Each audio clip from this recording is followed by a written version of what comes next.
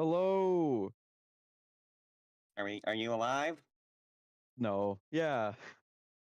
Okay, hello everyone, and welcome to the AdventHealth Duels at Daytona for the hello. What second, hold on. We're restarting that. Hello everyone, and welcome to the because I pulled up something Echo that I didn't mean to pull up. Hello and welcome to the Daytona Duels for the AdventHealth Duels at Daytona for the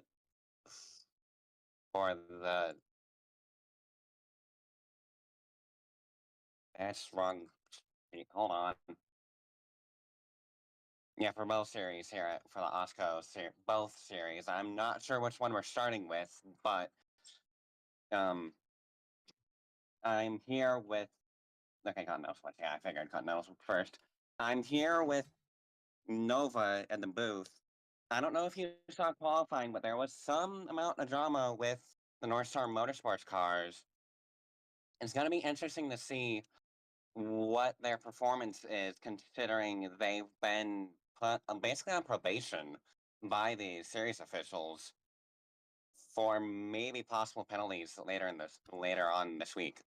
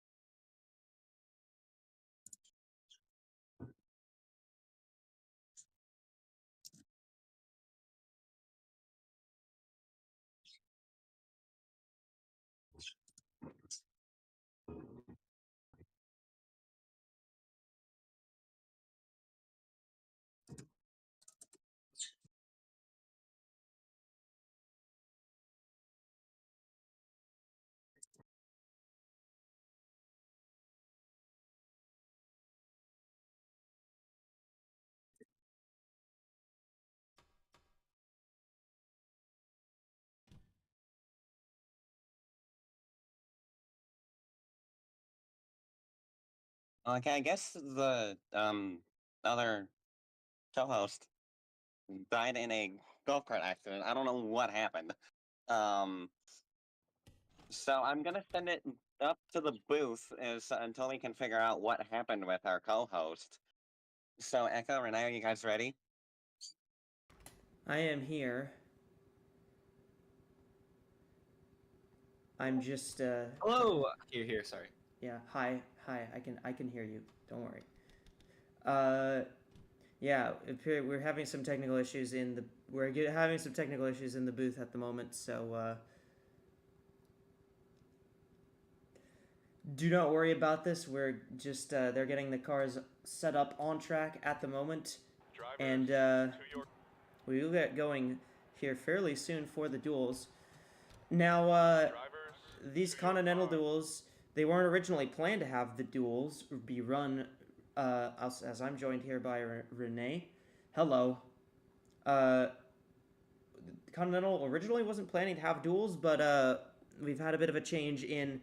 They had a bit of a change in the race format about a month beforehand because we got those extra entries boosted. So, how do you think these cars are going to handle in these duels? It's much warmer than it was last night. It was about in the very high 60s. Now we're in the high 80s as we get prepared to run these first duels. What do you think is going to be going on here, Renee? Well, I think either the Continental Series or whatever series is going to be running first is going to experience the conditions. In hotter temperatures mean a hotter track surface, which means slicker racing. And Daytona, as it's aged, has started to kind of see more of that handling aspect become more and more relevant for stock car racing in general. I think what you can expect is definitely for the first series to hit the track for the first duels. These drivers are going to be a little bit shaky. The colder temperatures definitely increase the speed and make handling a lot easier. So it'll be pretty racy here early on. I think as the teams kind of figure out what they have to do, and for teams that have like cars in the first duel, they'll at least know what to expect in the second. I think it'll wind down better, but either way, I think we're up for something exciting. Obviously, we'll have a few DNQs for at least the Continental race, so it'll be an interesting storyline to pay attention to. But as for weather, I think just handling is going to be more of a factor today than maybe it was during qualifying. Yeah, absolutely. I have to agree with you on that one. As we get set here for the Continental Series, there are DNQs. So for Continental, you really got to hope that you made a very good time. Otherwise, you're going to be in a position where you have to race in. All of the FanDuel Fast 10 from last night locked in to this race. So if they need to, they absolutely for sure will be able to fall back on their qualifying speed. Everyone else, it really depends on where you qualified as to where you're going to be able to go. I actually made a handy little chart in my own server. But I made a handy little chart. If you're 1st through 10th, you've qualified. If you're 11th through 20th, you're probably going to be fine unless something absolutely catastrophic happens. 21st through 28th is going to be that borderline zone where it depends really on the duels, on seeing what happens. If you qualify 29th through 38th, you will most likely need to race in, but if everything goes particularly right, you could get it on quali time. And if you qualified worse than 39th, you have to race in. There's no other choice for you. So it will be very interesting to see where those guys that qualified very well slot out and where those drivers that qualified very poorly slot out. Obviously, we saw a lot of drama in qualifying yesterday regarding the North Star Motorsports team, where they had the major technical issues. They went very fast on their first laps. They didn't go very fast on their second laps. AWSCO officials impounded their cars. They've investigated their technical specifications very thoroughly, and while they haven't lost their qualifying position for the duels, so they will be into the Eco Energy 300. They are still on probation, and AWSCO officials have not ruled out penalties coming later in the week. So how do you feel about that, Renee? How do you feel about how these teams are going to be adjusting technically for the duels compared to qualifying, as these Continental cars, that's the only track time they've gotten so far is those single car qualifying laps. Well, I imagine it was probably a pretty intense talk, within the teams about like what to do, and talks to the crew chiefs about, hey, we can't afford to get in trouble, especially this early in the season. The last thing you want is to hamper your shot at a championship before you even get a chance to race. And it also kind of caps off this narrative. This has been a very eventful, first couple parts of this season. First, we have like a restart controversy at the Clash and the Daytona backstretch, and now we have qualifying issues for some of the teams here. And, that's a bit of an understatement, but these teams, you have to be careful, and obviously like pushing the limits is part of racing, but you can't set yourself up like that. Now, I think that's gonna turn into something more? I highly doubt it. This is also Daytona. As fast as they want to be, the draft is faster. I think we'll see things kind of level out, especially like during the race. But for now, they gotta make the race, so we'll see what happens. Yeah, we'll see as these duels are just about to get underway. The cars are on track at the moment, so let's go through our starting grid for duel number 1. On the front row, it is two teammates at Ozark Motorsports. It's the 10 of Eliza Evergreen, who won the pole and got that 1 point towards the championship, and she's alongside Brenda Davis in the 54. Row 2, Lynn Oswell in the 96, the highest qualifier for Dark Horse Racing, is alongside Lori Ramirez, another Ozark Motorsports car. That's That's one of the 3 cars they have in this first duel. Row 3, Naomi Davenport on the 22 ran a 49.6 in the first round yesterday, and that team still under scrutiny. They apparently have had a lot of...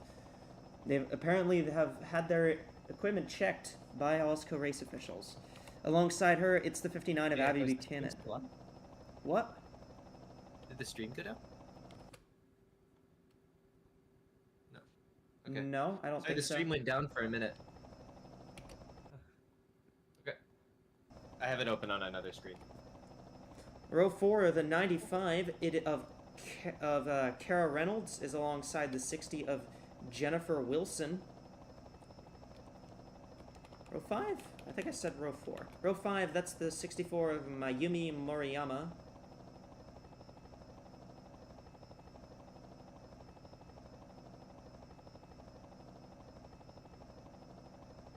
Is the stream down? I can't load it on my phone. It's now working on mine. I'm not sure what happened. It might have just blipped.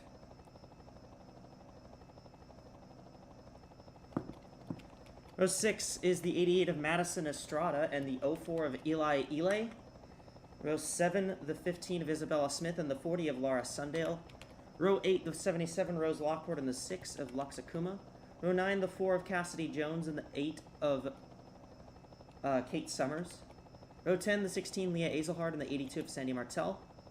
Row 11 is the 26 of Robin Morales and the 11 of Takamoto Aya. And in row 12, it's the 24 of Ashley Johnson, who did not make a qualifying lap. She did not start her lap as they had a issue with their tires on their lap. So 36 laps. I believe the fuel window is about 36 laps. You think they'll be able to make it? I think they might, but I'm not going to count on it here. We might see some fuel mileage be at play here for this heat. What do you think, Renee? Definitely not betting on this going caution-free, frankly, especially here in the Junior Series at a track as chaotic as this, and given this is the first time that these drivers have seen action this season, highly doubt that no one makes a mistake. But I will be pleasantly surprised if something else happens. All right, so a very interesting thing to note here. As we will get underway, they'll give them the command to start their engines for this first duel. First of 4 duels we'll see today. We've got this race, we've got the second Continental Duels, and then Duels 3 and 4 will be in Cup. And yes, the Cup duels are actually being called Duels 3 and 4. They're not Cup Duels 1 and 2. So 36 laps, just about at the fuel window for these drivers.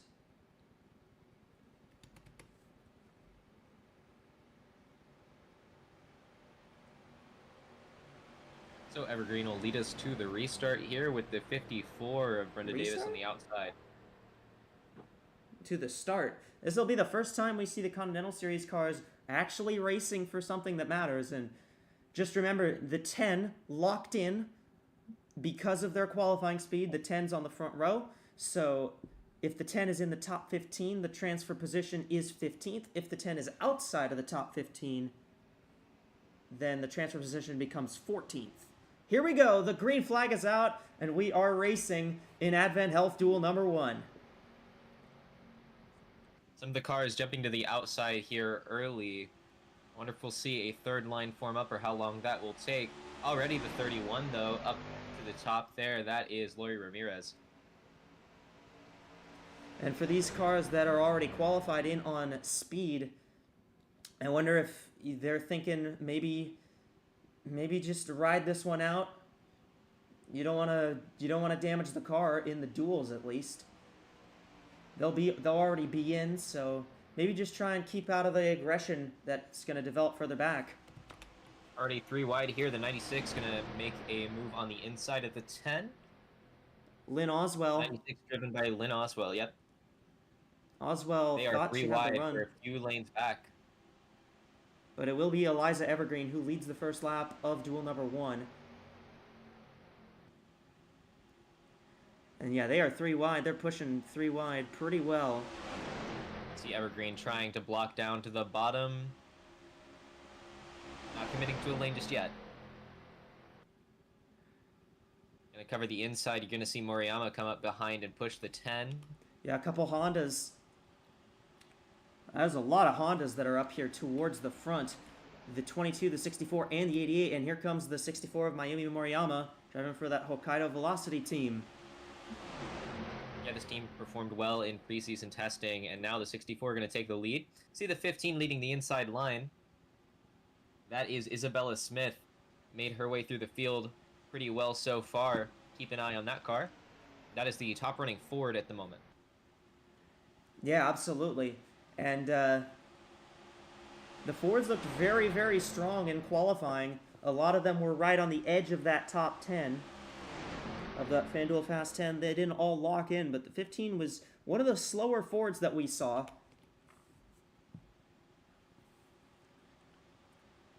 So Moriyama is going to take the middle and upper lane, trying to block the 22 and 10. We have seen the top come up with some pretty good runs throughout there, especially while the 10 was leading. Looks like Moriyama's not going to be able to get to the inside lane in 4. So the 15 going to battle for leading this lap. Right behind the 15, that's the 77 of Madison Lockport for Meridian Motorsports. Yeah, the Meridian cars. Rose Lockport. Yeah, the Meridian cars did not qualify particularly strong, but the 77 looks like it's got some pretty good race trim. Again, as the 10 is in the 10 still in the 10 still in the top 15, so the transfer spot is right now 15th. As it's scored at the moment, Jennifer Wilson has it in the 60 car for Gulf Racing. So that middle lane hasn't seemed to have been able to form any really good runs here. The 15 obviously going to move up and block the 88 to keep it from having a chance, but Madison Estrada has been running there pretty well most of this run, and hasn't been able to really do anything but maintain position.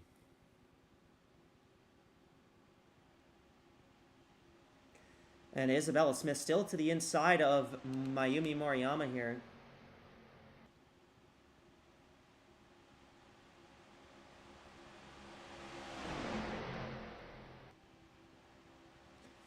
And the 15 trying to get the run here, but she can't really particularly make it stick as the 77 looks to the inside.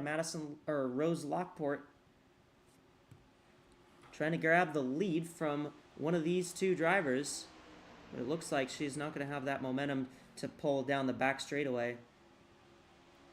Yep, this is a 2-horse race so far. The 22 has flirted with making a move, but is staying quiet. Probably a good strategy, not making any enemies and just stay in a good position to avoid any potential wrecks. Although these drivers haven't seemed to be too out of control so far, they are running pretty consistently 3 wide without any issues. That said, the way that this field is stacked up right now, one person making a mistake could take out more than half this field. Yeah, and with the way this aero package has looked so far, these guys have looked these cars have looked very competitive throughout. So see the swaying and winding of the inside lane right there as drivers try to get a better view of where they are, as well as just maintain a draft away from the middle lane. That helps the inside lane build up a run as it goes into the corner, and then as it comes to the exit, you should see the 77 do well. Obviously, it didn't quite work as well as they wanted it to there, but you'll notice that winding and moving back and forth on the bottom as the inside lane tries to build up a run. Moriyama really pulled out, got a great run off of turn number 4 there, and now solely out front of the field here.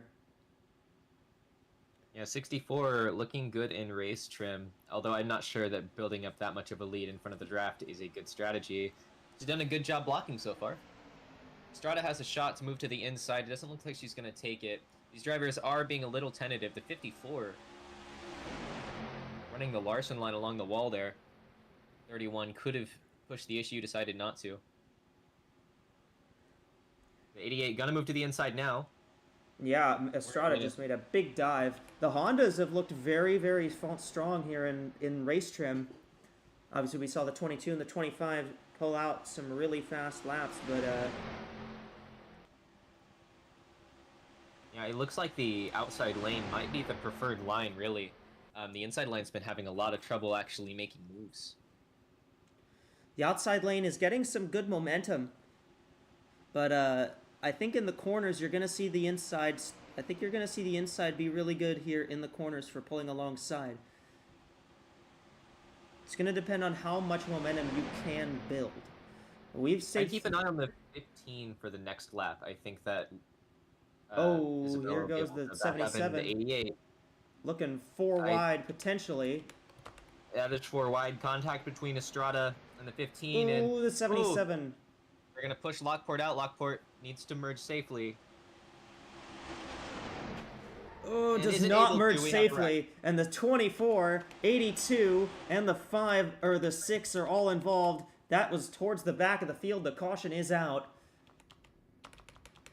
They're gonna race back. We adjust. The LP lines were actually adjusted so that they wouldn't bowl as much, but they still bowl. Here's the 22's chance to take the lead here as Moriyama slowed up. Big run for Davenport. See if she can get it. The 64 does not have any help on the outside. It's going to be a drag race here. They cross the line. Looks like the 22 is going to get it. It will be Naomi Davenport who has the lead. And, well, if we were worried about fuel mileage, that's going to take it right out. That's going to take this out of the equation now because they're going to save fuel under the caution, or they'll just pit under this caution.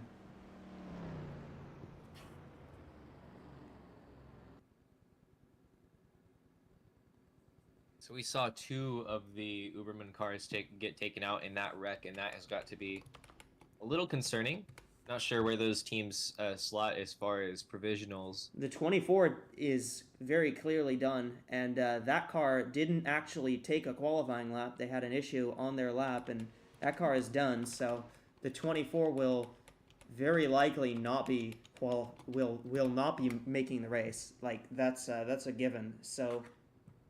Just an unfortunate weekend for that team, for Uberman Enterprises, who have a AWSCO Cup Series team. Yep. There's a 24, not in that series, but you will see another driver running pretty much the same paint scheme right there in the 8, the Aldi car. That's driven by Kate Summers. Yeah, that's Kate Summers in the 8 here. So we got, looks like we got split strategy. Some of these cars are going to come down. Some of them, I think, are going to try to save. So Moriyama and Ramirez both headed down? Guess it doesn't really hurt. Yeah, it's a 95 as 31, well. 95, 44, 11, and 82, 77, and the 6. We're coming down pit road. So Davenport and Evergreen gonna be the front row. So we can get a replay of that probably here pretty soon, but Madison Estrada ran up the track and Rose Lockport tried to fill up the space, went 4 wide. Lockport just kind of got the short end of the deal. Was pushed off and then failed to merge safely onto the track. That took out the 24 completely, but the 82. 82 has some damage, but 82 has some damage, well. And they took off the rear bumper on that car, but So a couple Uberman cars and an Inverness Racing car involved, as well as the 77 Meridian. So Estrada manages to not spin off the front of the 77, but the 77 gets pushed off. 77 tries to merge and just doesn't do it properly. No room. Looks like that, barely missed Kate Summers. Nearly took out all of the Uberman cars. Nearly took out 3 Uberman Enterprise cars. The 84 is not in the not in this duel. But so all the other some cars from pretty this team. few teams in AWSCO. I don't think Uberman expected to go into this weekend and they had a very rough qualifying effort. The entire Uberman Enterprise team was sub 35th in qualifying, which is not particularly strong. We got a pit report. Nathan, what do you got down there on pit road? Check in with some of the crew chiefs. It is a very mixed bag on strategy. but the leaders think that with the draft and with being able to hold themselves back a little bit, as you saw as you saw the leaders start kind of pulling away a little bit, with the pack being a little bit farther back, they think they can control the pace, save their fuel, and maybe be able to beat the guys that took fuel. And I also saw a lot of disgust from the Uberman cars as soon as they saw the 77 drift up into turn 3 and take 3 of their cars out. So it's going to be interesting to see in Duel 2 how that relationship starts building between Uberman and the Lockport cars. Well, thank you for that. Yeah, I am very interested to see how it Yeah, plays because out. obviously Uberman will have the 84 in the second duel, and so will Meridian have the 81 driven by Alice Hageman, and the 84 for Uberman driven by Casper von Weber. The potential rivalry between those two teams maybe, but maybe just issues with Rose Lockport for that move. Definitely probably have a discussion with the track officials and with AWSCO officials at the end of this event. Just remember, this is one of the few tracks where minimum speed rules apply. So if you can't hold enough of a pace, the AWSCO officials will give you every chance you can. But if you can't hold pace with the draft, you will be told to park and come down and come into the garage, and you will be told that you will not be able to race anymore because the slow cars really disrupt the pack when they're racing in the draft. So I think it's good that AWSCO favors the competition, but it will be unfortunate for some of these cars that have damage. Hoping that they can keep it decently quick, but they've got to hope that they were able to get those cars repaired enough to where they can stay on pace with the leaders. Nobody's a lap down at the moment. We were worried about, we were talking about the North Star cars and how they would end up performing in the duels, and now we see the 22 leading this pack here, Naomi Davenport, who managed to get past Mayumi Moriyami in the closing parts of that caution. Now going to be leading. We'll see if Davenport can kind of run away with this. We also have a couple other fast cars. We've seen the 15 of Isabella Smith fight her way through the field. She's running in 4th right now. Madison Estrada obviously was involved in that incident, but has no damage in 3rd. And Evergreen was the lead car in this duel. I also have a couple other drivers to look out for. That 96 has been quietly running in the top 5 pretty much all race. Moriyama, of course, is the first car off pit road and the first car on. Led a lot of this race, had driven her way to the front. Now she's going to be the first car that doesn't have to worry about fuel for the rest of this race. So while some of the drivers ahead might have to be concerned with it, 64 can run it flat out, as well as Ramirez. Ramirez has also been up there in that 31 AWSCO uniforms car, running right behind the 64. You know, I'm genuinely very interested to see how this will end up playing out. So for Naomi Davenport, had that flyer in round 1. It's been a very up and down week for her, but she was able to get the lead as we came back to the caution, and now she will lead them to the green flag here for the restart. For this restart in duel number 1. Hoping she can keep that Honda up at the front. Base car's in.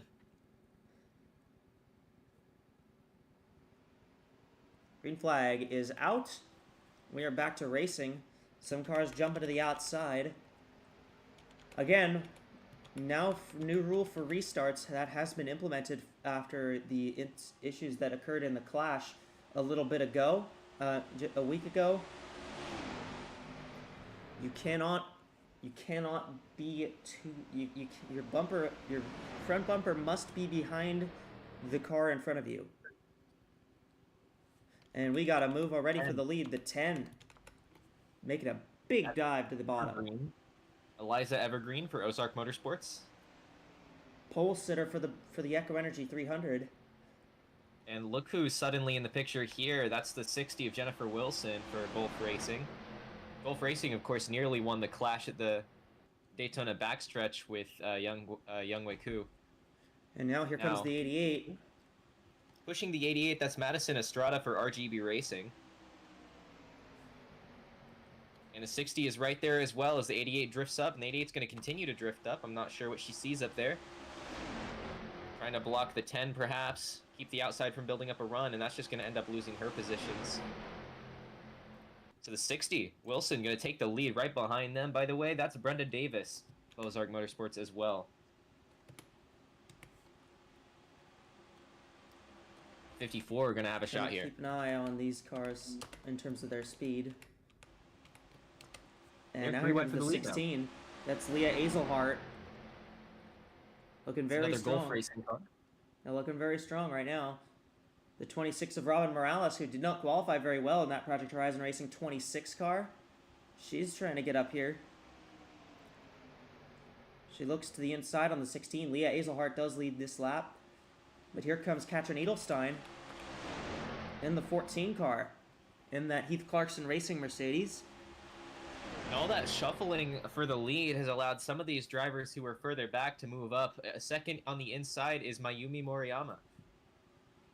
Yeah, and the 64, who was really fast earlier, has already climbed back up towards the front here once again.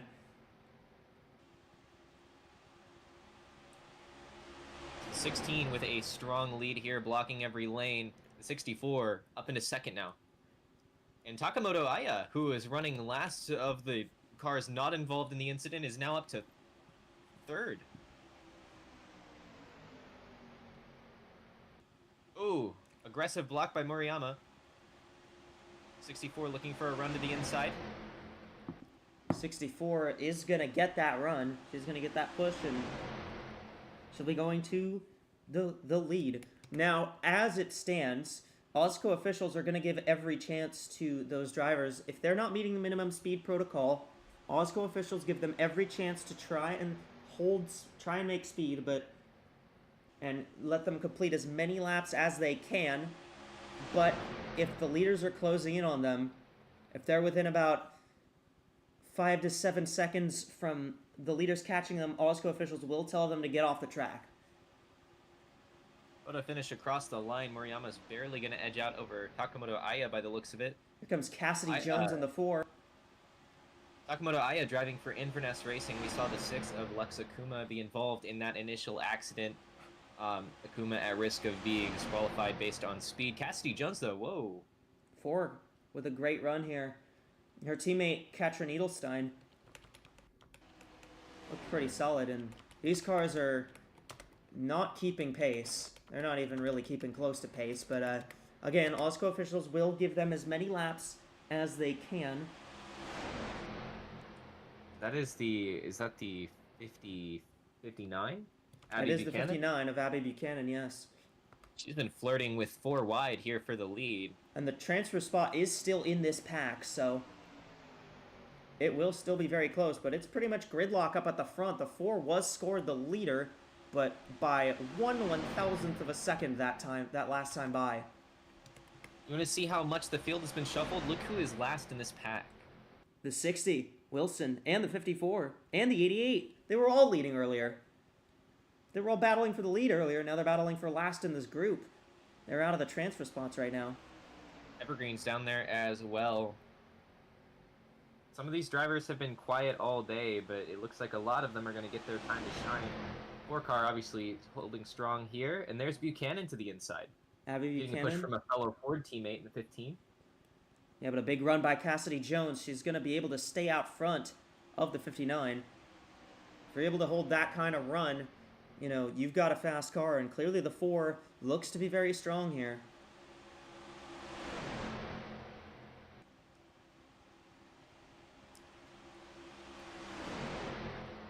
So the outside might get a good run here. We'll see. The 15 just bailed on the 59 there, so Those damaged cars, 4th. 14 seconds back of these leaders. We will see as to how much time they're losing. We'll see how much time they're losing will depend on whether they get parked or not. But it is the Isabella Smith for 15. Dark Horse Racing is going to lead this lap in that number 15 Monster Energy Ford. It looks like we might be 4 wide. The 10 Almost. looked on the Evergreen gonna back 96, out. but Evergreen made the car smart wise move. enough to realize that was trouble. I mean, the 10 has nothing to lose. They're on the pole no matter what on Saturday night. And look who is suddenly in the lead. That is the 40, Laura Sundale for PHLM Racing. So those cars are losing about 2 seconds a lap. So I think they might finish. They might be able to finish. But here comes the 96 of Lynn Oswell. It's another Dark Horse Racing car, and now we see 2 of the top 3 riding for Dark Horse. Yeah, but it won't be 2 of the top 3 for particularly long here. There's Oh, Evergreen here we with go. some Here aggressive we go. moving. The 60 is going to take the inside potentially here, and they are 4 wide. Once again, they're 4. 3 Fords and a Mercedes here. No, I'm sorry. One of the 10 is a Chevrolet. So is the 60. They are 60, gonna by the way, going to somehow take that 4 wide inside run to the lead from last to first in like 3 laps. They somehow squeezed that one out. I don't know how they managed to survive that, but they did. The aggression is not stopping either. You see the 54 and the 88 running to the inside now. Transfer spot update. The 10 is in the top 15, so it's the 31 who had it at the line last time, but we're going to see how that plays out. Again, top 14 that aren't the front row will qualify. Well, that aren't the pole Davis sitter gonna for lead each this duel. lap, but Madison Estrada has a strong run with a push from the 26. That's Robin Morales. That lap like the just 80 went to move up. Davis, but here comes the 26.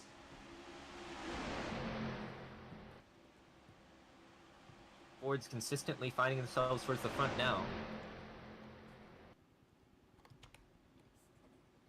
And there's the 14 of Katrin Edelstein. That's Heath Clarkson Racing. Cassidy Jones is on the very last position in the outside lane. Edelstein, very first position on the inside.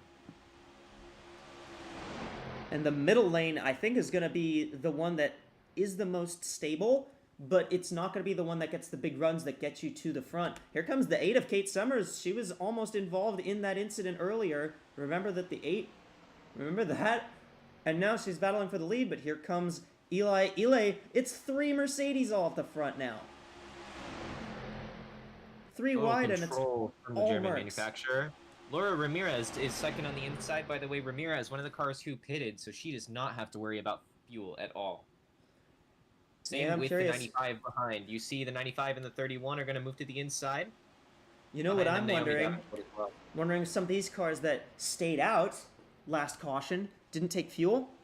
They might be dropping back into the draft to save fuel. It's getting sketchy on that outside lane. You see drivers vying for Ooh. position. You see the aggression starting to increase, and there's the 60 and the 8. Ooh, that is a tough That's tight. contact. And the 8. Ugh. They just touched just a little bit, but it's going to be... They're gonna need to keep it straight here. The 8 needs to find a lane. 95 Kara It's Reynolds little has the four lead wide. at the moment. 60 once again finding herself in these 4 wide situations. Oh, and around it's goes the gonna 40. backfire. Keeps it straight down the back. Caution's out, though. Somehow out, the so this is the 40 race managed back to to the line save here. it. 95 and the 59 are both in this 3 wide group here.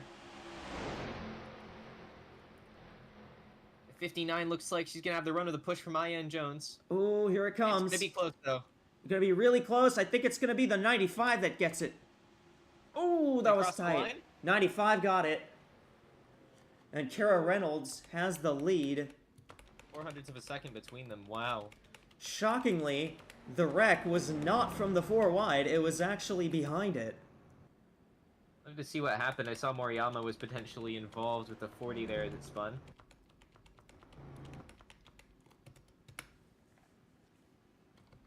And this is going to allow, I think, these 3 cars who were damaged earlier to finish this race. They are going to be able to finish. I think they are going to be able to finish regardless, but they will be able to finish now for sure. So Laura Sundale just had that spin, got the wall, but she managed to save it somewhat. This is the 40 Mercedes for PHLM Racing.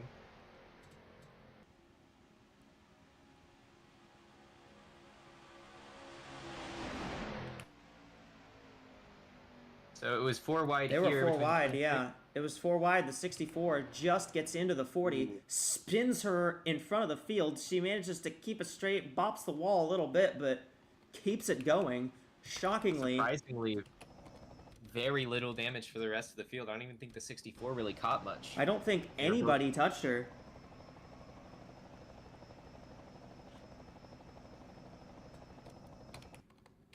That view from our Echo Energy Skycam as to what happened. And we should get a restart here.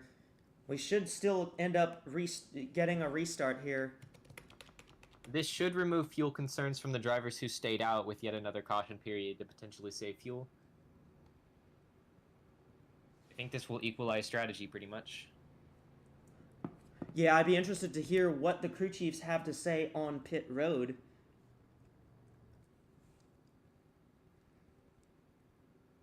Gonna go ahead and try to get a hold of Nathan down in pit road. Nathan, do you got us? Yeah, I got you. Yeah, I got you guys. What do you want? Yeah, anything interesting going down there? We noticed none of the cars pit on the caution cycle. What are they thinking about fuel up there? They're thinking that they're basically good to go unless somehow, some way, maybe they go overtime. I doubt that that's in the rule book. We don't have overtime, no. We don't. Yeah. They're probably they're thinking they're fine. Now, I did see the 64 crew. They were acting very desperate on top of the pit box, and that was probably the cause of the accident, was just pure desperation from a car that was very strong before the pit cycle, and has been kind of mired back in the pack the rest of the race.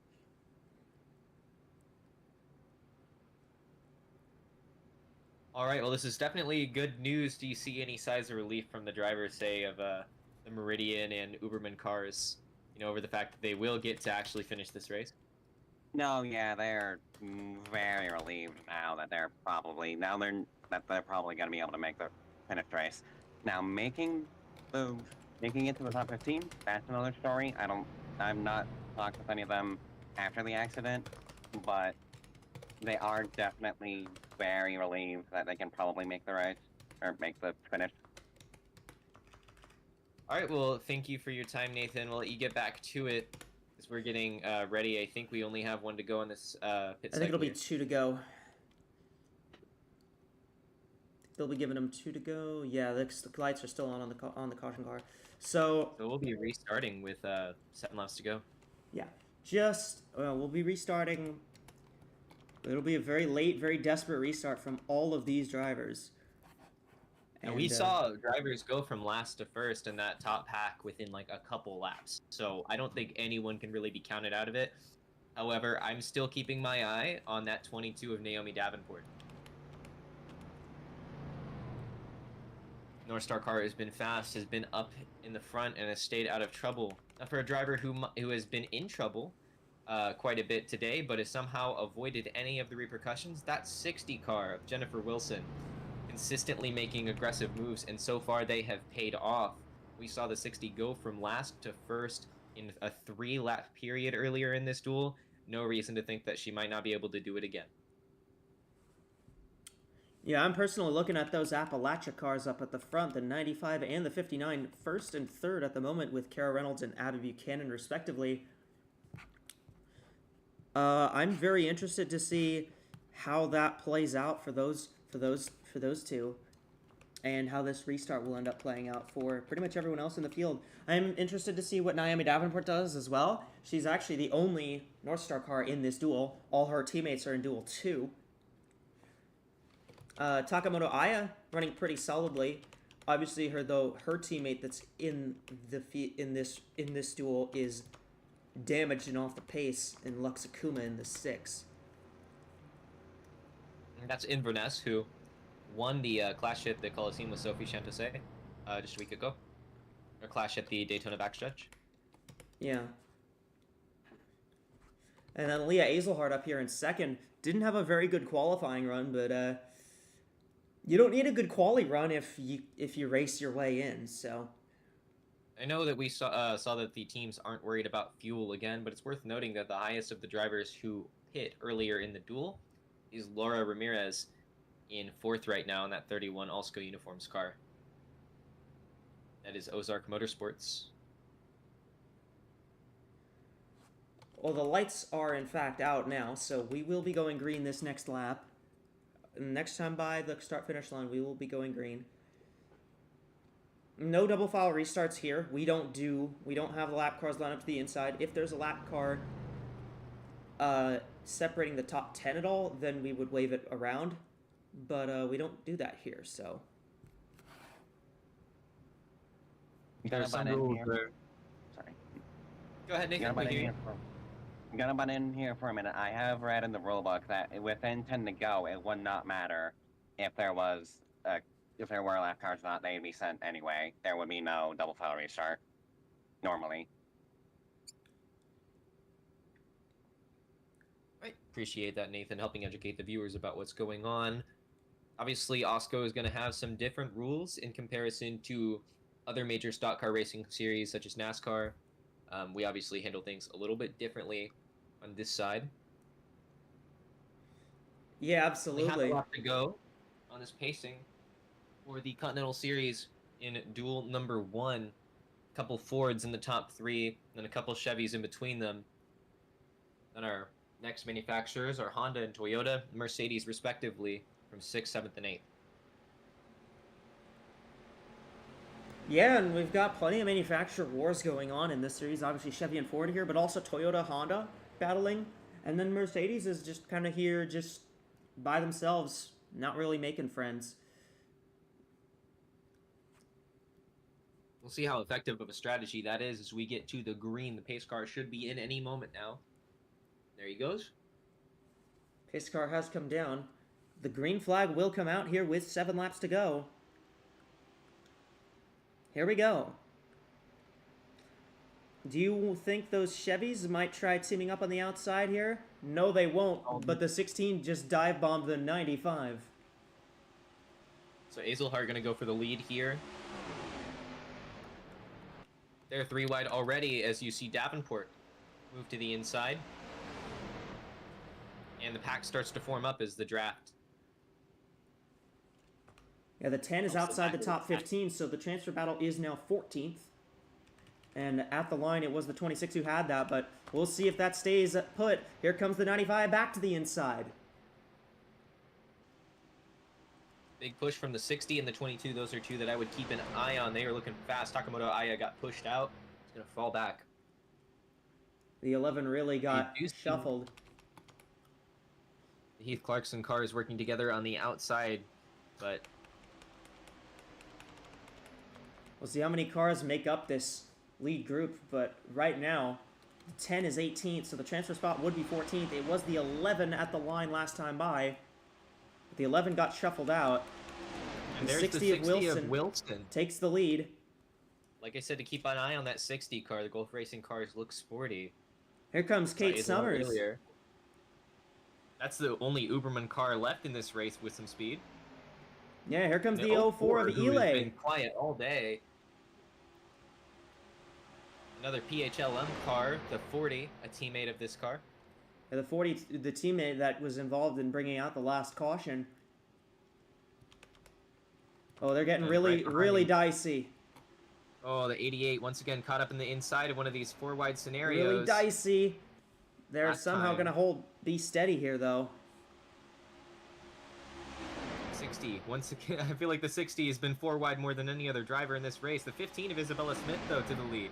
15 got a great run from the middle. Here comes the 26, though. That 26 is Robin Morales for Project Horizon Racing. A couple of these drivers who've been quiet all day, showing up when it matters most. And we are approaching the points where... From the dark horse number 96. We are approaching the point of the race where a big enough crash were to happen, that would end the race because we don't go to overtime. We will.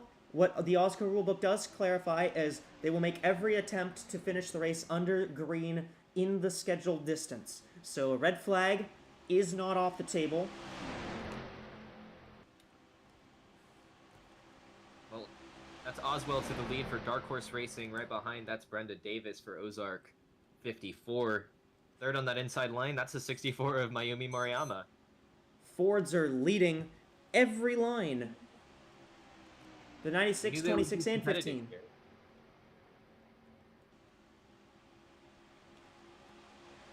Clearly the Fords... Outside, starting to fall back. You see the 15 not able to build up the momentum. I just don't think there's enough cars on that line. So the 26 is going to move out.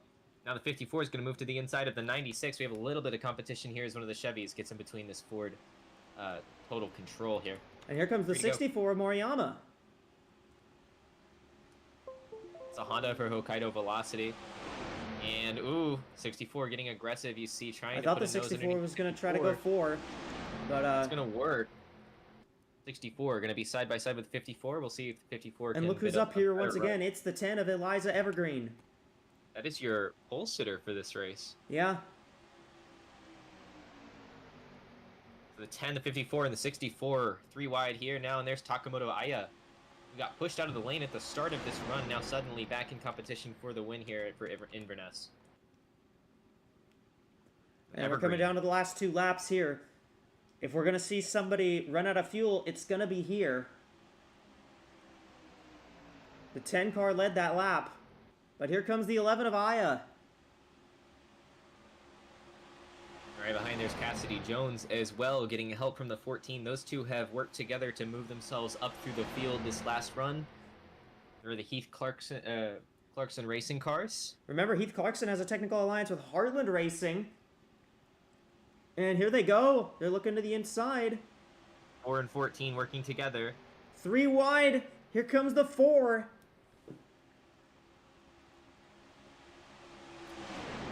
A lot of jumbling in the middle of the pack. Last time we saw this kind of racing, things got very chaotic very quickly. But they're going to cross for the white flag. Final lap here. Last lap. In number 1. Oh. Here it goes. The 95 and the 14. 4 wide.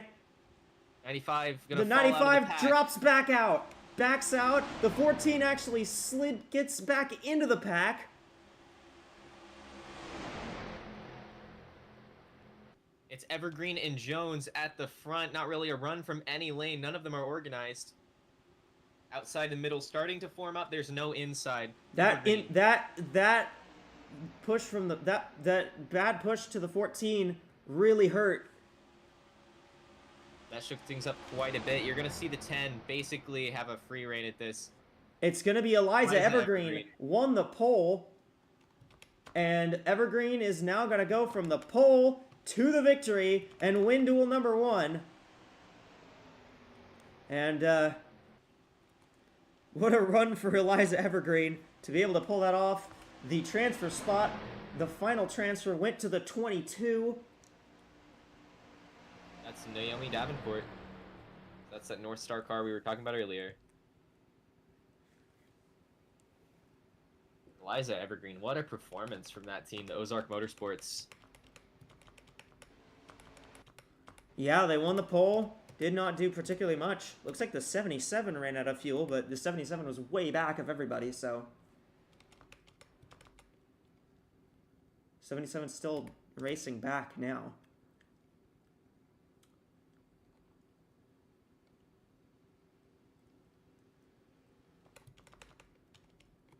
So your finishing order here. It is going to be Evergreen, Moriyama, Jones, Davis, Aya, Edelstein, Morales, Oswald, Buchanan, Smith, Estrada, Summers, Ely, Iselhart, and Davenport that will take the transfers.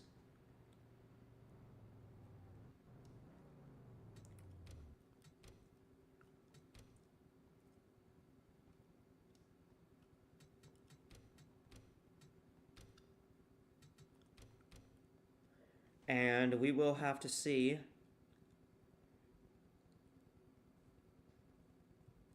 probably go ahead and pop up the interim graphic while we get things set up and cars get switched out and onto track for duel number 2. It'll be the other half of the Continental Series field. Yeah, and I will also be tracking who is in and who is out based on their qualifying times. So the 31 for sure should be in, because remember the 31. That's Lori Ramirez. Yeah. So Ramirez was 7th on the board.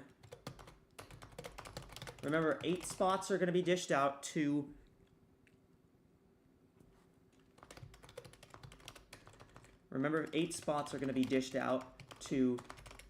drivers who did not race their way in.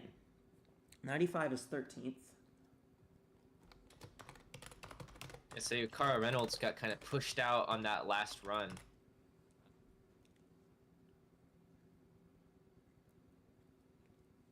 The 6 is 31st, so that's going to be... I don't think the 6 is going to make this race. That's a huge loss for Inverness Racing, who I'm sure The 40 quite is disappointed in 27th, that. so that's going to be borderline. The 82 is not making it. And 24 is almost certainly not making it. The Yeah, I 77 was think Uberman- 29th. Yeah, I think Uberman and Meridian Motorsports are gonna have to talk this one out, because Lockport just cost Inverness and Uberman quite a lot with that botched merging early in the race. So we will see who gets those transfers.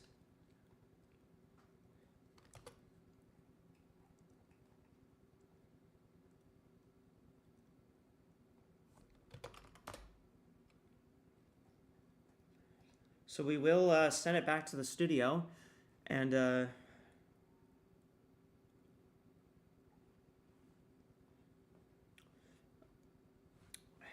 me 1 second.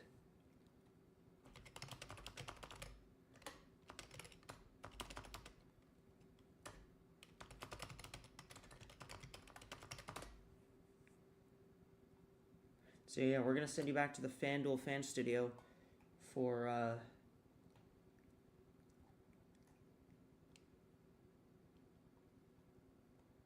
just a little bit, and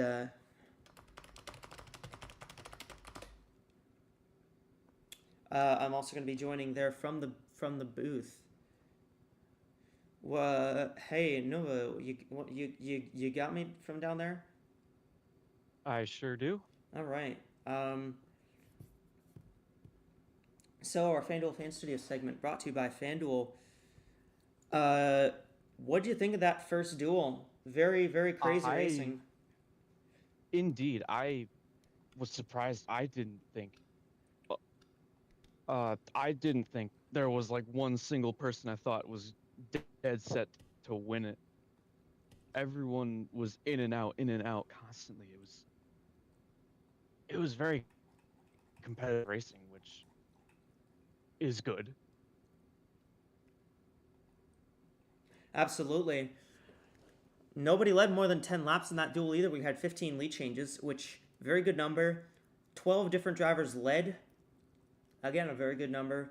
And, for those who are going to be flaunting AWSCO, who might try to flock to AWSCO, this is a great pointer for them to show what kind of series they're going to, because these drivers, very competitive, very equal, and it was genuinely a very good race. Not a lot of incidents. We had that one incident with the we had that one incident with the 77. We had the 40 going around down the back straightaway, but other than that, not many cars were involved in an actual accident. So for these cars that Absolutely. Go ahead. For these cars that were involved in incidents that are going to be trying to get into the field here, in terms of they're trying to get into the field in terms of their qualifying speed. What do you think is going to be the most important thing for getting those cars patched up before the main event on Saturday? Most important thing to get them patched up. Oh Lord. I'm sorry, that was a terrible question. No, you're fine. I'm just trying to think like Like if you're a crew teamwork, member, basically. if you're a crew member, what's the thing you're gonna be most worried about? Honestly, the body work, because it's such a fast track, you know, the aerodynamics of the car are going to matter a lot. As we saw with the 40 car, I was surprised. I believe they were still in the fight at the end there, were they? No, the 40 dropped way off. The 40 was pretty Oh, far back. excuse me. But yeah, that shows you just how much aerodynamics like are a factor at this kind of track. Yeah, absolutely. The aero is going to be really important, and for these guys that may even need to roll out backup cars after the incidents today, it's going to be very important. So we got Duel 2 coming up here in just a minute. After the action we saw in Duel 1, what do you think? Do you think we're going to see? Do you think we're going to see a very? Do you think we're going to see even more action, or do you think these guys might have seen what they're going and thought to themselves, "Yeah, we might need to back this down a little bit"?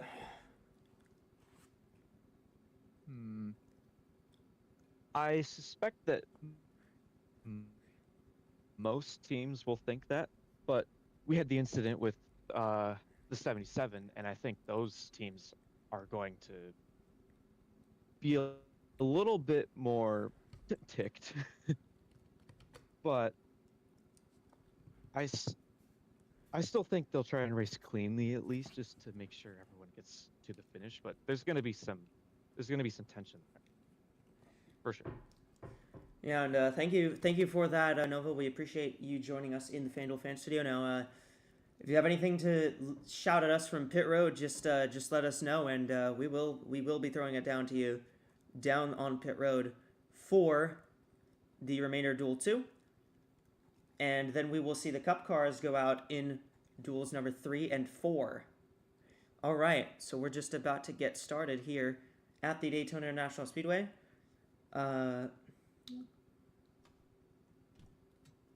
Renee, you are back, and hi.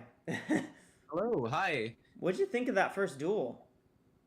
I mean, definitely very chaotic, a lot of racing. We saw the field at times get pretty scrambled up and unable to hold a line. You know, it's pretty typical when you start to see the desperation and energy rise throughout the field, but early on especially, they were really able to get some pretty good runs. It seemed like there wasn't a lane that was dominant necessarily between the middle, inside, and outside. So we should see a lot of side-by-side racing. We obviously saw the field pretty much run 3 wide the whole time, save for a couple 4 wide moves. I'm expecting this next duel to be more aggressive, actually, as drivers can see the runs that the first duel were able to get. You should see an increase in confidence from some of these drivers and an increase in aggression from, say, the 84, or a couple of these drivers who definitely need to make the race for their team's sake. You're looking at Uberman, you're looking at Inverness, who really can't afford to lose more drivers, especially if they want a shot at winning the Daytona event, where having a teammate, having a friend is going to be really important compared to other races on the schedule. So DNQ is twice as hurtful to your team at a track like this than it would be at, say, Kansas. So I'd keep an eye out on that. I'd keep an eye on some of the Uberman and Inverness cars looking specifically aggressive. I don't know if they'll put themselves in harm's way so much, but I would expect to see them try to get to the front and stay there. Yeah, and it's been a very, very interesting run of things as we are going so far. So let's go through our starting grid for duel number 2. Row number 1, it is Izzy Oberman, who's alongside Reina Munoz in the 93 and the 7, respectively. Row 2, we've got the 78 of Lexi Rockwood and the 51 of Stell Arcadia, one of those North Star Motorsports cars that's under probation, effectively. Row 3, it's the 25 of Kathy Ableton Perez and the 55 of Deborah Williams. Row 4, the 65, Latanya Gray is alongside the 99 of Karina Willis Calloway. Row 5, it is the 12 of Jackie Kennedy and the 44 of Lulu Connie. Row 6, the 2 of Rachel Ramos, another North Star car that's under probation, and that was the worst qualifying one. She's alongside the 45 Liz Roberts for Panos Racing. Row 7, the 0 of Hieda Yoko, another Hokkaido Velocity car, and the 42 of Freya Van Lundquist. Row 8, the 38 Isabella Fitzmaurice, the only Ozark Motorsports car in this duel. Remember that they had their other car actually win duel number 1. Row 9, the 5 of Zoe Quinn and the 81 of Alice Hageman. In row 10, it's the 62 of Vinnie Schultz and the 35 of Krista Andresen. And in row 11, the 66 Jet Bracket is alongside the 84 of Casper von Weber. So the 93 of Izzy Oberman on the pole for this race. So the 93, if you're the 93, you saw the 10 win that first duel from the pole and completely just ignore everything.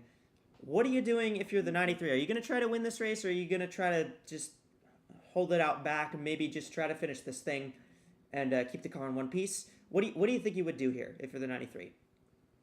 On the 93, I'm probably going to do what I saw the 10 do in the previous duel, and that is try to stay up front. It seems like the accidents happen 3 or 4 rows back. If you can stay really in those first 2 or 3 rows, you're pretty much solid. You see 4 wide, back out, play it safe in moments like that. But the 10 did pretty well at moving through the field as well and staying out of trouble. Obviously, Evergreen almost got involved in that incident with the 40 and the 64, but the 2 of those drivers ended up finishing first and second. So impossible to predict, but I think that staying up front is infinitely better than having to avoid accidents in the back. I will say that is that's a good way to think about it. All right, well, let's get these cars rolling and let's give them the command to start engines. Start your engines. Command's been given, so we are just about to get going for duel number 2.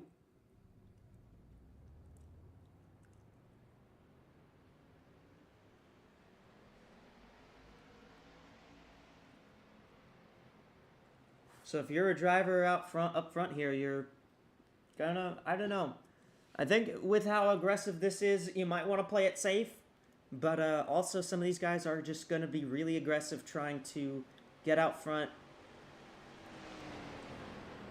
Just be up there and try to contend for this race.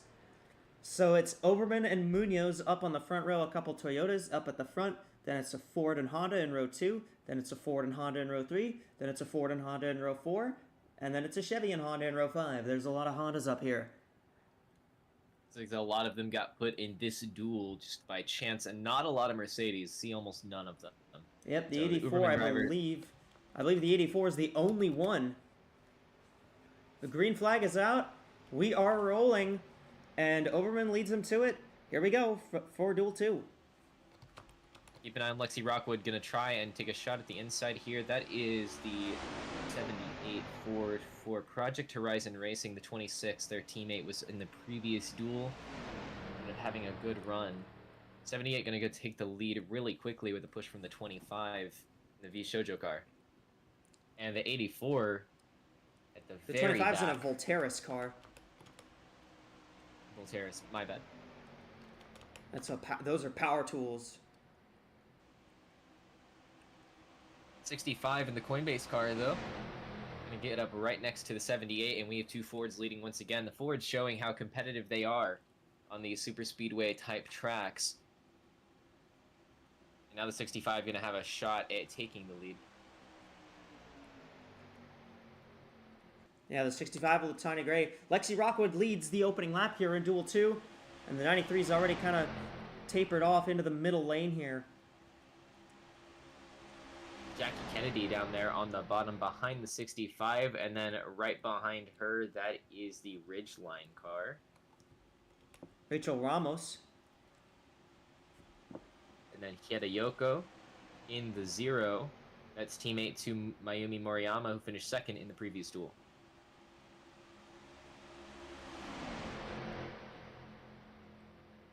Once again, if these guys are clean through this duel, I mean, we saw in duel number 1 that they all made it except for one of the cars that had damage.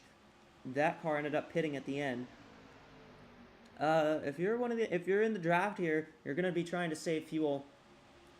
Are you hoping that this race goes green all the way, or are you hoping for some cautions to give you a chance to save more fuel onto the yellow? I think if, for the sake of your cars, you're hoping things go green all the way. You don't want to have to rebuild this thing in between, like, this event and the actual race. And certainly that's a lot of resources cost. I want to shout out the 84, who started last, looked like it might have been losing the draft, and now you see Von Weber third on the inside line and coming towards the front. Only Mercedes in this duel, and feels like she's taking it on herself to perform for this Uberman Enterprises car. That team does have a car in the Echo Energy 300 on Saturday. Kate Summers did race her way in that last duel, so the 8 car will be making it. And we have not mentioned the Inverness car, who's at the front. That's a 62? That's a 62 of Vinny Schultz. A lot of Toyotas towards the front here. You're seeing Hageman. You also see the 35. That's one of your McMillan cars, Krista Anderson, who qualified very well in the McMillan cars. 46 down there, just going through the field. That's Shizzy Min for Ponos Racing. And Freya von Lundqvist, who was last on the inside line and last in this pack, just 2 laps later, is followed through, now up in the top by Liz Roberts to the inside. What is the 45 doing? She got pushed out, or... Oh, she slides right up into the pack. Big crash. That's going to involve a lot of cars. 93's in it. The 12 is in it. 93 of Izzy Oberman. I think Lexi Rockwood might have been involved. Willis Calloway. Quinton looks like she might have been involved. Ramos, Rockwood. We're racing back to the caution. Sure what happened there? Your battle for the lead here, that's Alice Hegeman, as well as Schultz. They come to the front. It looks like Hegeman is going to have the advantage. Then it's Freya von Lundqvist, and we're going to have a Toyota 1-2-3 as they cross the line. Unless Connor can get it. Nope. No, Hageman. 44 can't do it. So the 81 now out front. And Liz Roberts was the one is that Jackie Kennedy, who also had damage? Yeah, the 12 had a lot of damage. That is a big wreck, and that is going to shake things up. Yeah, the 93 of Izzy Oberman, who is on the front row. Is locked in, as far as I know. Yeah, she's locked in. Even though that car is headed to the garage, the 93 team for Inverness can rest easy, knowing that they, despite having a lot of work ahead of them, they will get to show up for the main event, but they are not going to continue the streak with Evergreen of winning the duels after winning the pole. Well, let's check out what happened to cause this incident. They're 4 wide here, Lulu Connie, and the 45 just kind of bails and doesn't find a place to merge back in line and gets into the 99 of Willis Calloway. I think the 2 and the 78, I don't think the 2 and the 78 actually got involved in this. I think this might only have... Looks like the 66 might have taken a little bit of damage. I think the 66 got in the wall, jet bracket. Yeah, very slight. Just got the wall there. I think the 99... I think that might be okay, honestly. I don't think they're going to be performing towards the front. Specifically, I don't think that the 99 is going to be up front. We see a lot of pit stops, though. Yep. Schultz is going to stay out. In. But Hageman going to pit. 81. Clearly confident in her car. Never mind. My game died. Oh. Well, that shakes things up for sure.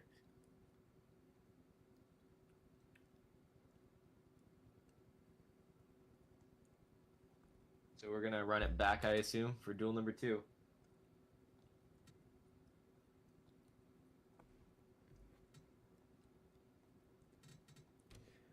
Yeah, I'm not even gonna. Well, actually, you know what? I don't think we ran enough laps to call it official anyway. Well, it wouldn't be official, but I would be starting at where we were. Mm.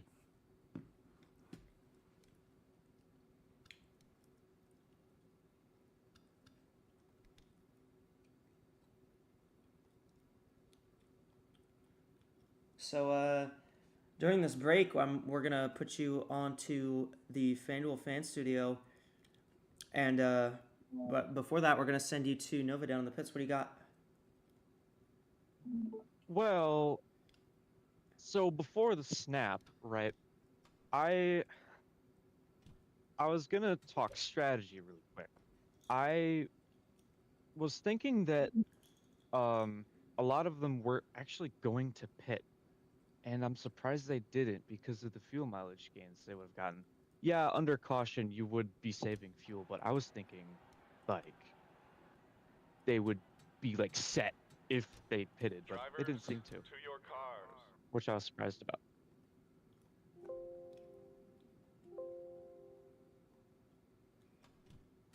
All I right, real messed up. quick, we are going to have our memory systematically wiped of the previous reality in which we lived to prepare for the second one. Now- Everybody, look at the camera, smile big. Now we're just gonna be starting with 30 laps to go instead. But it will still be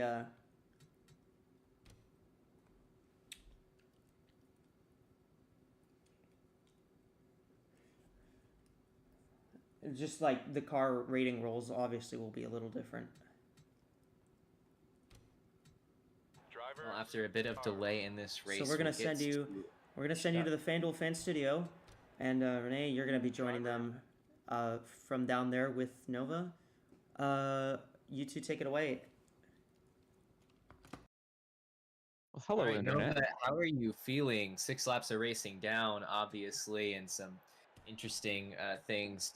Drivers and teams are getting their cars put back together after a pretty vicious delay. How are you feeling about this? Do you think they'll be able to rack it up and keep things stable, or do you think this thing could fall apart at any moment? Because I'm personally in the second group.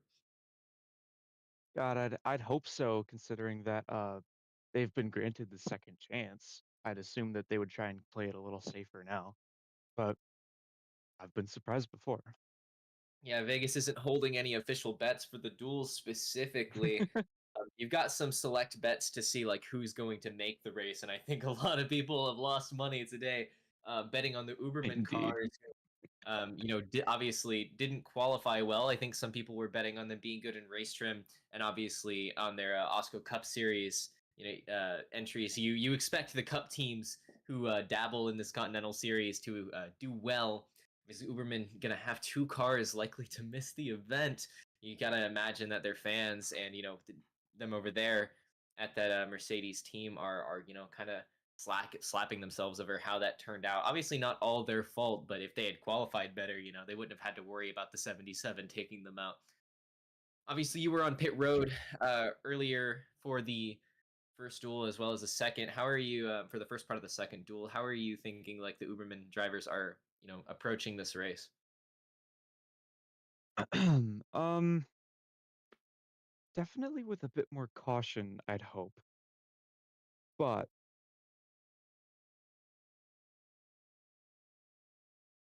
there is no but. It's tough. It's Excuse me. tough. I mean, when Yeah, you're out there, it is tough. this is one of the most unpredictable races of the season, and the qualifiers are even more aggressive. It's shorter, the stakes are higher. You don't even know if you're going to get paid. You got to make the race to get paid. So all these drivers are driving for their paycheck, and I mean, if the difference between you winning and losing is food on your table, you're going to make aggressive moves. You're going to put yourself in some pretty sketchy situations. I mean, this is definitely going to be intense, and we've got a quick 30-lap shootout shouldn't have any fuel issues. It's just flat out the whole way for these drivers now. Obviously, the Which teams were allowed to get their cars back set up for this race following the weather issues. What do you think is going to happen? Do you have any predictions? um now that we're running only 30 laps since the start, I'm even more scared because everyone's back, everyone has their cars here, right? But there's less laps. I think it's going to be even more aggressive somehow. I don't know how. It's been pretty exciting already, but I think one of the differences between this duel and the previous ones is definitely a very big imbalance as far as the manufacturers and how many of each are in each race. There is a lot of Toyotas in this second duel, and almost no Mercedes, very few Fords, and the couple Fords that we have not been performing well.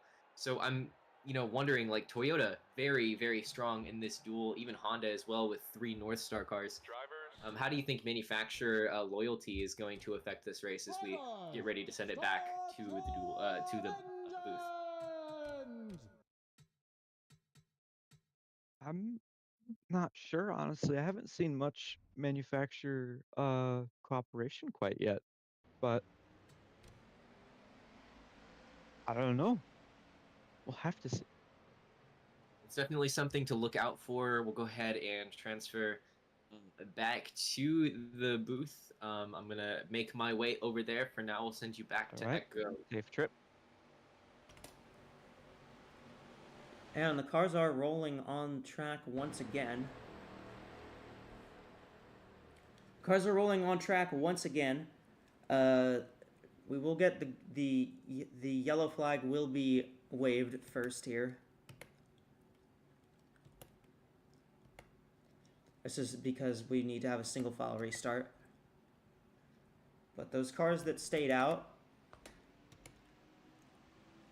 on the last caution, those cars that stayed out on the last caution are lining up out in front at the moment.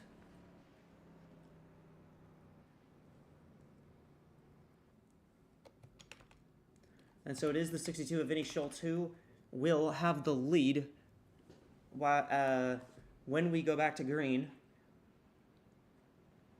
So Renee, with this restart, If they got me back in here, I've got my headset on, I'm ready. What are you feeling? yeah, with this restart, and after the incident there with the 93, what are you? Like this is. Yeah, what are you expecting here for these cars? I feel like this is pretty wide open now. A lot of competitive cars were obviously involved in that 93 for Inverness. You see another Inverness car at the front. I said they were going to be aggressive. I feel pretty vindicated in my prediction there. Obviously, I think the 78 is still in this race. I'd still keep an eye on Lockwood, as well as Callaway. You see a lot of drivers who were kind of involved, but didn't really sustain a lot of damage. We saw that happen in the other duel as well, and so long as they aren't removing body panel pieces, I think they're still competitive. You see at the front, though, that's 2 Toyotas, the 62 of Schultz and the 42 of Von Lundquist. And then you see the 44. The RGB racing cars have been quietly fast. We saw that with the 88 of Madison Estrada in duel number 1, and you saw it with Lulukani here in the 44 in the Fanatics car. Willis Callaway was also looking pretty good before being pretty directly involved in the incident with Liz Roberts in the first few laps. Obviously, the cars have been repaired in the meantime as we get ready for the restart. Obviously, unfortunate to have this delay, but it is an important reset for the drivers who were involved in the earlier incident, as well as some of the drivers to kind of get the nerves back down and get things back going again. I'd say keep an eye on the McMillan cars. Obviously, pretty much all of them are in this duel. You have the 35, the 42, and the 5 of Zoe Quinton. Keep an eye on those cars, and I'd keep an eye on the Toyotas. I think they are pretty. This field is pretty biased in their favor. Definitely what I'd look out for. We do get to see another rule that's unique to this series is you are allowed to work on the cars under the red flag. You can do anything you want under a red flag. You can replace parts. You can do anything you want. There's no. It's not off limits like it is in NASCAR. if you've been in a crash, you get basically a free reign to put stuff back on your car. So a And to lucky clarify break for the audience, this does not mean you can go to a backup car. This means you can repair your car. Yes. So no funny implications. You think back to the Ray Abraham, Jeff Gordon pairings of the '90s. No free cars to be given. Everything is consistent. Obviously, cars are checked by officials before they're sent back out on the track. And if they fail post-race inspection, obviously things would not go their way. Just to maintain fairness throughout the field for a system like this. Yeah, AWSCO officials do monitor each car and make sure that they are complying legally with all of the AWSCO with the AWSCO rulebook, and obviously it's impossible unless the red flag is days long to laser scan these cars. So if one of these cars does end up finishing well, they will be checked by tech again. Make sure things are fair for the rest of the field. I doubt these teams would be bold enough to try and do anything silly regardless. It looks like we're gonna restart with 27 to go here in this duel. Echo, what are you expecting out of these drivers? Do you think that the aggression will get toned down with an early incident, or do you think they're just gonna stay as aggressive as they have been?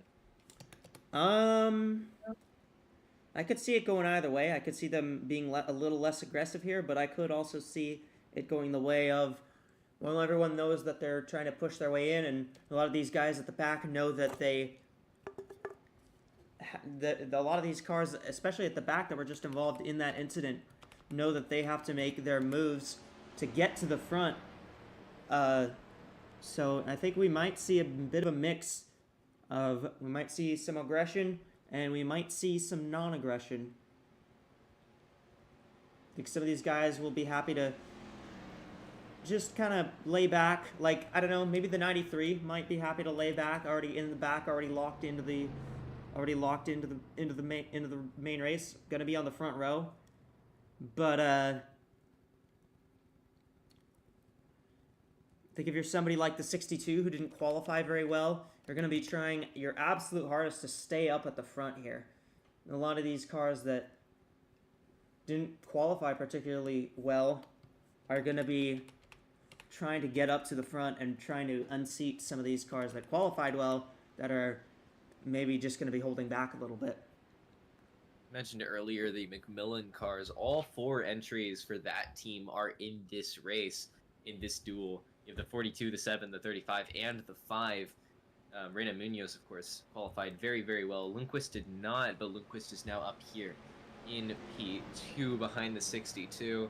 The 5 also was involved in that accident, got a chance to repair some of the damages. That's who I'm looking at. Obviously, Inverness, though, the 62 has a lot of pressure on her. See what they can do is the pace car is going to enter pit road here in just a second. There he goes. And the green flag is back out, so we're back to racing here at Daytona in duel number 2. Vinny Schultz still has the lead. Staying pretty straight here. We saw in the previous duel a lot of jumping to the outside. Didn't really do that this time. Yeah, a little bit less aggressive on the restart. It is Connie in the 44, the Honda, who's going to pass Lundqvist for the second. Behind them, that's the 38 of Fitzmaurice.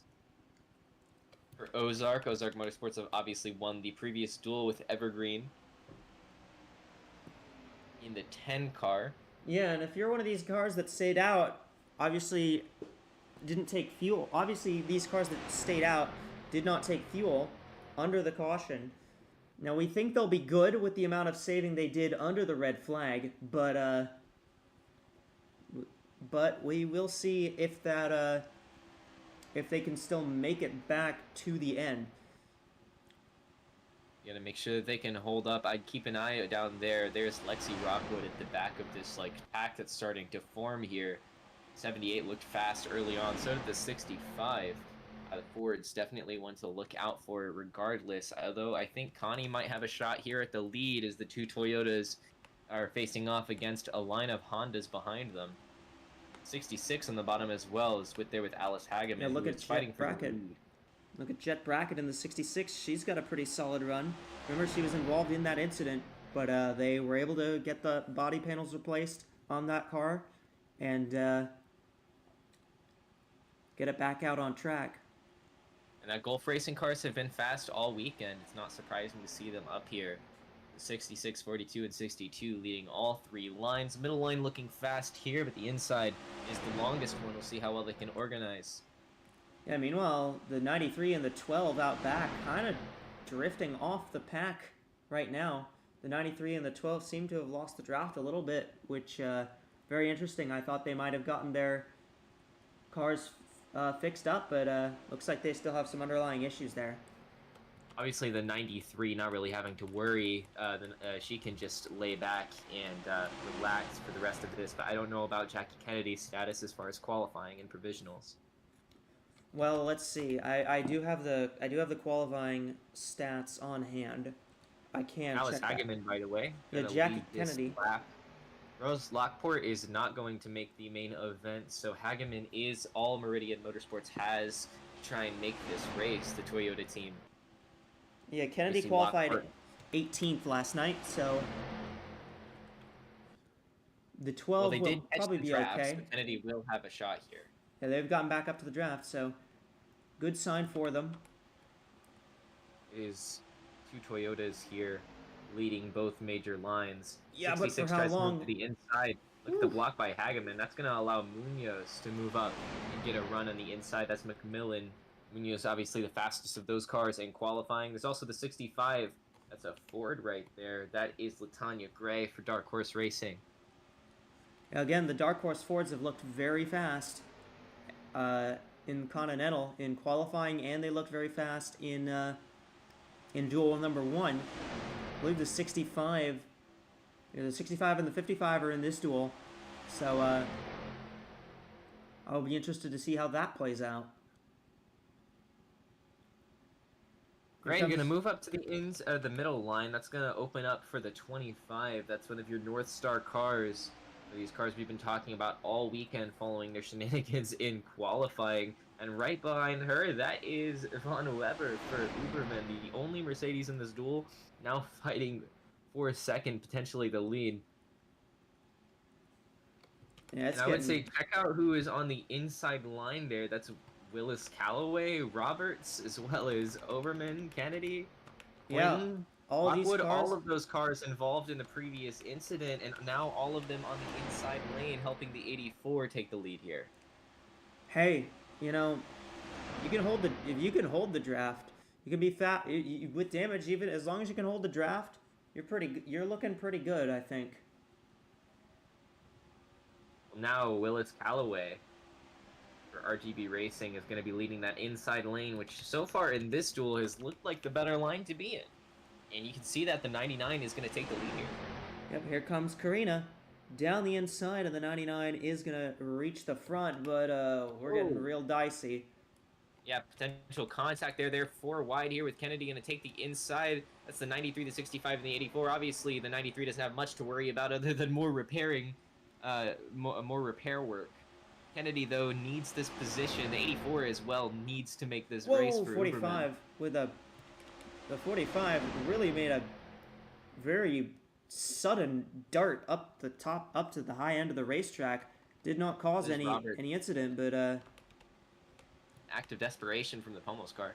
Man, that was scary. I thought the 45 was gonna veer into somebody there. They somehow made it through that little scruff though, and they're back to 3 wide throughout the field. Jackie Kennedy has raced her way up into second. Right behind her, Zoe Quinton, McMillan. Yeah, and for Karina Willis Calloway, remember although she was involved in that incident, she wasn't exactly she didn't exactly get a ton of damage. She just kind of made contact with a couple other cars, but that was it. I'm not sure how much repairs they made on pit road. Lexi Rockwood now at the front of the inside line, getting a push from Hideyoko. That is the only organized line, and Callaway is going to lose the lead here to the 78. Now Yoko gonna move to the inside. They're 3 wide for the lead. That's a Honda, a Ford, and another Honda. On the bottom there, I think that is the 46 at Ponos Racing, if I'm not mistaken. That is Shizzy Min. So Yoko gonna come out of nowhere kind of and take the lead here for Hokkaido Velocity. We saw the same thing happen with Mayumi Moriyama in the previous duel, although Moriyama wasn't able to close it out, finish second, and it looks like Yoko's gonna move to the top line, which looks more organized, but the inside still has a run. That's the 46 getting pushed by another North Star Honda. 46 for Ponos Racing, driven by Shizzy Min. Yeah, the driver from Macau. I don't know the demonym for people from Macau.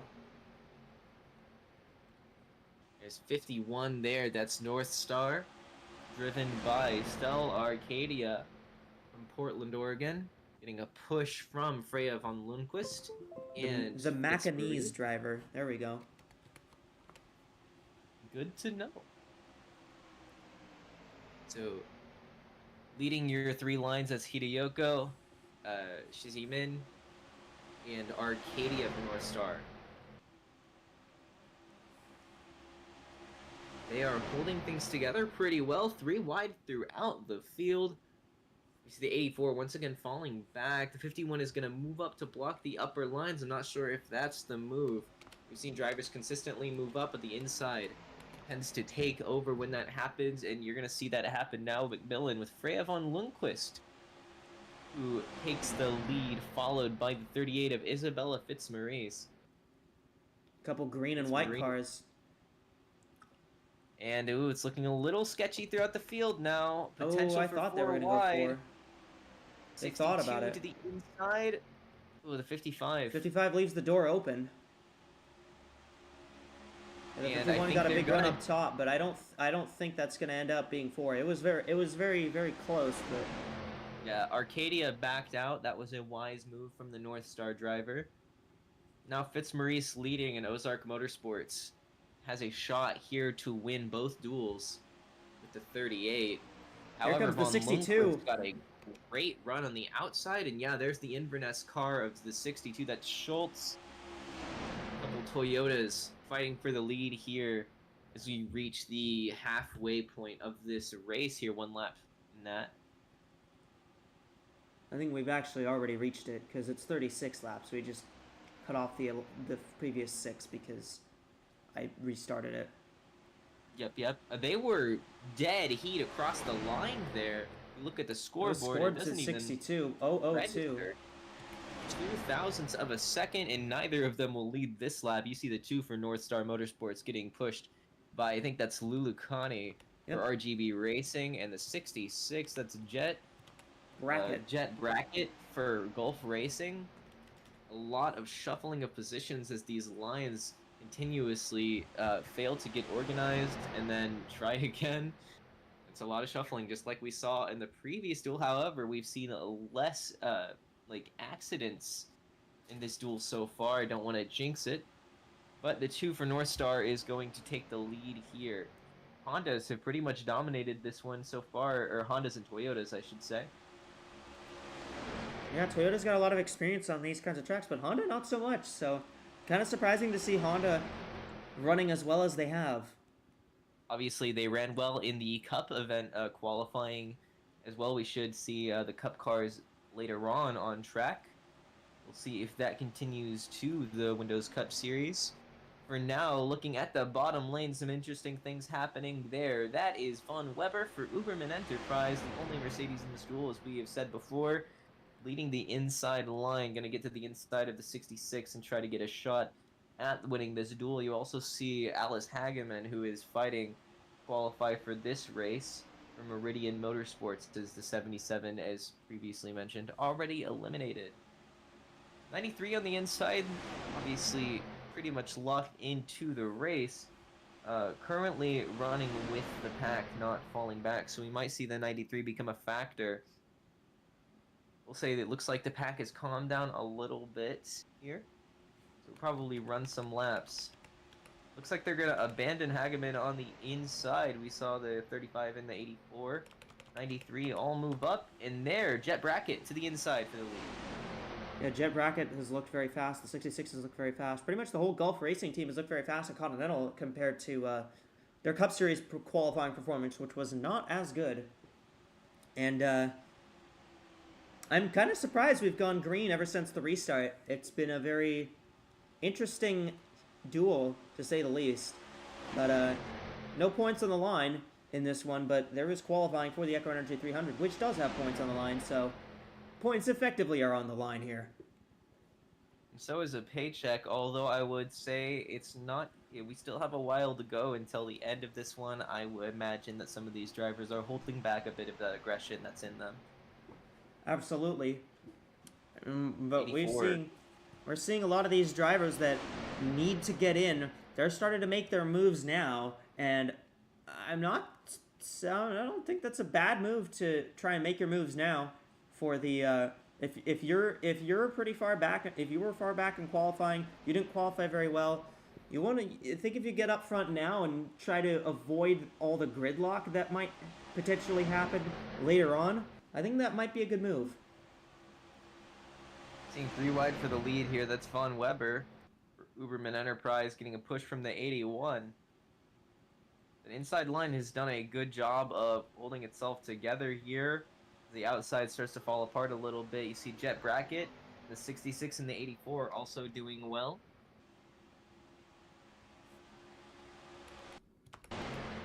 That was the pace car. So the 84 up here kind of battling for the lead at the moment, but if you're the 84, you just want to be in this top 14 or 15, depending. Obviously, that's dependent on where the 93 is. But here comes the 81 of Alice Hageman, and I mean, it's been just really interesting seeing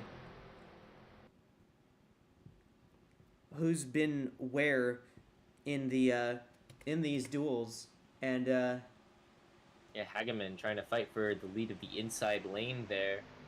And you're going to see the 65 get a run, getting a push from Munoz, as well as Willis Calloway. I thought LaTanya Gray, the 65, might have had a run there for the lead, but she chose not to take it. I think she's probably backing up a little bit. I expect her to take it into 1. If Hageman doesn't block, but leaves the door open for Alice Hageman, who is going to lead that lap. Pretty even across the lines here, although the inside, obviously the shortest way around, has the advantage. And there is LaTanya Gray getting to the inside of Alice Hageman. That's the Dark Horse Racing car. Further back in the pack, they're getting really squirrely in the back there. Like yeah, that is Fitzmaurice darting from lane to lane. They keep darting around further back. Like at the front here, these cars seem to be stable, but like the further back you look in the pack, it looks like the cars are just less and less stable back there. Well, Hageman is going to run away with the lead here, but you definitely see that the aerodynamics of the back of that pack are pretty complicated. A lot of turbulent air in the back. Obviously, that prevents downforce, which allows the cars to get the runs and catch the drafts the way that they are, but it obviously affects handling.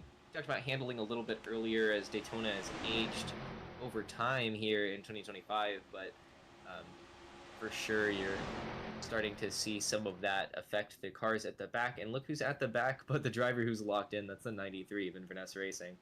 Hageman, though, running away with it. Now you see Munoz in the 7 fighting for the lead on the outside.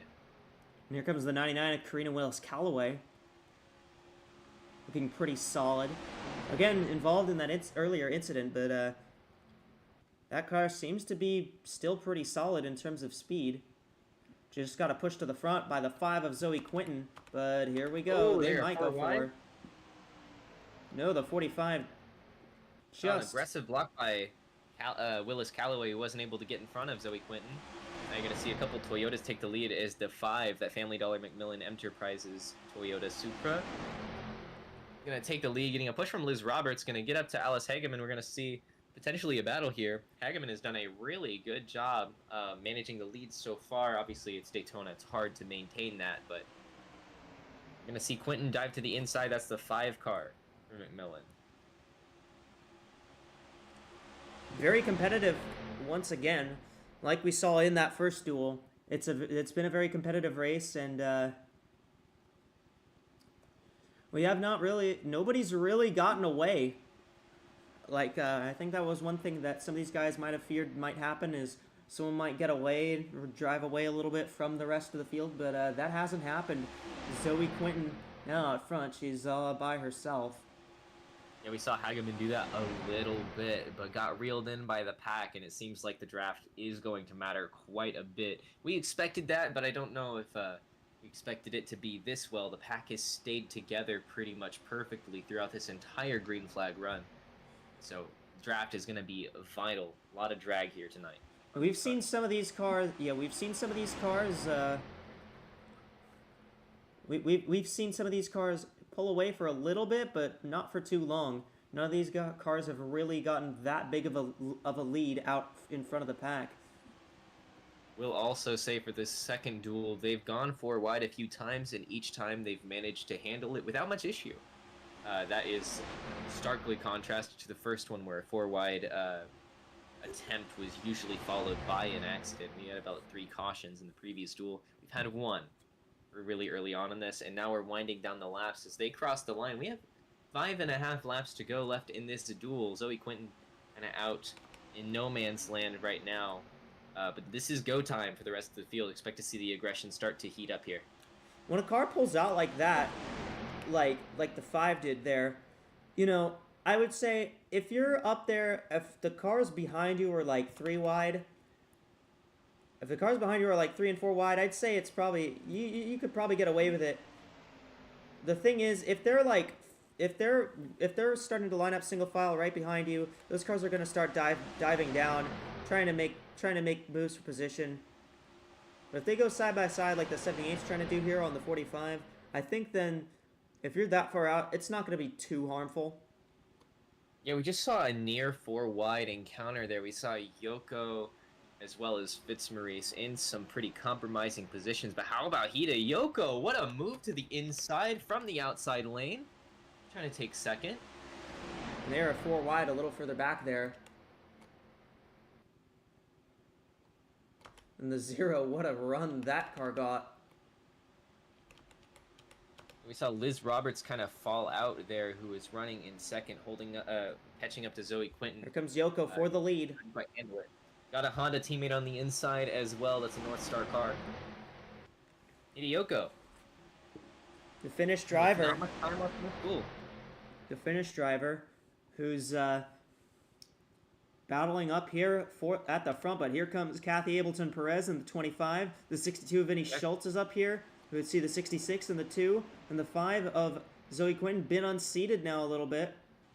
Here is the aggression that I was talking about starting to find its way through the pack. This is go time now. They're going to cross the line. It's going to be 3 to go, and we have a North Star car up front. And a North Star teammate right behind them. And the 2 is going to get spun around. The 2 goes around off the 35. And it's going to stay off the racing surface. They stay off the track. No caution. We stay green. It's really unfortunate for the 35, who's going to lose a lot of positions there. Yeah, and I think the 35 might not make the race because that car is pretty well down in the qualifying order. Here comes the 62 of Vinny Schultz. Going to get a good push behind. That's the 46 of Shizzy Min, as well as Freya von Lundqvist. You see Yoko leading the outside line as well. Things got pretty disorganized there. They're managing to hold it together now. And that's an Inverness car to the front. 62 out front. 2 laps to go for Vinny Schultz. But here comes the 46 of Shizzy Min. There's the smoke that's been left over from that spin with the Rachel Ramos and Krista Anderson. Where that car is relative to the pack, it probably will be fine, but not lost too much time. And that's the 40. That's a Ponos car to the lead. Shizzy Min. Here comes the 42 of Freya von Lundqvist. It's Maurice as well. We've seen those two work together a lot of tonight. And they're going to get a good run the inside, looking very organized. That's going to work in the favor of the McMillan car, the 42. Yeah, here it comes. We're going to take the white flag here. White flag is out. 1 lap to go from Daytona in duel number 2. And Freya von Lundqvist had the lead. Can she hang on to it, or will someone like the 38 try and dive down and try and take it away? See the 42 holding the inside so far. You also see Munoz right there trying to push the inside. Don't know how well those two will work together, whether Munoz will try to win this duel. Von Lundquist going to try to block the outer lines, maybe expecting a bigger run from them. The outside usually gets a bigger run down the straights. So the 42 needs to get down quickly. And Von Lundquist is hesitant, but she might have it. Fitzmaurice will have a run. We'll see. We'll see what the This will be a 38 can drag race pull. here. Can the 38 get a good enough run down the front straightaway? It will not happen, and it will be Freya Von Lundquist who wins duel number 2. And the transfer spot was very close, but it was the 12. Or no, it was the 5 over the 12 by in tight margin. 438 to 443. That's 5/1000ths of a second. That just decided who would make the race, because the transfer spot is 14th because the 93 was below 15th. So that is very, very close, and that obviously, like for Macmillan Enterprises, we talk about the team a lot because all of their cars were here at 35, probably going to miss the race, finishing in 21st, getting involved in that late incident. But very, very good break for Freya Von Lundquist, Reina Munoz, both finishing top 5. Obviously, Lundquist winning in the 5, just hitting that transfer spot. Yeah, a very good recovery for these.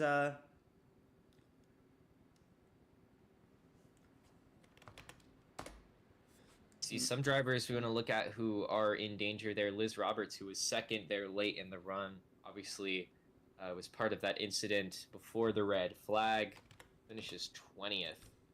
Rachel Ramos as well, that North Star number 2, potentially gonna miss the race here. I'm not sure where the provisionals are as far as qualifying, but Well, let's see. We will see. I'm gonna be putting it in. Well, I'm going to make sure that the 5 actually is in.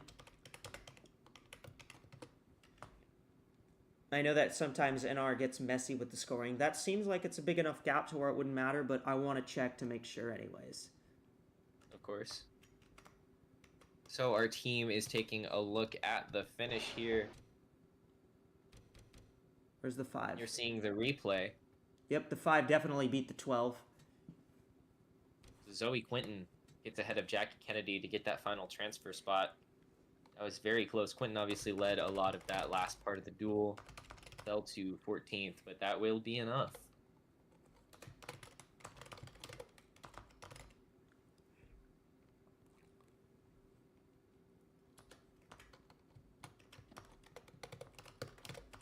All right, well, the final starting grid will be revealed before we start the Cup Series duels. In the meantime, we'll probably go ahead and send it back to the FanDuel studio. Nova, do you got us? Sure do. All right, how are you feeling about that second duel? Obviously, it was a bit calmer maybe in terms of incident, but that ending especially was very close. What do you think about that race? I'm somehow less calm myself. I know the racing was up until the end. We only had 2 incidents, but my lord, I was just waiting for something drastic to happen again. They 'Cause they definitely look got close. aggressive. Yeah, I mean, definitely. We see pretty close racing for a lot of that, and kind of out of nowhere, Freya Von Lundquist got the right push at the right time. The number 42 car taking home the duel win. Obviously, that doesn't matter all too much. The main event, of course, will be later on. We look at the finishing order. We see, Cheesy Min qualifying for Ponos Racing, Isabella Fitzmaurice, finishing third by 3/1000ths of a second. What does Vegas think about this? Obviously, we didn't hold bets on the duels themselves, but as for the actual race, how have some of the odds changed?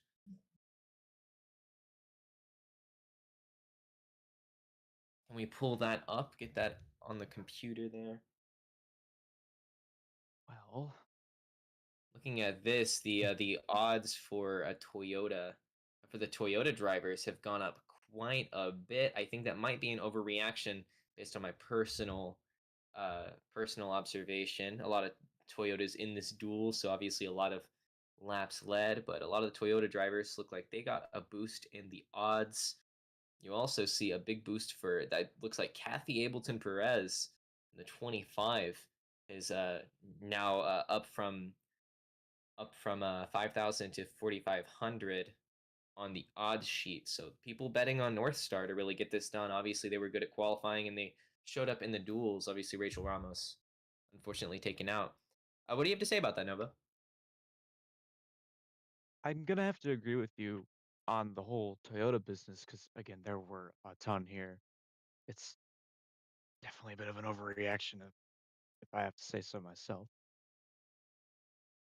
Well, if you were going to advise people who decided to bet on the Continental Series, regardless, who do you think are the favorites going into the Echo Energy 300 here at Daytona? Hmm.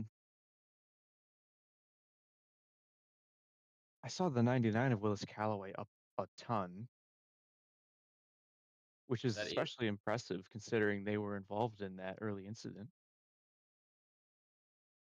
yeah, that's Karina Willis Callaway, the 99 for RGB Racing. Uh, RGB Racing obviously showed up today. Just behind them, a couple Hondas. You see Lulu Connie in the 44 finished ninth in this duel as well. We saw Connie up battling for like the lead later in this duel. So those two cars, I think that means all of the RGB Racing cars will make the race with Estrada, Willis Callaway, and Connie. You also see Hida Yoko, so both Hokkaido Velocity cars finishing top 10 in their duels. Vinny Schultz for Inverness will make the race. The Inverness cars obviously strong, one of the top Toyota teams in AWSCO. You know who performed very well but was kind of quiet? I want to take a look at Isabella Fitzmaurice for Ozark Racing, or Ozark Motorsports. Absolutely. When we saw Evergreen win the duel from the pole in the first duel, that is another Ozark car. Quietly good. We haven't seen a lot of flashy driving from the Chevrolet drivers for the most part, except save for maybe Wilson, who drives for Gulf Racing. What do you think about the Ozark cars, though? They seem pretty sporty.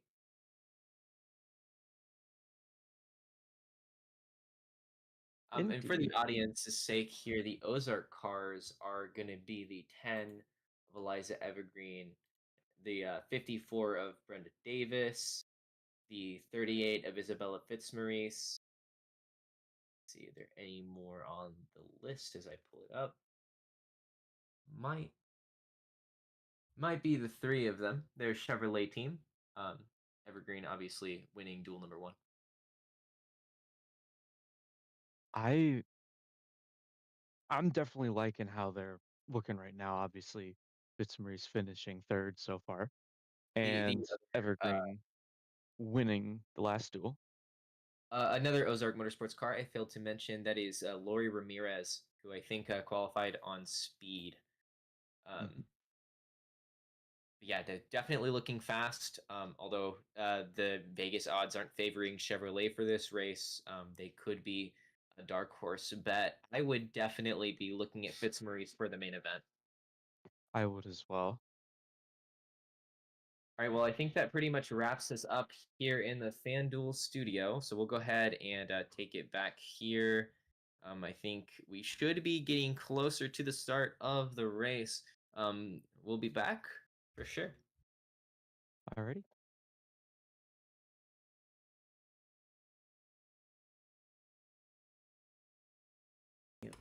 All right, I'm here. I'm your host for a little bit here. I'm setting up the lineups for the Continental field for the main race. We should have those ready for you in just a minute, and then we will be getting ready for the Cup Series event. We will be getting ready for the Cup duels here from Daytona. No DNQs in Cup.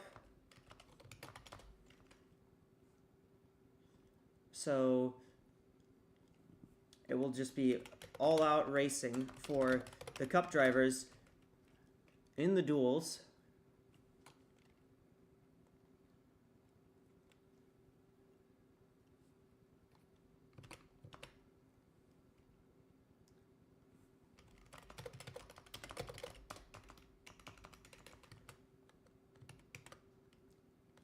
I don't have very much to say right now because it's yeah, you know. See if we can get a word from those down on pit road. Nova, do you got me up here? You hear me? Sure do.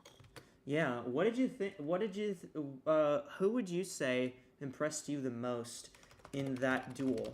In both of the duels, really. But who would you say was the most impressive driver in the Continental duels? I want to say Fitzmaurice because she just. I was praising the competitiveness before, and it was still very competitive. But I saw Fitzmaurice up there a ton. I can't believe she didn't get it. Yeah, I have to agree. I thought she did a very good job, even though she obviously did not win the race. I don't even think she didn't even lead it. She did not lead a lap, but she was up there most of the time and had a great finish in the 38 car for Ozark Motorsports. They're going to be ones to reckon with, I feel like. So I'd have to agree. which driver would you say is probably going to be the most frustrated after this weekend, thinking they could have done better, but they just didn't have it in them? Who do you think's got to be the most frustrated?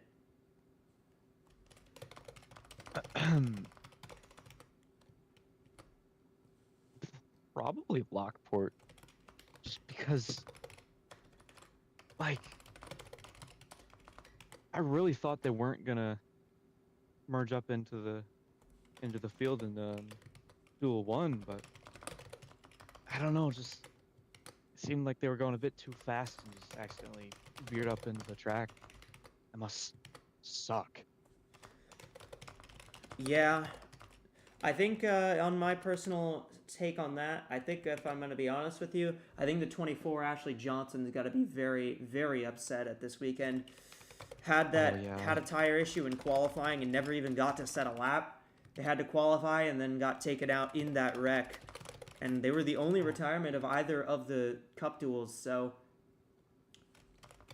really tough. It was a really tough weekend for that 24 team. I hadn't even thought of that. You're right. It's awful. Just kind of, like, not particularly amazing for that group. No. Yeah, definitely hard on the Uberman group, who were probably expecting more coming into this weekend.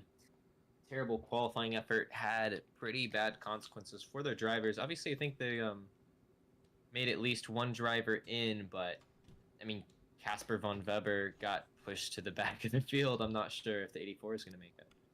The 84 did not make it. No, we have our starting grid up. I'm going to be... Hang on, let me save this image. Let me save this image, and I'm going to put it on screen.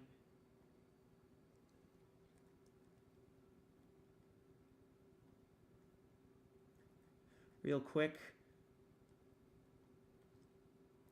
Yeah, here's how your qualifying order looks. For the Continental Series Eco Energy 300, which will be on Saturday night.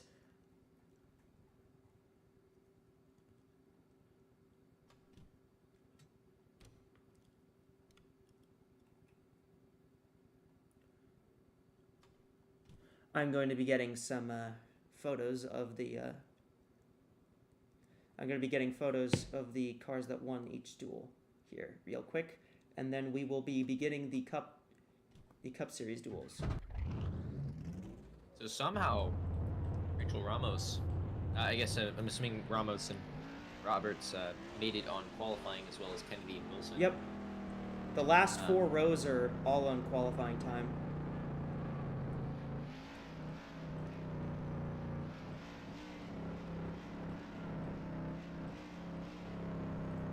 tough break for a couple of the drivers who missed that final transfer. I know some drivers in there are definitely going to be grateful. I'm really glad to see Jennifer Wilson up there. I think Wilson will be a factor in the actual race. But so Evergreen gonna take home duel number 1, and Evergreen takes home duel number 1, and Freya von Lundqvist gonna take home the second duel. So right now, as it looks, Eliza Evergreen for Ozark Motorsports will lead us to the green for the Continental Series race, the Echo Energy 300, followed by Izzy Oberman on the outside. Then is Mayumi Moriyama for Hokkaido Velocity in the Honda. Freya von Lundqvist for Macmillan Enterprises in the Toyota. As Cassidy Jones is the first Mercedes up there alongside Shizzy Min for Ponos Racing. Brenda Davis for Ozark alongside Fitzmaurice, so Ozark teammates side by side there. Takamoto Aya and Reina Munoz, a couple Toyotas, different teams though. And it's Katrin Edelstein, Vinny Schultz on row 6, Robin Morales and Kathy Ableton Perez on row 7. Lynn Oswell and Karina Willis Calloway on row 8. Abby Buchanan and Hideyoko on row 9. Then it's Isabella Smith and Lulu Kani. Madison Estrada and Alice Hageman. Kate Summers and Jet Brackett. Eli on row 13 alongside Stella Arcadia. Leah Azelhart on row 14 alongside Deborah Williams. And then as for the transfer spots, Naomi Davenport and Zoe Quinton on row 15. Your 8 cars who will make it in on qualifying speed are the 78 of Lexi Rockwood, the 31 of Lori Ramirez, the 95 of Cara Reynolds, the 65 of Latanya Gray, the 60 of Jennifer Wilson, the 12 of Jackie Kennedy, the 2 of Rachel Ramos, and the 45 of Liz Roberts. So some big names missing this race, among them Inverness driver Lux Akuma, and the number 6. You're also not going to see, let's see, as we go down the list at our DNQs, Ashley Johnson, what a miserable weekend for the Uberman driver, a driver from Casper, Wyoming, driving for the Mercedes. We continue down the list. The only Macmillan car not to make it, Krista Andrussen, the Danish driver in the 35, just got caught up in that final incident and didn't have the qualifying pace to make it in. Laura Sundale wasn't mentioned there. Sundale involved in an incident in the first duel, gonna miss it. That's the PHLM car. It looks like the 04 is also gonna miss it. So no, Eli did make it. So I correct myself there. PHLM will have a car in the race.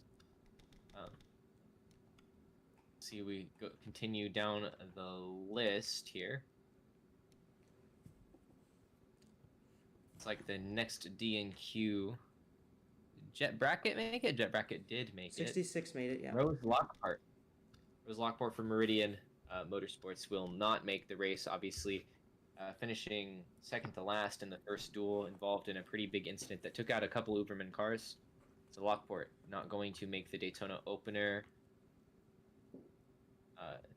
Sandy Martell would end up missing the race, I believe. That's the 82. 82 Martell did miss, yes. And so did the 84 so Sandy Von Martell, Weber. Casper Von Weber also missed.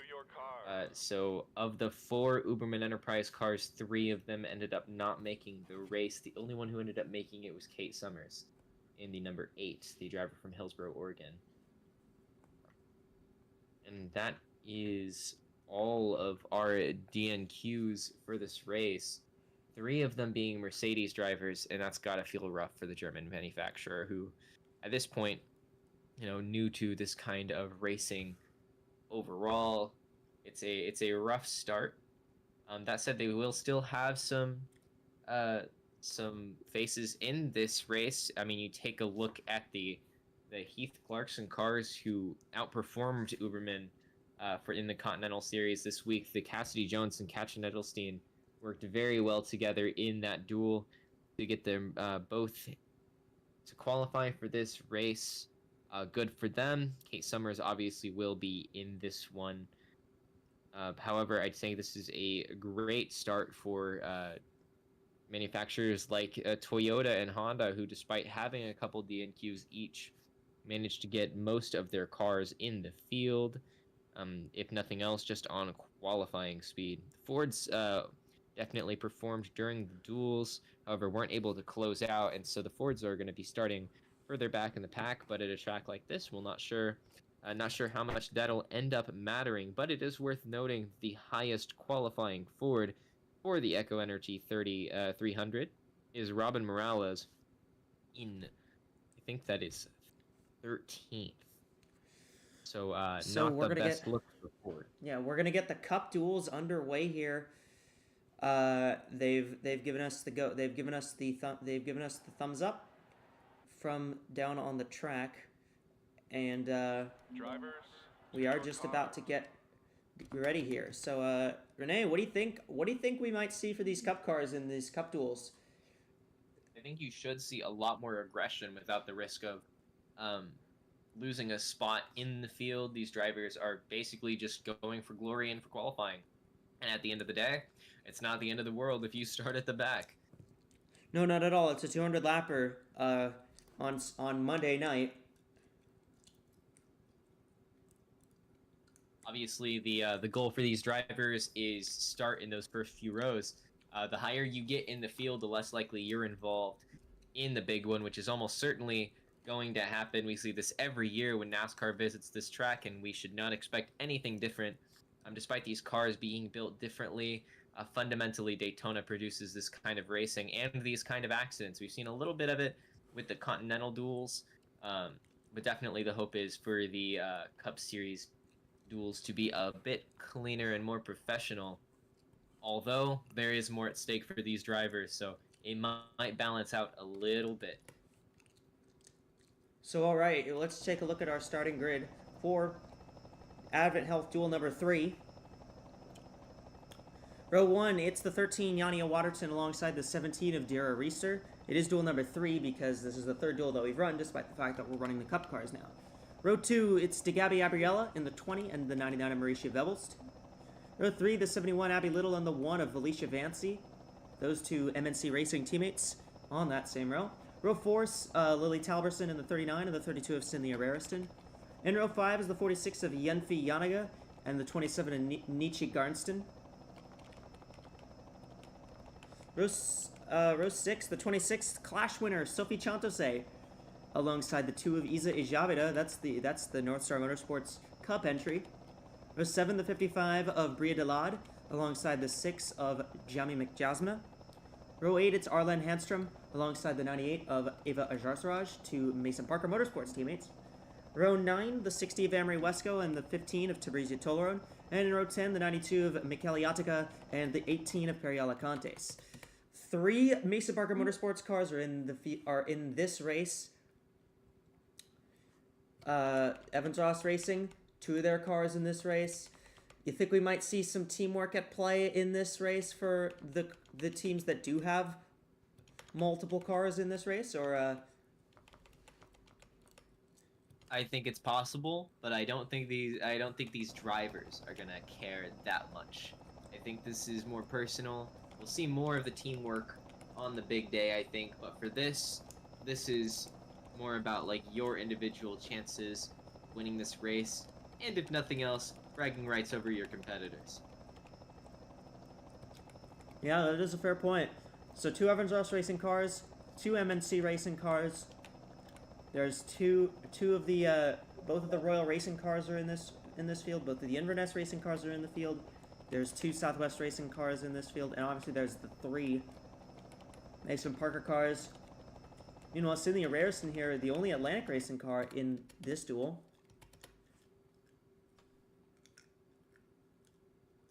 So we're gonna get back going. Drivers, start your engine! And the command has been given to these drivers to get underway for AdventHealth Duel number 3.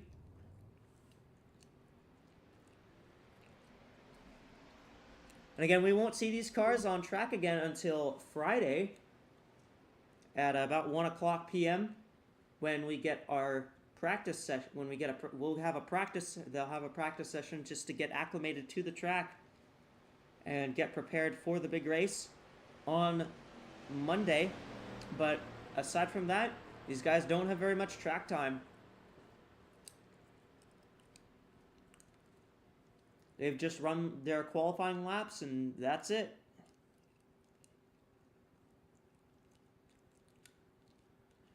So again, we're going to be going a little bit longer. We're going to be going 60 laps. There will be at least one pit stop in this race. Green flag is out. Here we go. Green flag here in the AWSCO Windows Cup Series for duel number 3. It's Reister and Waterton up front, but you see the Team Flervant car flirting with the inside there. That's the 20. Gabriel already going for it and trying to take Team Flervant up towards the front. You also have Abby Little behind, who did not make it to the clash, but qualified pretty well for this race on speed. Now gonna take Already an diving aggressive down. move to the inside ahead of the 39 Evans Ross racing car.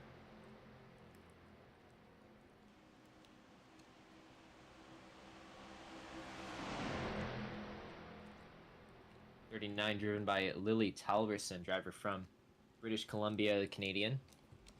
Yeah, seeing a move to the British Columbian in the inside. 39, that's something that I'm sure a lot of people are familiar with. And Yaniga with an we aggressive move to already the got a inside. spinner. The 20 of Abriella has just blown up.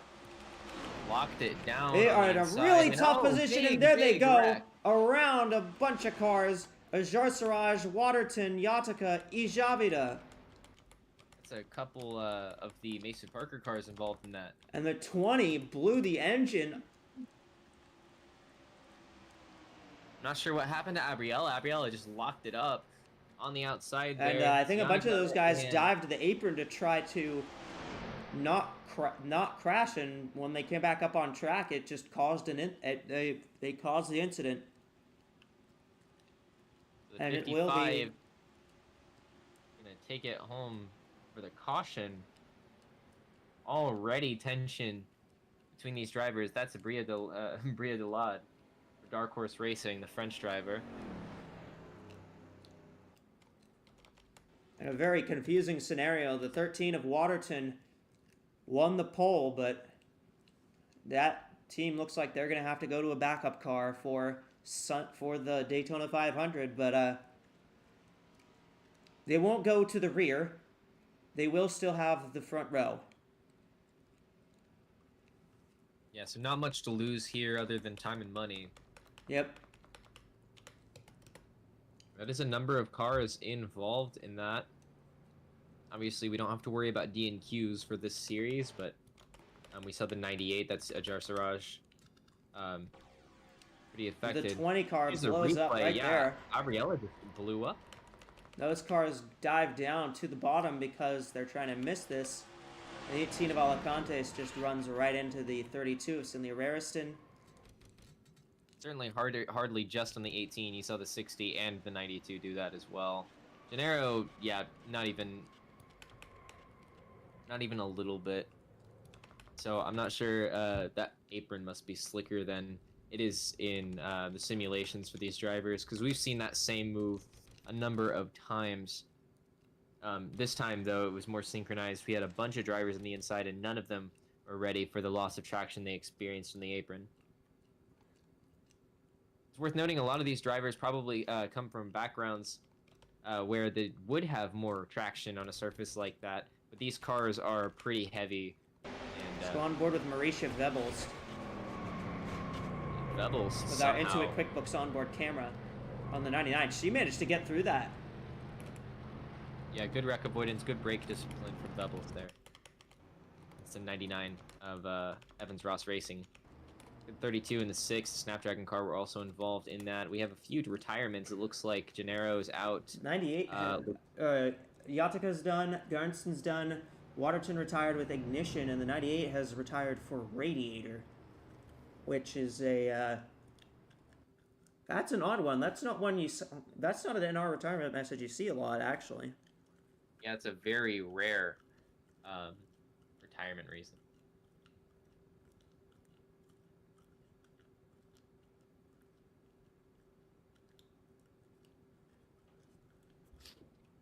So definitely pretty interesting here. Rita Delod gonna lead here, followed by the 19. That is driven by, if I can find it on the list. Learning slowly but surely. It is Arlen Hanstra. Hanstra? Yeah, in the Hanstrom? 19. That's Handstrom in the 19. Hanstra. Mason Parker Motorsports car, the Norwegian driver. 19. Couple Fords up front, followed by the 46 of Yannicka. And then Abby Little in 4th. And there is your Clash winner, Sophie Chantasse, in 5th.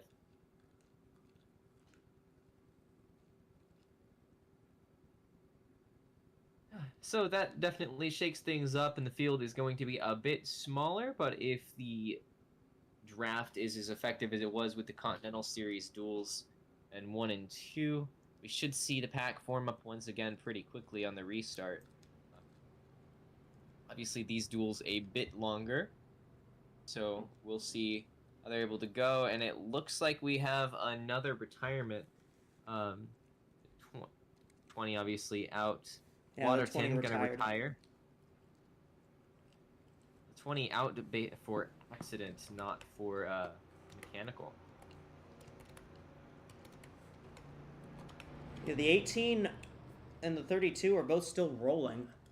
So The 6 was also involved in that. Looks like a fair few of these cars are still going to be rolling for a little bit. I want to see if we can go down to I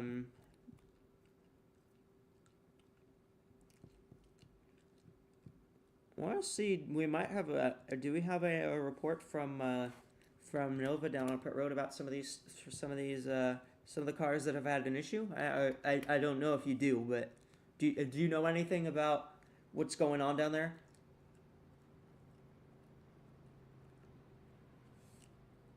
Well, I can't say I do right now, other than what we've already been given, obviously. The retirement's due to radiator and whatnot, but don't.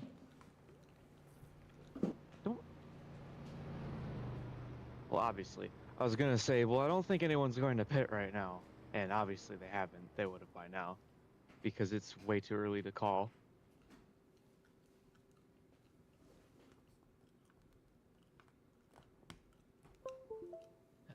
Pretty intense so far. What are the crew chiefs looking like up at the top? I mean, obviously, even though this isn't for points or anything, the teams take this event very seriously. I mean, what are you looking at, for example, for some of the Ford teams who are leading right now?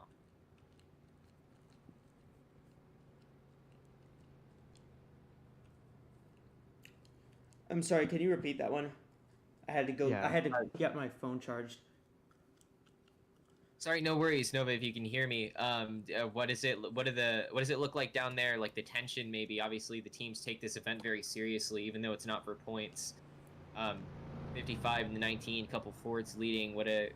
You heard anything from crew chiefs, from team members about how they're feeling?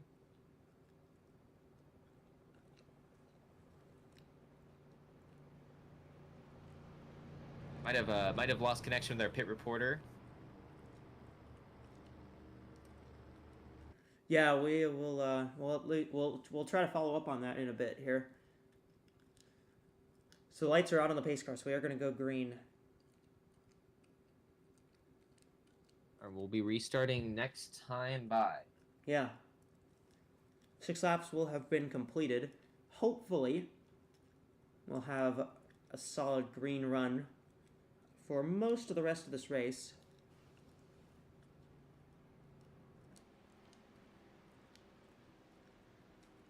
Again, there is still a pit stop that will be made.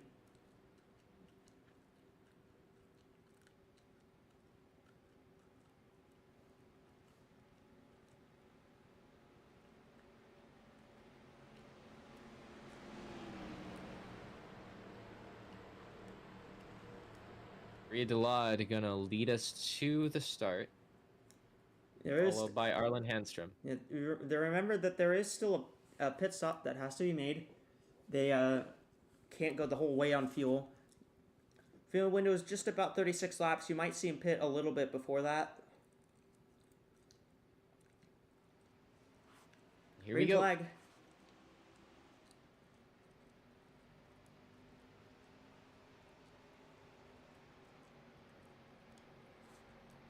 Pretty calm throughout the grid. You see a couple drivers moving inside, but nothing super egregious. Yeah, a few of these And the cars that are still 25. running are a bit off the pace. The 2 has really dropped off. Yeah, that's North Star car. So the 2 car of Isa Ijavida will very likely eventually get parked for not meeting minimum speed. Yeah, that is nearly a full corner behind in 1 lap. See the Gulf Racing car back there weaving back and forth as we start to see this pack kind of form up. A lot of black and green cars at the front of this thing. You also see Marissa Yeah, the Bebbles 2 to has the already 99. lost 6 seconds on the leaders. I think that is without a doubt going to not meet minimum speed. So Ijavida, Ukrainian driver, likely out of this one. We'll see them at the main event. For now, though, Abby Little has taken the lead. Now Valicia Vancy as well as Lily Talberson battling for it. We're hearing from officials is the 2's going to have about 5 laps to pick their speed up, and if they can't get it picked up any more than they have than they're at right now, then they're going to be told to take it to the garage. Yeah, so no fuel saving for the 2 for sure. Fancy to the lead. Yeah, that car is not getting very much speed at all. She was 6 seconds back. She's dropped to 13 seconds back, so...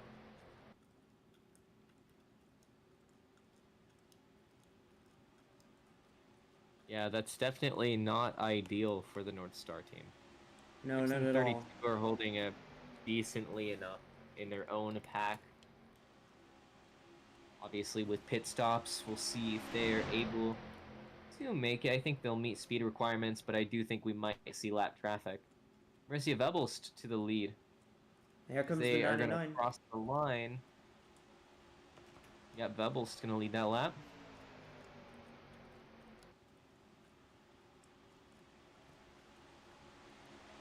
And the Gulf Racing car, Gainbridge car, going to take lead on the inside. AWSCO in the 60 car, the late model racer from Illinois.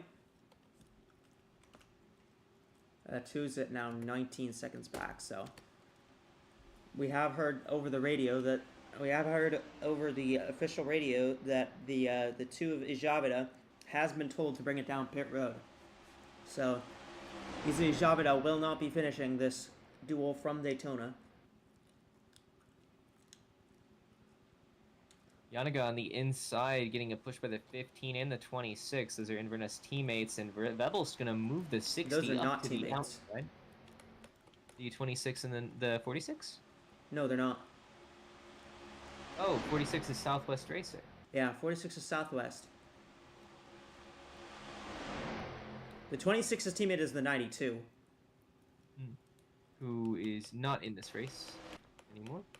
Yeah, she's out of the race. That is Mikel Yatica. Yatka. So Yanaga out front. You got Tolerone just kind of holding behind her. I wouldn't be surprised to see some of these cars just kind of settle out and stay single file for a bit here, just to maybe click some laps off. Only got about 11 cars. We only have 11 cars in this front pack, although granted, that's because of that wreck we had earlier. Yanaga Chinese driver now up to the lead. Shantase to second. You're going to see the 15 Toblerone fall back to third. And now you're going to see the 19 kind of put her nose back into this battle here. Arlen Handstrom in the 19, the Norwegian driver. But it is Jenfi Janaga who has pretty solid run at the moment. Shantase, though, not letting her run away with it. The two Toyota teammates might be able to run away with it if they work together. It doesn't look like Shantase is particularly interested in that, though. Shantase is 1 for 1 this year, trying to make it 2 for 2. Yeah, Shantase might be pretty good at these non-points events. At least this race doesn't count for points. Part of the weekend does, but the 13's the only one that's going to get points.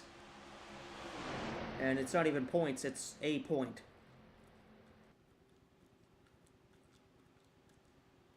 For winning the pole on Saturday, on Tuesday. Very close to the line. Lose the inside lane to the 60, the Gulf Racing car. It was credited to the 46 there, though. Janaga leading that lap. It is very close, pretty much a dead heat as they cross the line there.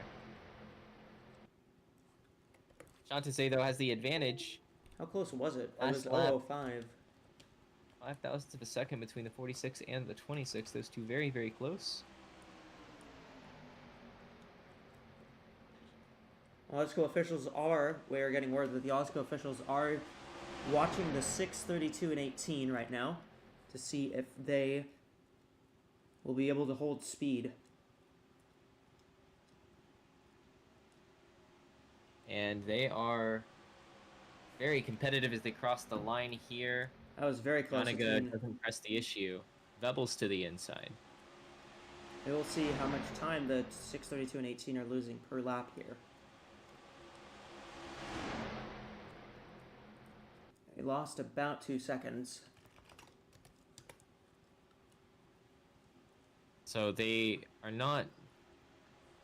They're not... I don't believe that they're dangerously slower, but they are definitely slower than this lead pack on their own. Yeah, and they won't be told to park it until... Possibly, they might possibly be told to park it at the pit cycle. But right now they're trying to let them run every lap that they can feasibly run. 17 Dura Reister out front. There's those three cars. The 18, 32, and 6 just kind of running with each other right now. Again, the more that they let them run laps, the more that they will they'll still be battling for their starting position in the 500. Abby Little going to take the lead here until the run behind. Then Handstrom leading the inside there. The 17 losing a bit of a run. You see Shantase move to the inside and the back. The inside lane seems to be the preferred line, especially with as these drivers are lacking in draft partners. Only 11 drivers are really in this lead pack out of the 22 that started this. So this is definitely difficult to build up runs, but at the same time, it means that basically anyone in this pack has a shot at winning this, so long as they can keep the draft. Abby Little, though, running away a little bit. No, the 71s look pretty solid, and obviously her teammate Valicia Vancy is up here. Another Ford driver in the 55 of Bria Delade is up here. And the 19 of Arlen Handstrom up here as well. A lot of Fords up here towards the front. Obviously, two of the Fords dropped out of the race. Obviously, very, very experienced at this kind of racing. We've seen Fords be very dominant in NASCAR, which is a very analogous series in a lot of ways to this one. And that's not really changing as far as AWSCO regulations go as well. These Fords definitely are good at these kind of drafting tracks, or these tracks where aero seems to matter so much. Yeah, and I mean, for these drivers, they're gonna need to get better at these kind of tracks because we don't go to another drafting track until the regular season finale at Pensacola after Daytona. So we go the whole season after this point. We're going to mostly aero and downforce tracks, and then we have three of these drafting style tracks in the last 11 races. Dark Horse Racing pretty much controlling this right now with Little and Galad, although Little doesn't seem to have much help on the outside.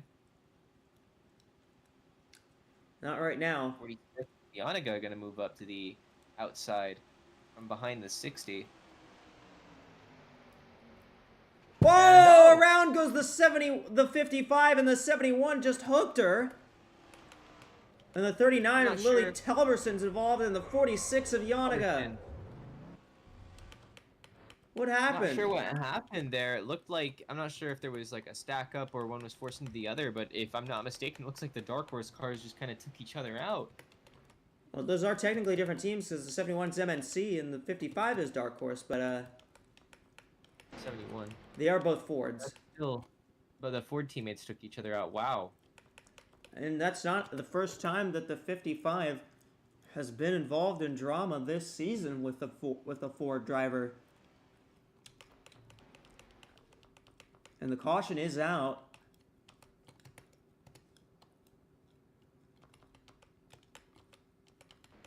Yeah, Halverson for sure is out. That leaves just Vebels as far as the Mercedes drivers go. 71's retired. Same for the 55. So the leader is wrecking third of the way through this race. There's not going to be much left as far as competitive cars, which means this is a bit of a crapshoot. But these 6 drivers ahead will get, you know, pretty much guaranteed good starting spot. So now it's just a battle for who is going to be starting behind Watterson.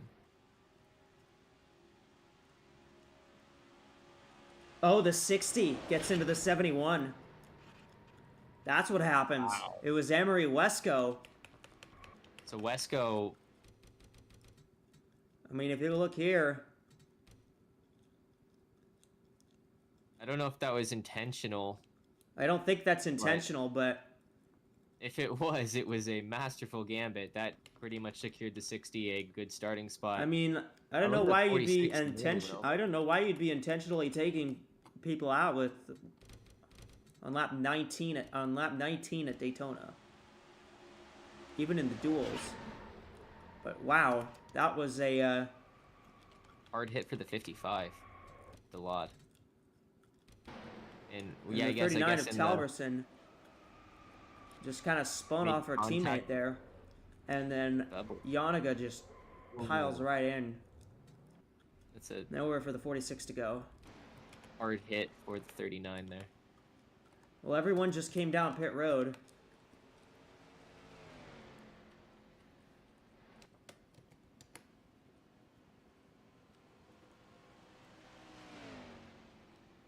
Alright, well that definitely shakes things up.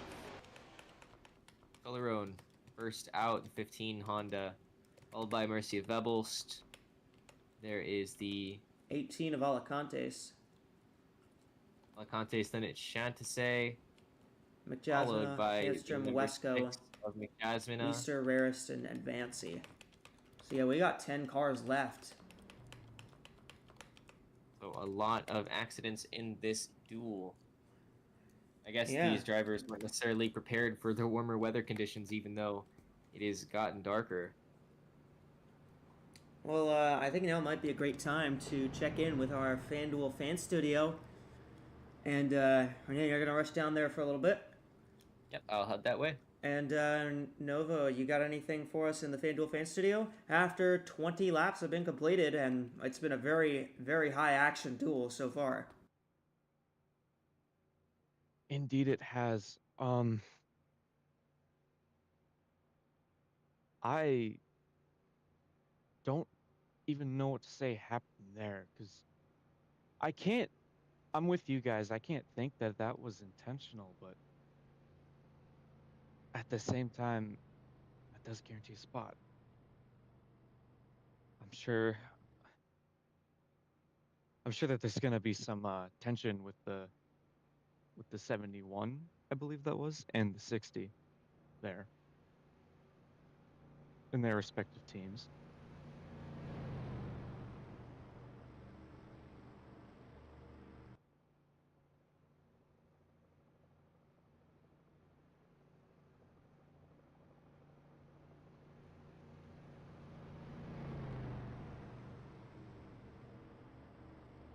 Beyond that, though, it's been great racing so far.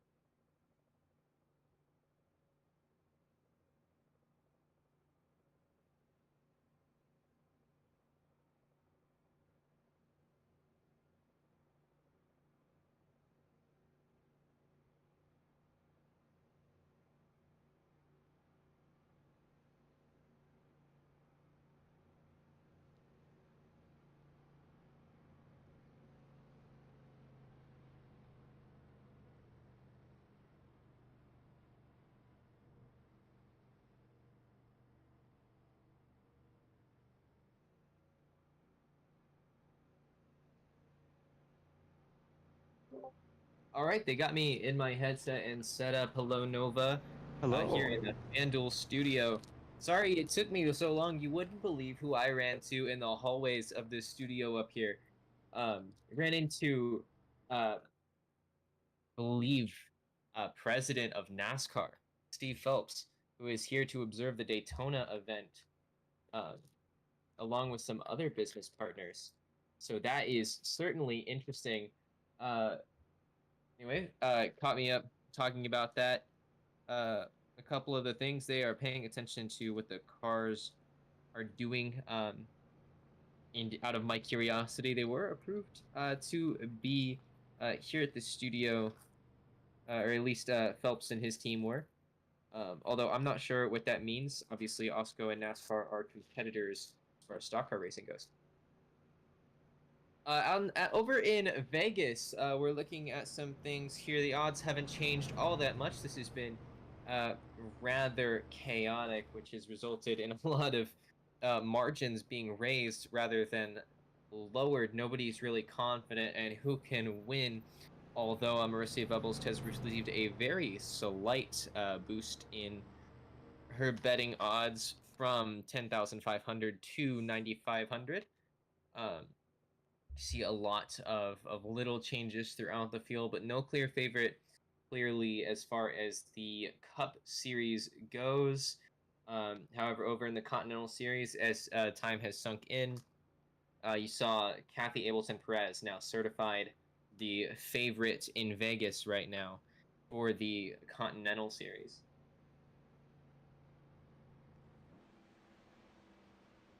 Any updates on your side, Nova? Obviously, you've been back and forth, talking with people here in the studio and, with our pit reporters and everything. How are you feeling as we get ready to restart here in this duel? Very chaotic so far. I'm definitely thinking it's going to get a bit calmer as we don't have as much people anymore on the track. But I still think it's going to be very intense because obviously you want to win. And now that you're like, oh, there's like not many people as we're getting ready for green here, I think we're going to see excuse me. I think we're going to see still a very competitive race. Yeah, I believe so too. Obviously, I'm gonna head back up to the booth for the play-by-play. But thanks for being here, Nova, and I'll see you later when they call me back down. Alrighty. All right, up to you, Echo. Yeah, we've just gotten the green flag here from the track. Just 10 cars left running at the moment. It is Tavrizia Tolaron who had the lead on that last restart.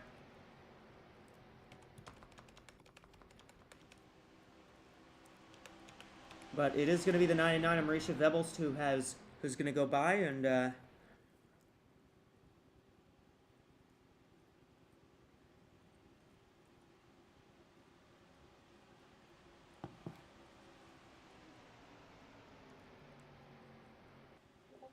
All right, hello, Echo. Hi. Make it back here into the booth. Mercy of Ebel's to the inside.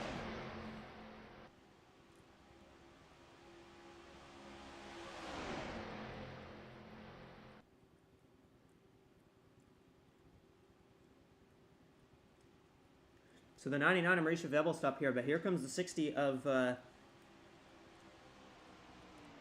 Amory Wesco. Renee, can you drag Eddie in?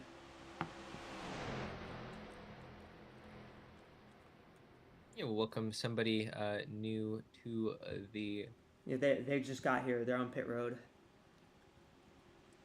How do I do that?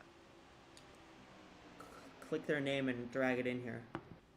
Unless you don't have permissions. Drag it. Yeah. Wrong channel. I don't think I have permission.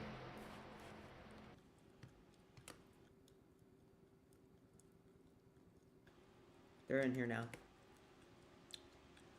So it is Valicia Vancy that's taking the lead now.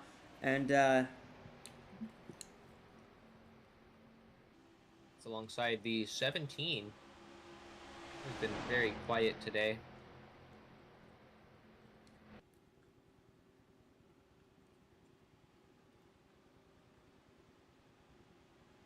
Sorry for the quiet here in the booth. No, I'm just typing it out. I was just typing something out.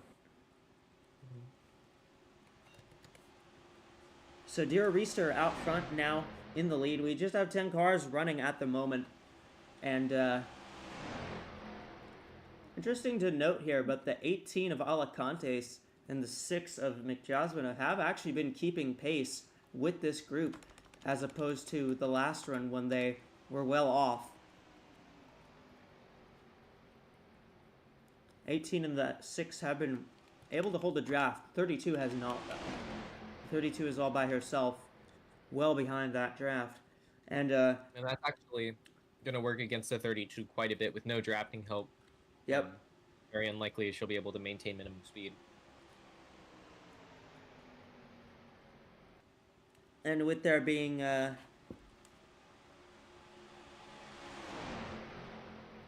difference of 3 seconds that lap. Still one pit stop left, but we obviously just had the cars come to pit road. It's very possible we get them pitting in the last 10 laps, but we will see as to where the pit cycles end up going. I believe they will be pitting at least one more time. The 19 of Arlen Handstrom now trying to take the lead away from the 15 of Fabrizio Toleron. The 99 of Mauricia Vebels trying to follow. Still cars from multiple manufacturers up at the front.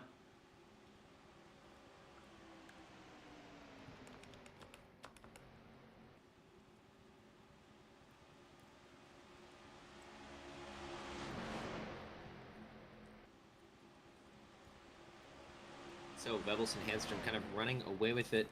Ironically, the green cars working together to get to the front was something we saw in duel number 2 as well. We also saw the aggression of the Gulf Racing number 60. So some things carrying over at least thematically from duel to duel.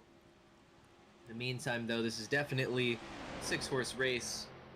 The 19, the 99, 60, 17, 15, and 1 are your primarily competitive cars. Chantazé is obviously there as well, slightly damaged. Now the 60 or the 6 and the 18 kind of starting to fall off the draft a little bit. Yeah, I just don't think those cars have enough to keep with the draft, but they were hanging with them for a little bit there. But obviously with so few cars still running in this duel, the way this finishes is going to be pretty dependent on, it's really going to be, it's not going to be very many cars that are going to be in contention here at the end. Certainly not. And this is for, these top 6 cars are in a really good position for the main event. But in the meantime, this is just, they can learn. This is a great opportunity for a lot of these drivers to learn more about how their cars respond as they drive. Obviously, the pressure is a little bit lower now with not as many cars, and They've got quite a few laps to run, so expect some experimental strategies from these drivers, but until we get to the end, all they have to do is not lose the draft. See parts flapping on the 6 as well. They did a good job repairing it, but it's not perfect. 15 to the inside. That's the Dutch driver. That's Tolerone in the Tolerone. Honda. The Dutch Royal driver for her own team, Royal Racing, up to the front. And the 26 has kind of reeled the draft in. I see the 18 is kind of keeping the draft as well as the 6. So these cars, the 18 and the 6, aren't looking awful right now. They're still keeping kind of close. I think the 6 looks pretty draggy, though, and I don't think that once the 6 loses the draft, it'll be able to keep up. We got a report from our new pit reporter on pit road. Eddie, what do you got?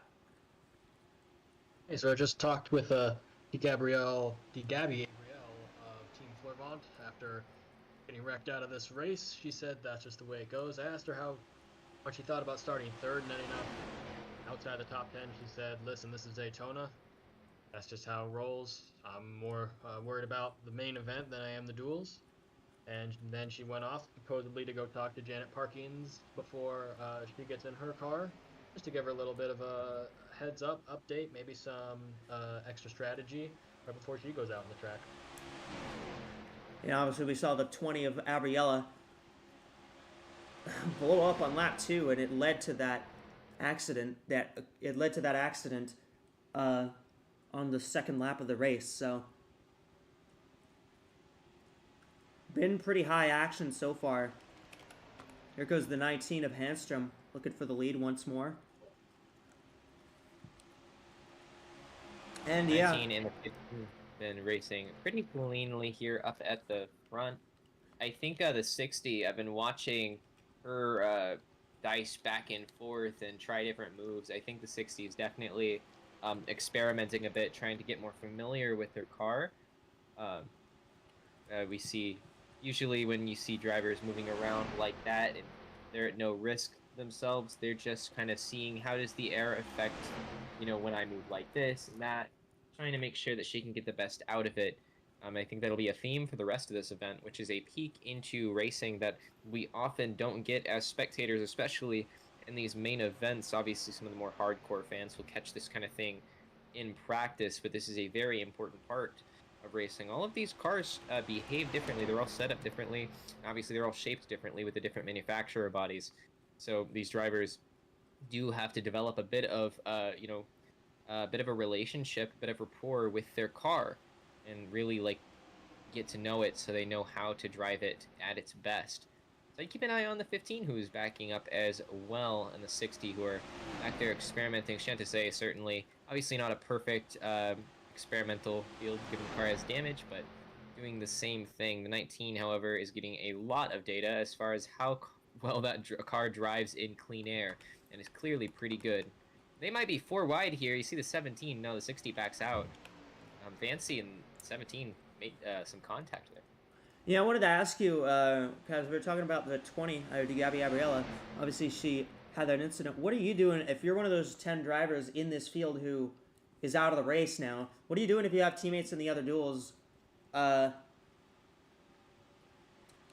are you going to tell those teammates? What do you think? What kind of information do you think you can give your teammates in this scenario? I mean, if I'm a driver, I'm telling them, hey, be careful, don't do anything stupid, and you'll probably get a good position out of it. If I'm a team owner, I'm saying, don't crash it. Save me money.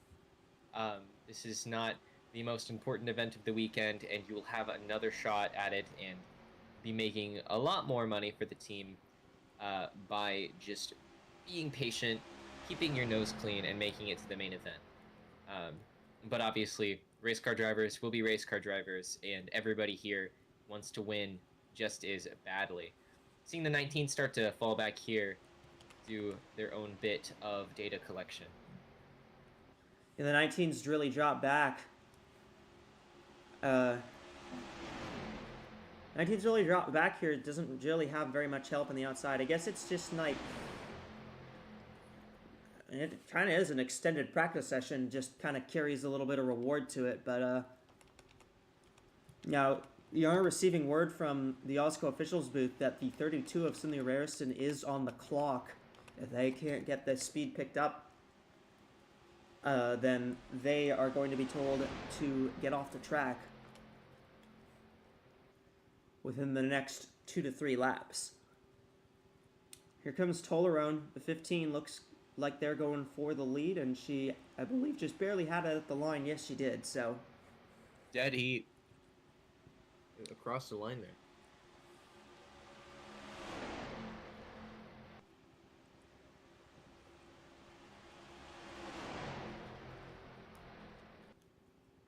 It was very close between those two, but the 15 was granted the advantage there.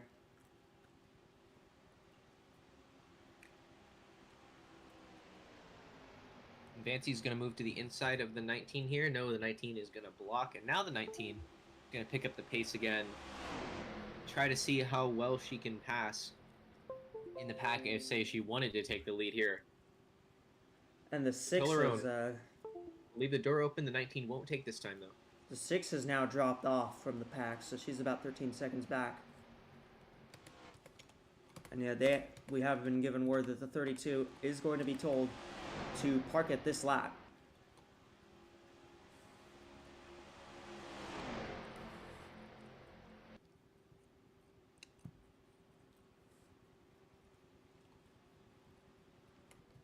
Now the bottom line, that's the 19, the 1, and the 60.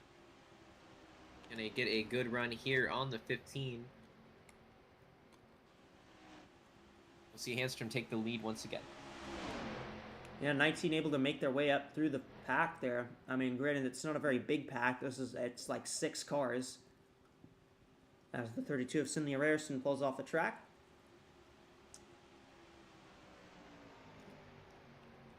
Fabrizio Tolerone, bit of experience on these plate tracks. In Inksnakes, she actually won the Clash, which was on the Super Speedway here. And she was pretty fast at these places. Arlen Handstrom has run this race before in the Inksnakes series. But for pretty much everyone else, this is mostly new to them. So, very interesting bits of experience. But the drivers who have the experience at these kind of tracks are up front right now.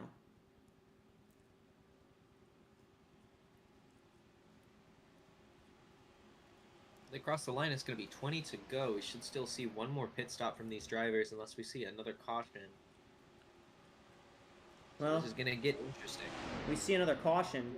The pit stop will probably just be under the caution. I need green flag. But green flag pit stops appear to be on the agenda, at least for now. We have 9 cars running at the moment.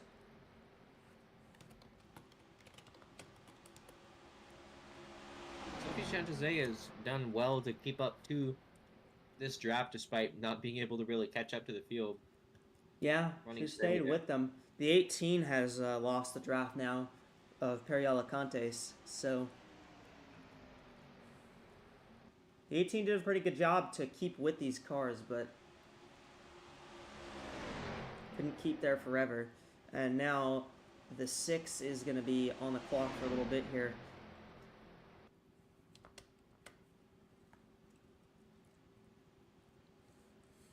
We keep our pit reporters on standby as green flag pit stops become more and more of a possibility later here in this race. Yeah, it's the one of Vancy trying to push the 19 here. 15 finally will drop back behind.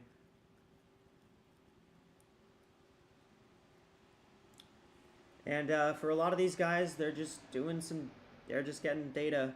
This is like the 500, just with a bit of a shorter field, and it might end up being like the 500 if it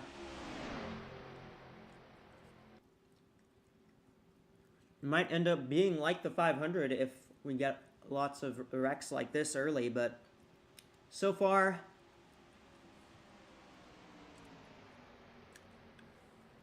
this race has been anything but calm. But with just 9 cars remaining on track, we're kind of running out of cars to even wreck at this point. So Very expensive day for the team owners, certainly. absolutely. Antrim taking a long lead. I don't think the 19 is worried about fuel. I think they're fully committed to pitting here late. I don't think anybody's going to be making it. This last run's going to be about 38 or so laps, and that's what pretty well outside the window. So We'll see who bites first, or if they decide to wait till the last minute. Ideally, I think they get it out of the way, but I think because of how many cars there are, they're going to need to work together here if any of them want to not lose the draft. yeah, no, If you're there's gonna even want a to draft to lose. you're gonna want to not pit by yourself here at least.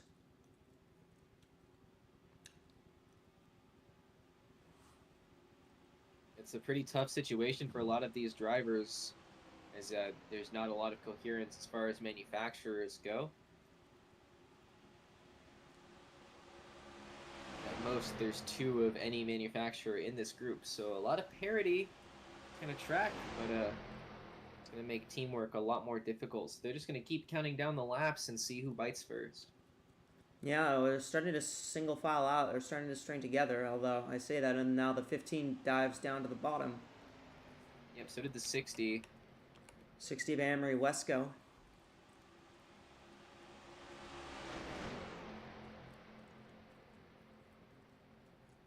I don't think we're seeing any one of them pit this time around. Now we're probably not going to see them come in for another 5 or so laps.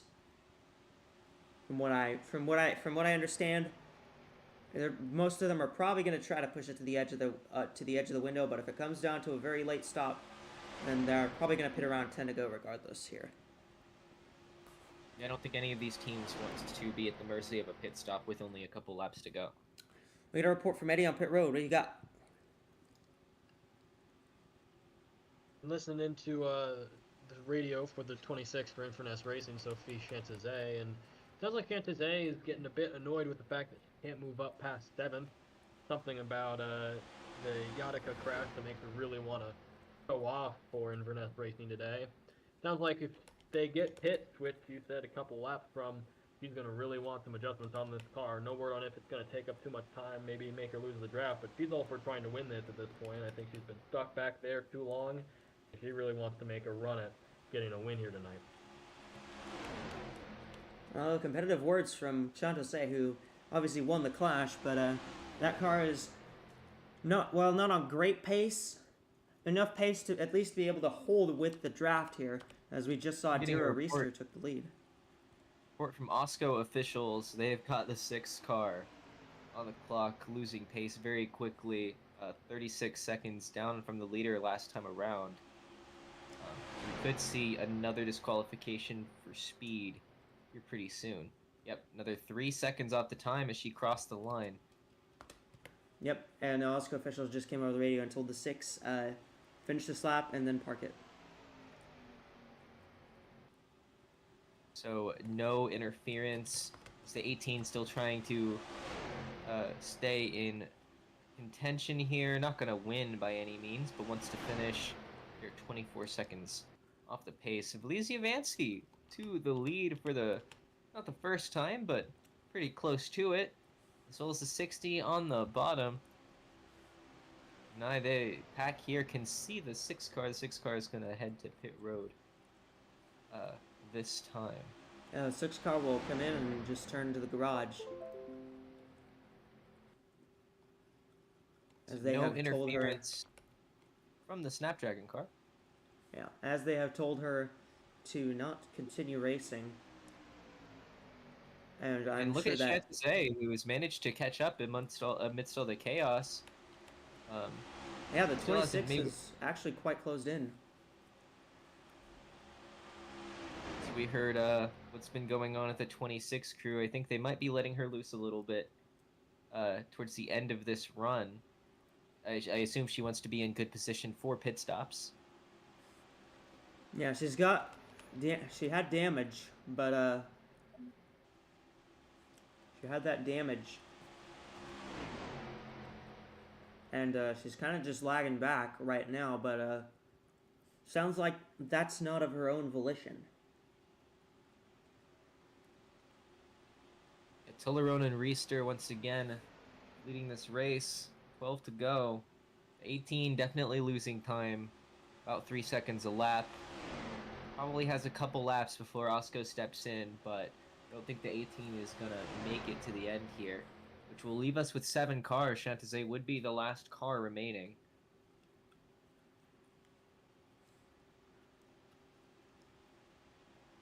Vebelst far to the inside with no drafting help.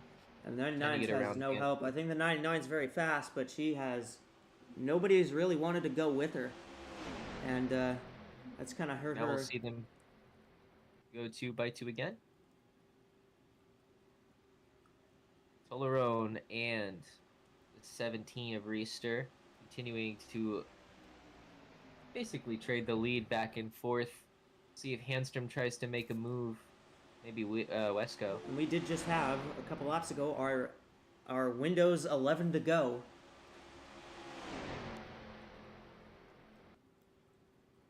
I gotta get in the habit of remembering that. I forgot it in the clash. And then I thought I was like, oh dang it, I forgot that. Doubles to the inside, you're gonna go 3 wide with the 60 and the 1. 60. Yep. The 1. Gonna be some spotter miscommunication there. Had some room, but moved up anyway. It's also worth noting that this is practice for these drivers to build up chemistry with their spotters here, which this is one of the races it will be most important. They are running out of laps now, though, to pit before we kind of just leave it up to fate. They are not going to be able to make it on fuel, at least not on paper. AWSCO reports the 18. AWSCO has officially come over the radio until the 18 finish this lap and then park it. Yep, so that will leave just this lead pack for the last 7 laps of this race. The last 8 laps of this race. And the 18's been told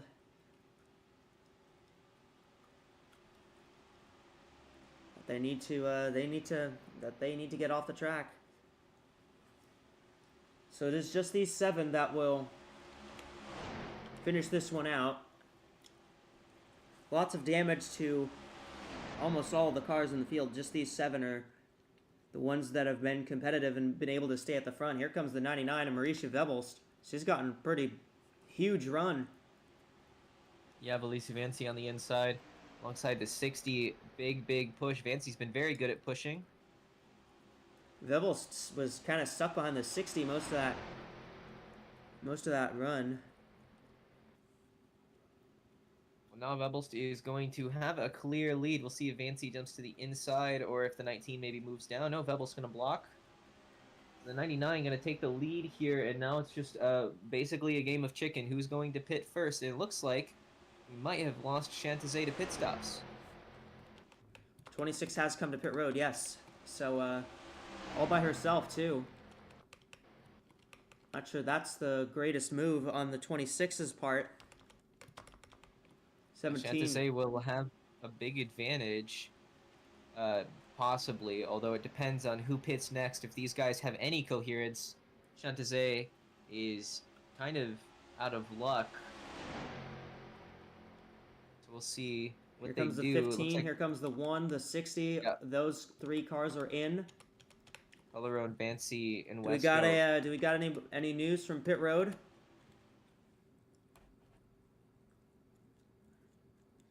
Eddie, do you got us? Be completely honest, I'm just as taken aback as you guys are about the whole Chantezay coming in early by herself. I really thought from what I heard that she was just gonna stay with the pack, hopefully be fast in the adjustments and get out. I mean, as fast as the 15 got out right there. So I am surprised that she went on her own. We will see if she's gonna get that grip that she wants and maybe get up with the front, but time will really tell. especially with these 3 cars. Obviously, we should see Reister and potentially Handstrom pit here. I don't know about Vebels. Looks like They'll they're be all able to 3 get gonna in. go. All 3 of these cars are going to come in here as well. We're So gonna see what they're gonna be able to do. All right, Yeah. well, thank you so much, Eddie. Keep an eye on Chantizé here, who should be out ahead of. Noah, you got anything down on pit road with these cars that are just coming in now?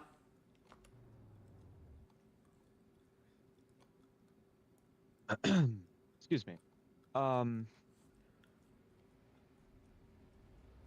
really. I think they were just hoping that extending their pit window just a little further would hopefully keep them in the lead, and by the looks of it, they might keep it. Oh, it's gonna be Handstrom tight. comes out ahead of Reister and Vebels.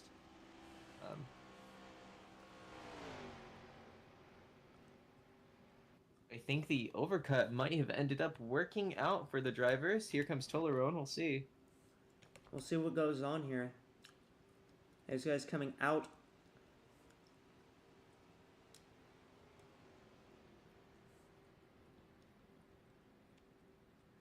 See if they can get they can form up together. But right now it looks like these cars back here, and yeah, the 26 lost just a lot of time pitting on her own. And yeah, the overcut's gonna be the strat that works, it looks like. We got 4 laps to go. Handstrom pretty handily with the lead, and Tolerone looks like to be the biggest competitor. Oh, Tolerone's gonna get a huge on the- run. On the undercut strategy, now fighting for the lead here. 15 got a big run down the back straightaway there. And the 99 pushing the 15. Looks like the 60 and the 1 continue to battle back here. If they can work together, they can catch this group, but I don't think they're going to be able to. It doesn't look Tolerone like gonna it. take the lead. Tolerone to the lead, but here comes the 99 of Marisha Vebelst. They're going to cross the line. We're going to have 3 to go. Here's where the aggression should turn up a little bit between these 4. The aggression will turn up because all these cars want to win. They all want bragging rights. And there's Reister. Wow, what a move. 17, 3 wide to the inside. And it's 4 different manufacturers in the top 4 at the moment, and the 1 and the 60 just aren't gaining enough. So it's going to be down to these 4. Vebelst with a great straight line speed. That car is trimmed out for sure. And remember, the 99 did qualify very well, but also the 17 was up there in quali too. They're going to cross the line to go here. 2 laps to go. 99 out front. 17, 19, 15. At the moment. Reister comes down to block Tolerone. Yeah, what kind of run are these cars going to be able to channel up? They're going to need to try and get something. Still single 19 gonna file. fall back behind Tolerone. It's Vebelst and Reister. Unless the 19 and 15 can work together to build up a run. 17 looks to the inside on the 99. The 15 goes with the 17. So does the 19. 15 goes No, 3 the wide. 15 gonna take it 3 wide. White flag, They're gonna cross 1 the line lap to 3 go. wide. I believe the 17 had the lead at the line. How's it going to play out? Last lap here in duel number 1. Duel number 3. Duel number Tolerone 3, with the yes, lead. you're right. Handstrom here. Gonna have a run on the inside, but gonna have to make a move in 3 and 4. Will the 99 help anybody? Or is Tolerone gonna run away with it? 99 does move to the inside. It might be too late. 99 goes low to push the 19. But the 15's pretty well gapped it, and I think at this point, you do want a big gap. They're not going to get the run to get to you. And it They will are gonna be get a run, but it's not gonna be enough. The Dutch driver. Fabrizio Tolerone wins duel number 3 from Daytona in the 15 car.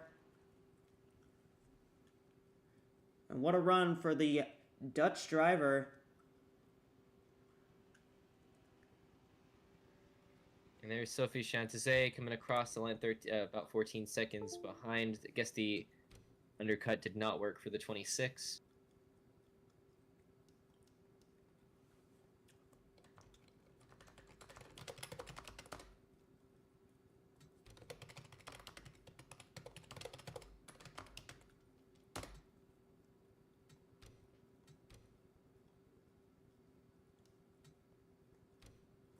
And that pretty much wraps it up. Yeah. Honda 7 taking cars. home the duel win. Only 7 cars finished.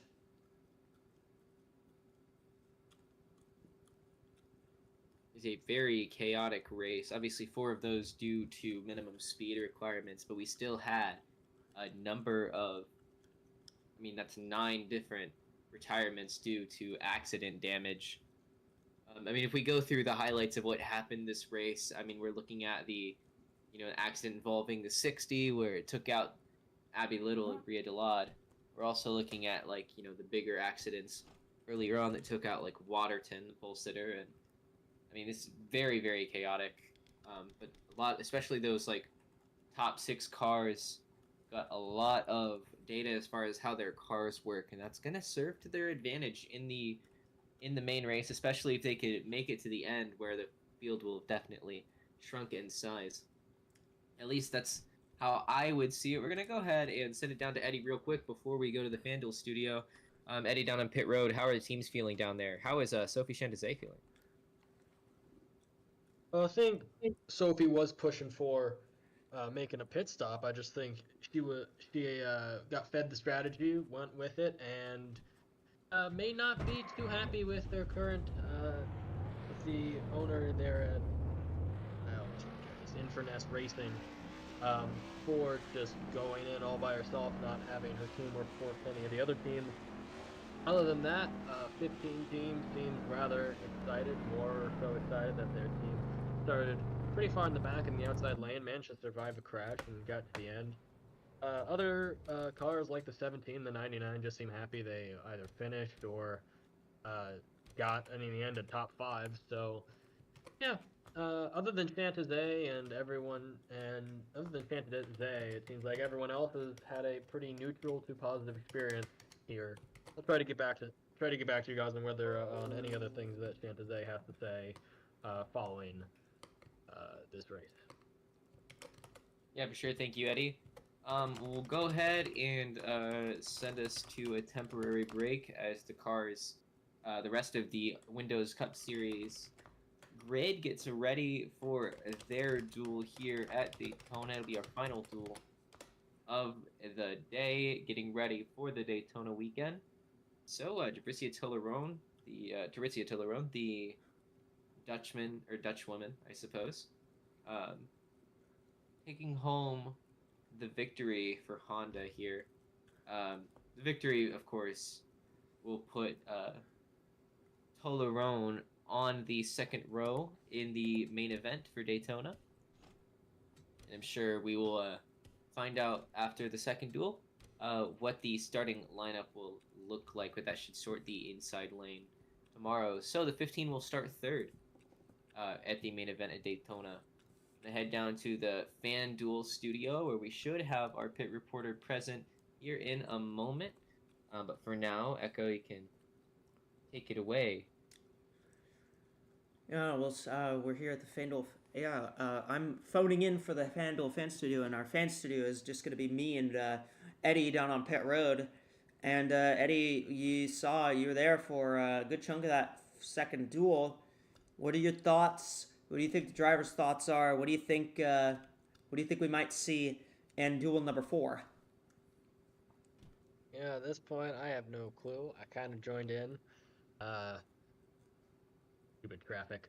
Got here late due to traffic, and only got to see about 10 cars on track, and slowly whittled down to about 7. So, what I can imagine on Duel 4 is I think something that you mentioned over Duel 3, which is simply that people are just not going to be as aggressive, and people are not going to want to end up like trying to wreck. I know it was a blown engine that ended up causing the big wreck, but I think we're going to see a lot less aggression, a lot less of people pushing their cars to perhaps a set limit, and maybe some people are like Gabriella.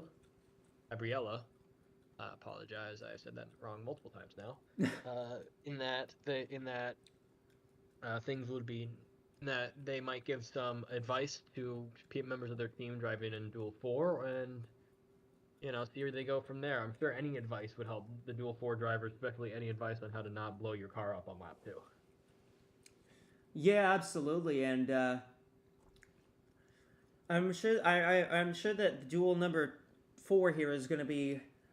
I think these guys might try and be a little less aggressive, just because the further we've gone in every duel, the wreck has been sooner and sooner, and it would be kind of hard to pull one off on lap 1. But knowing what I know about this whole thing, it's not unlikely, but.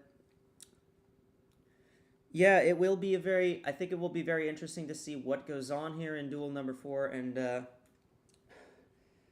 I'm more interested to see who's going to be the fast cars in this duel. Obviously, we have Mimi Barino, who part of that MBYW Motorsports front row.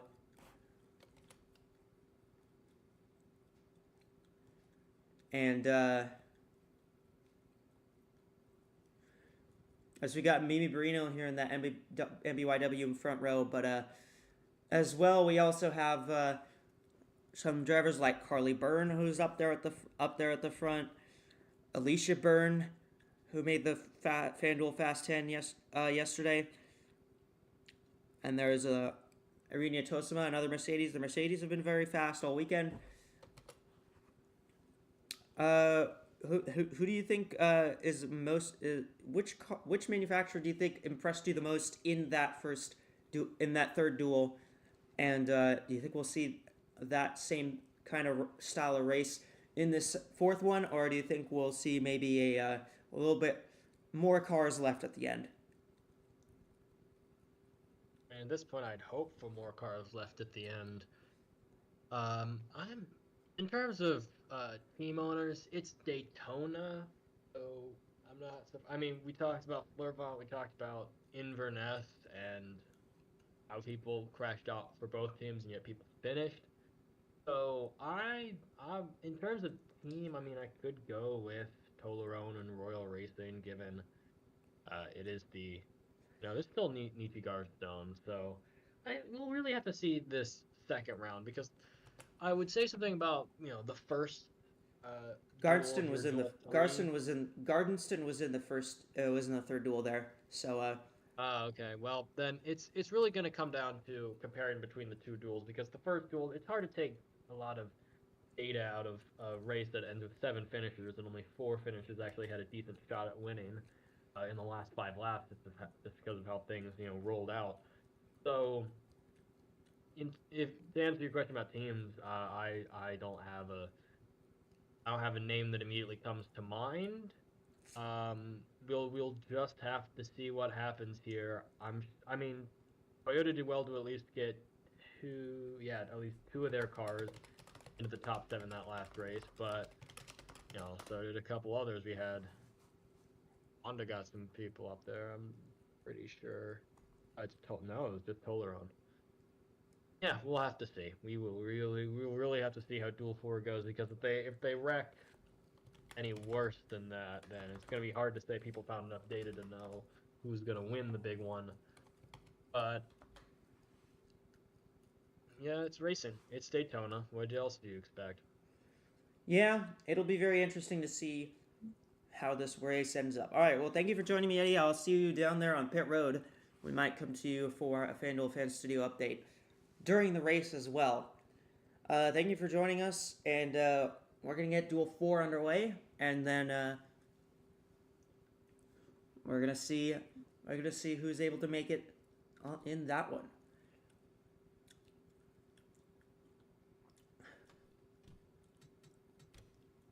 All So, right, Renee, all yeah, welcome back. Yep, sorry about that. I am back and ready for the fourth duel.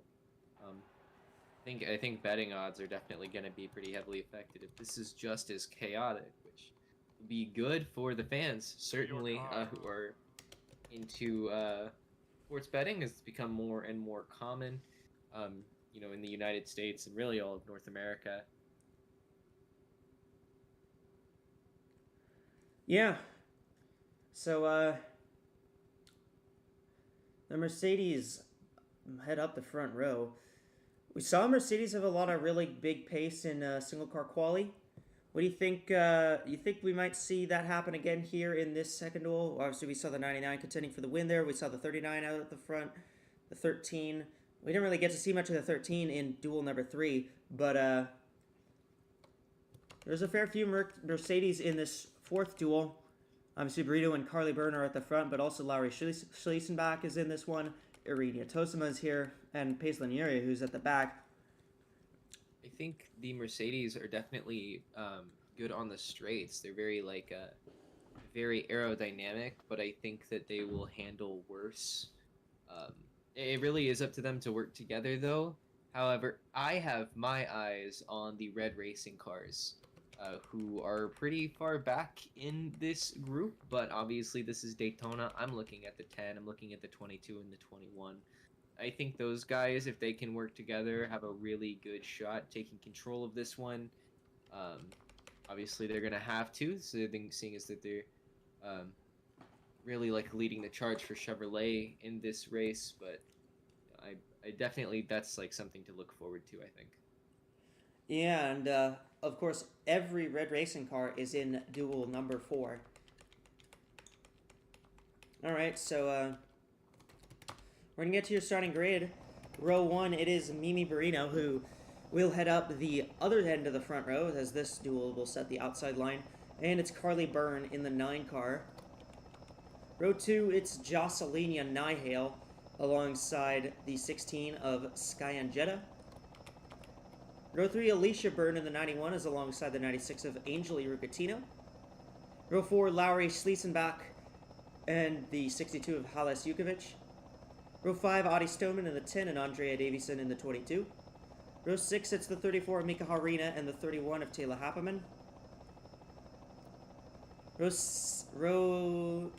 I forgot what row I was on. Actually, I have the thing up right now. Row 7, it's the 52 Rachel Cole and the 93 of Irina Tosima. Row 8, the 21 of Amani Wandayo is alongside the 23 of Yapi Malikson. Row 9, it's the 72 Janet Parkings and the 38 of Youngwei Koo.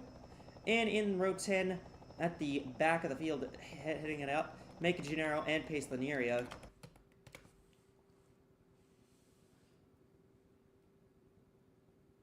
So get ready for the command here. Yeah, so fairly interesting. Drivers, start your engines! It's gonna be a fairly interesting race that we'll see here at the end of this thing. I think this duel definitely has a lot more of your maybe what fans would consider higher tier teams and drivers. I think it's this one could be very, very competitive if they can keep their wheels underneath them, for sure. Yeah, we'll just have to wait and see as how that goes. All right, I'm gonna let you take the lead, Renee. I need to get a drink of water real quick. No worries. Here we go. 3 and the 9 gonna lead us here to the green. Couple Mercedes cars. We get ready. That Toyota Camry pace car is gonna head to pit road as we get ready for the restart. Mimi Barino up front and has a bad start. Trouble getting through the gears. That's gonna allow Carly Byrne to keep up. You also see the 16 there. That is Sky and Jetta. 64. Look at the inside. That's Nihale. We saw this in duel 1. Good run on the inside. We are green, and it's already aggressive, nearly 4 wide for the lead. Wow, what a run for the 64 there. Yeah, with more cars on Those track, Mercedes are obviously, going to. we got 20 cars now actually running now, so hopefully... There is Elisa Byrne, who gets past her sister and now going for the lead. I believe she's going to get that push too. Only Mason Parker car in this fourth duel. Alicia Byrne really trying to push her way through. We see the 8 there for Lowry Schliesenbach, the Uberman Enterprise driver. They struggled in the Continental qualifying and the heats, but Lowry Schliesenbach looks pretty solid. Audie Stoneman, who is on the inside there in the tandem Donald's car. Getting a good push by that Honda. Hard to see what number that is. That's the 34 of Harina. Stoneman up to second now, moves up to the outside line. Elisa Byrne will try to cross that, but then in second we got a couple of Hondas making moves. Alicia Byrne up there leading the way, and the 91 pretty solid looking, at least right now. They are 3 wide the whole way back now. Lisa Byrne doing a good job of blocking, holding the field under her grasp as the only member of her team up here, and really holding on for Ford, who doesn't have many entries in this duel. Yeah, the 91, and it's not really that much else. I think the 96 is here, but I believe the 96 is the only other Ford in this fourth duel. 91 of Byrne, though, holding on, but here comes the 21 of Wandai. Here comes the 72, Janet Parkins. That's the teammate to Abriella at Team Flurvin. And Janet Parkins to the lead. That's the Fluvant car. Flurvin. Yeah. And there is Gennaro, the Brazilian. Yeah, did not qualify particularly well in the 42, but she is up here now. She's also got the 82 of Paislenieria, who also didn't qualify particularly well. And Janet Parkins now out front. The Byrne sisters running side by side in the middle and outside lane. And now Parkins is going to move up to block, as those lanes should get a run, but Gennaro on the inside with a push from Yuria might have a shot at the lead here. We'll see what kind of run she can get, but it looks like she'll be able to get to the inside on the 42. Here comes the 9 of Carly Byrne now through the middle. Got a pretty big run through the middle lane there. Hey, we made it longer than they did in duel number 3. Granted, that's not much of an accomplishment, but you know, always worth shouting out.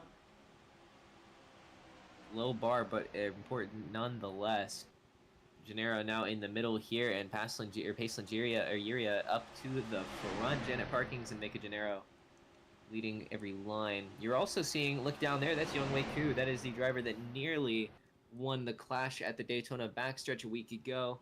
Now up here fighting for the lead here in this fourth duel for AWSCO this weekend. It's a 38 for Gulf Racing. Very competitive. Didn't qualify well for this race necessarily, but that's what these races are for, and they're making up for it so far. Youngwei Koo up to the lead. Yeah, and the 38 looking very solid right now. She did lead at the line, and we got a lot of big teams in this in this fourth duel. Obviously, all of the Red Racing cars are here. We have a couple of Southwest cars. We have a couple of Evans Ross cars. We have 3 of the Atlantic Racing cars here. This is a very notable duel. More notable than I would say at least the first one was in terms of our powerhouse teams. Yeah, a lot of big names here. Looking at the 23, I mentioned those Red Racing cars and how good they would be. Well, they have that inside lane sandwiched together and the 23 now up to the lead is Yappy. Yep, Malikson out front. There's T-Mobile car, the Honda too. I mean, Honda obviously very strong, but now fighting for the lead. 62 does have that it. is Hales Jukovic. Hales Jukovic out there at the front of the field. Now she'll take it away. And look how quickly things can change. Paislenieria went from leading this race to last in just a few laps. to last? No, she didn't. She's on the outside line. Oh, not pace. Then who am I seeing on the bottom? That's the there? 93. Uh, They just very look easy to pretty mistake. similar. You can point out the 34 though. That is true. The 34 Mika Harina, well back in the field, and they are looking at. There's our pole They're sitter, flirting Viva with 4 Burrito. wide. Burrito now back out front. A lot of red cars Ooh, in this duel. That's the 22. tight. Gotta be careful here. They do have room up towards the wall, which the 62 will- is using. They will use that room. The 16 does get up there. And that's going to be good for the 22, who's going to take advantage. Yeah, Andrea Davison in the 22 car. And there is Laurie Schliechenbach, who's going to try to take the lead here, the German driver for Uberman Enterprise, who had a miserable time in the first couple duels today. I mean, the only car that Uberman had make the race in the Continental duels was the 8 Oldie car, and that's the car that's out front here in duel number 4 now. So Now here's Audie Stoneman to the inside, the Red Racing number 10, getting a push from the 93 for Evans Ross. Marinia Tosima giving the And 10 a little McDonald's shove. Chevrolet gonna take the lead here. Or is she?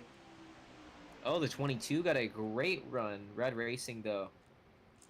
Red Racing's gonna be the leaders, regardless, probably, unless the 8 gets like a massive run. I don't think Schliesenbach is gonna be there. As we get to our 10th lap of the race, Red Racing 1-2. And it looks like the 22 might have got him there. Yep, 22 by a very close margin. This duel has looked a lot more clean than a lot of the other ones. Granted, we did have duel 2 in Continental, where that one was, Only a couple incidents in that one, and only one Yeah. caution. only one caution, and there was, Wow, look at the lead that the 22s have been able to build up Davison.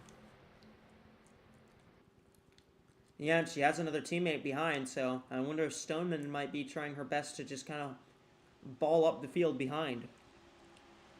Would be a good strategy. I don't think they're going to be able to keep it up for all that long, though. I mean, definitely not now, because here comes the 93.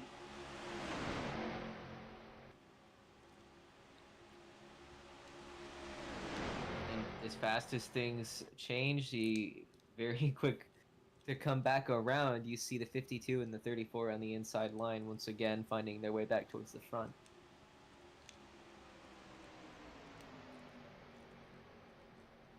And there is Alicia Byrne on the inside as well.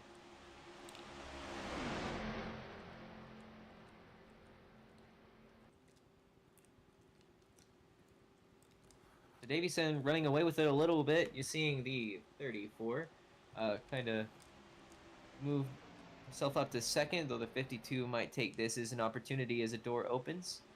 And So then remember, Harina spot. Honda won that third duel for these Cup cars, and we have 3 Hondas up here with the 52, the 34, and the 64. Yeah, Honda definitely looking really good, especially on the Cup Series level. On the Continental Series, Mayumi Moriyama finished second in the first duel in a Honda. In the second duel, I do not remember where the highest Honda finished, but also were very competitive. Obviously, we can maybe say the third duel was a little bit fluky as far as how many cars were left, so it's hard to judge performance from that. But for here, we're seeing them be very competitive with 3 of them in the top 5. They've looked very strong. And Alicia Byrne to the inside and the only Ford. One of the 2 Fords in this duel, the other one out back in the 96 of Angeli Rugatino. And Alicia Byrne moved up high, definitely looking aggressive. Trying to make a move as Davison has done a good job controlling this race. Now Byrne wants to do something, but the 21 is there. Red Racing, once again, good teamwork. Keeping Alicia Byrne from making a run against the 22. Yeah, and here comes the 31, the FanDuel car of Taylor Happerman, starting to move her way up through. It is Andrea Davison, though, out front still. Wandayo in second. Red Racing in the first and second positions. Then Ani Stoneman just a little bit further back, and same thing goes for the 23 of Yappy Malikson, but... You know, something impressive about the Red Racing dominance we've seen so far is that each time they've been 1-2, it's been with 2 different drivers. Yeah. We've seen Audie Stoneman, we've seen Yappy Malikson, we've seen all of them up at the front leading laps. In fact, I think the only one who hasn't led a lap yet is that 21 of Wandayo, and you see where she is. And we might see her go for a lap lead here very quickly, very soon. No reason not to. You see Janet Parkins and Yuria in the back as well, kind of stacking things up. 23 and the 10 in the inside and middle lanes as well. This is about as good of a start to a race as a team could ask for. Red Racing doing very good. Looks like Wandayo's just kind of trying to stick behind the 22 at the moment. And here comes the 23 down the inside. It could be a Red Racing 1-2-3 if the 23 can get a good enough push here from the 9 of Carly Byrne. It's going to be difficult. Audie Stoneman obviously stuck in the middle there. Yeah, it doesn't look like that's going to happen. Pacing Yuria. 21 looks bottom. Looks slow. She's peeking down there, but... Clean competitive racing from those two, but it is allowing Yuria to catch up. And the 82 dives inside on Wandayo. Yeah, the 82 dives down on Wandayo. And Davison needs the block. 82 got a very big run. We'll see if she might try for the lead here. Now she slots back in. On the inside, you look at the push that Carly Byrne is giving the 23 of Malikson. Yeah, huge run to the 23. Look at Malikson. Wow. Still Red Racing 1-2, a different driver this time in second, and 23 now goes looking for the it. lead. 23 is going to try to take the lead here. I wonder if we might see the 9 also try this. They're going to cross the line in a dead heat. Malikson going to lead that lap. And look who is up here, the 96, who's been quiet all race now, fighting for second. Angeli Rugatino in the 96 car. Yappy Malikson to the lead. Once again, Red Racing. You mentioned It's been a much more action-packed duel than our previous one for sure. At least in terms of racing. In terms of racing, yeah. Rugatino to the lead. Getting a push from, that's the 62. Yep. And that's another Honda. Yeah, that is Red Racing and it's Honda, who I would say are going to be the ones that you're going to want to look out for. I would not be surprised if we saw a Red Racing car win this duel. But also I think the way that the Halasikovic. Red Racing cars have run all day, I think they're going to be big factors in the main event, as far as I can tell. Take a look at the 16 there, I think that is the Toyota. Yeah, the 16 of Sky and Jetta. A push from Mimi Barrino.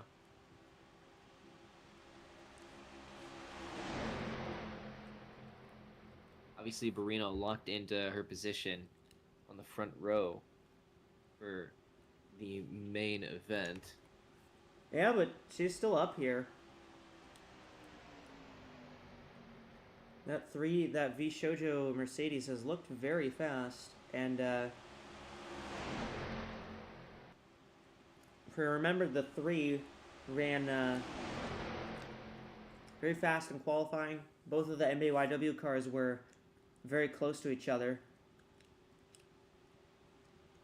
Well, there's Rachel Cole on the inside, the North Star Motorsports number 52, getting a push from Young Wei Koo.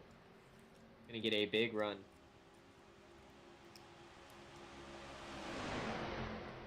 Cole to the lead. That's the NTT data car.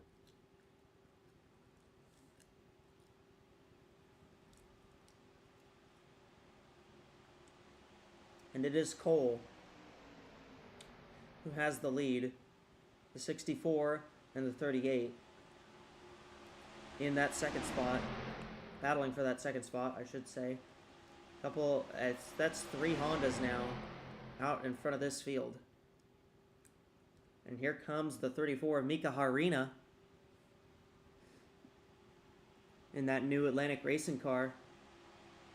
The 34 Holiday Inn scheme. Yeah, I was going to say Mika Gennaro is making moves, but no, the 31, the FanDuel car jumps to the inside. Going to get a big push from the 82. Or no, I'm sorry, the 93. The 93. Oh, the 72's looking inside. 4 wide as Janet Parkins moves to the inside. That's, tight. Compact. They touched a little bit, but I think we're okay. They're still 4 wide. Somehow split out. Cisa moving towards the front, and I think they made it. They made it. Janet Parkins alongside the 31 battling for the lead.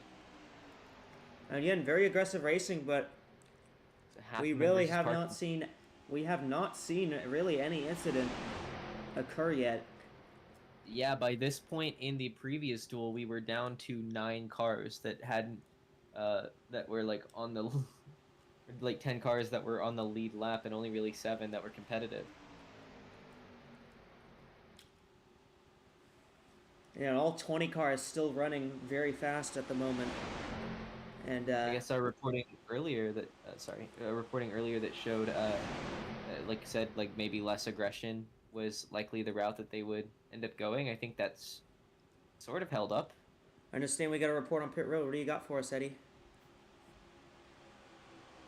Well, I was hanging around the pit boxes for the red racing teams. It sounds like they've been working together like a well-oiled machine. All 4 spotters and crew chief for all 4 teams were very much in each other's ears over those first couple laps, and there were definitely a bunch of air high fives all over the place when they came to leading laps. However, some of them are starting to get concerned about tire wear. We know pits are going to come into effect eventually.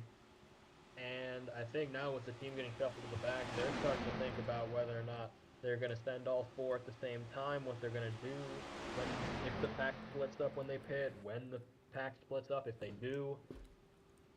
There was a lot of jubilation over in the red racing side of things down here at the garage, and the next thing I know, it's gone from party mode to serious mode in a real quick fashion. Yeah, very interesting. Obviously, we see the 22 out front again.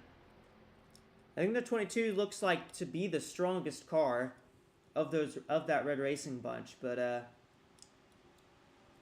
obviously things can change on a dime. And doing all right, we're gonna see the 22 continue to lead laps. Kind of out there in no man's land right now. You see Alicia Byrne on the inside getting a push from Yappy Malixon.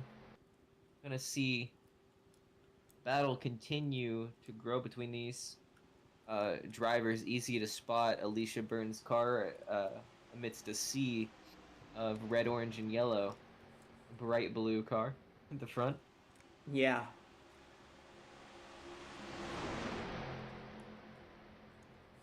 Yappy Malixon, though, to the inside.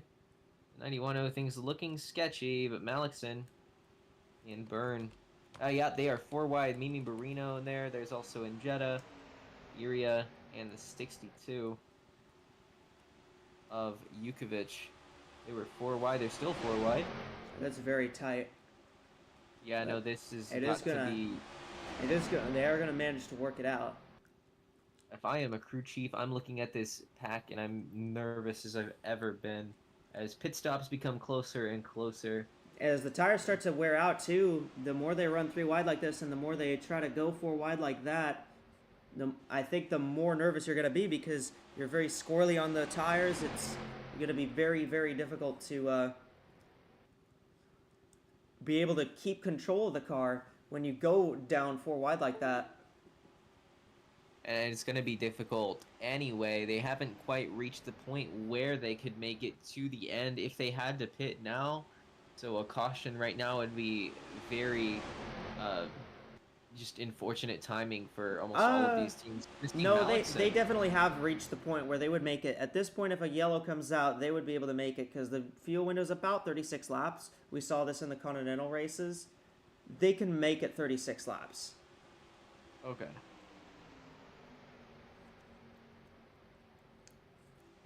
We might see them Well, start coming in Malixon- around lap 32 in this one, but...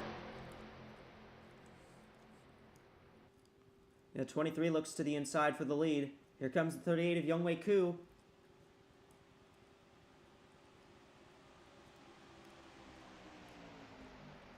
See Adi Stoneman working with the 21 to make that middle lane work, and now all 4 red racing cars are 1, 2, 3, 4 in that middle lane. Yeah. Doing a good job of staying together. Although it's not going to be like that anymore because the 38s just jumped out at the bottom. Yeah, Youngwei Q, Chevrolet teammate for those 4, jumps up to block the middle and the top lane, just trying to keep herself kind of in between those groups and the leader. That's not going to work, though. 22 is going to continue to pull away, leading very handily here. Carly Byrne. Staying the up front front again. is Davison, but here comes the 9 of Byrne, of Carly Byrne. 64 of Jocelyn Nihil as well up here in a Honda. The Hondas are starting to show themselves again, that low lane. A lot of Hondas and Mercedes down there. Wonder if that might be a deal that was struck for those 2 manufacturers to work together for a little bit here, but we know that we know that Chevy doesn't want to work with Ford. The Hondas don't want to work with the Toyotas, so the Mercedes are the balance of power in theory. Well, we are nearing green flag pit stops. Every lap we get a little bit closer, and I think you're starting to see some of these groups of drivers form up. A lot of Hondas now moving to the inside, of course, minus the 64. 52 is going to move up. Might stand corrected there, but I do think you will start to see groups of drivers start to form before pit stops to try to stay together. It's kind of a survival strategy.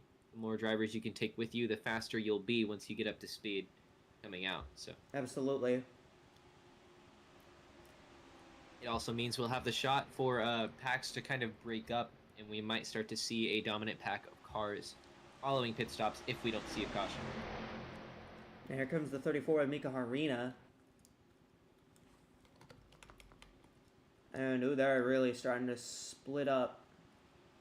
4 wide, that's the 93 getting pushed down by the 31. And they're gone. 62, They were clear. very gracious. 62 just let off and let the 93 in line. Smart move. Don't want to tear things up here.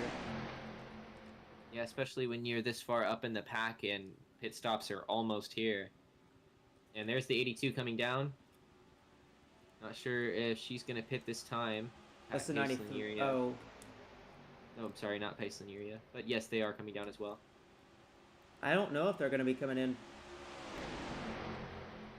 I think, Not yet. well, we'll see what happens in terms of that. The 22 still got the lead. Andrea Davison out front. This is like the most dominant we've really seen one certain car be kind of all night. Yeah, I had a feeling about these red racing cars in race trim, and I feel pretty good about that prediction looking back now, but Davison definitely looking like the best of that group. I think Malixon, whenever she is able to get to the front, is really good as well in clean air. However, somebody who keeps finding herself towards the front is Alicia Byrne. I think she's one to watch, especially for the main event.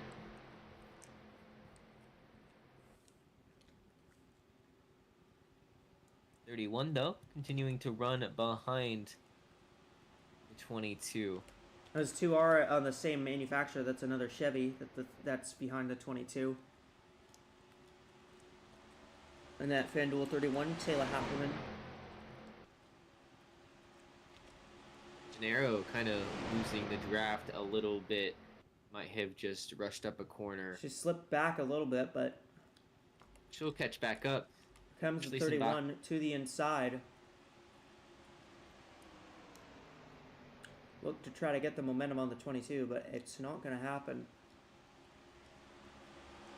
She might here. I'm not sure, especially if Mimi Barino. You might see some of these guys come to pit road. Yep, I see a couple breaking off. The 23 and the 8 have broken off, and so is the 42. Looks like the 38 had already pitted by herself. Yep, so I guess that solves one question we had about the pit reporting Red Racing going to try different strategies for their cars. Not going to try to form up, not with how spread out they are as a team right now. So we saw Malikson head to pit road there. The 8, 23, and 42 are all in. Looks like they're taking tires here. Checking right sides in a can.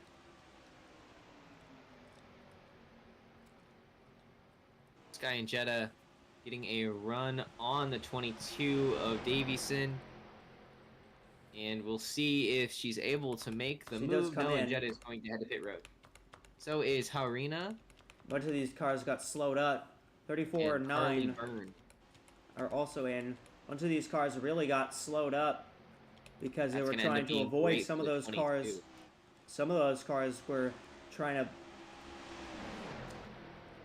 not run into those cars that were coming to pit road, and it stacked up a good chunk of the pack. And that's great for these 3 cars at the front. Rugatino, Happerman and Davison. Happerman and Davison. And they're about to reach Youngwei Ku.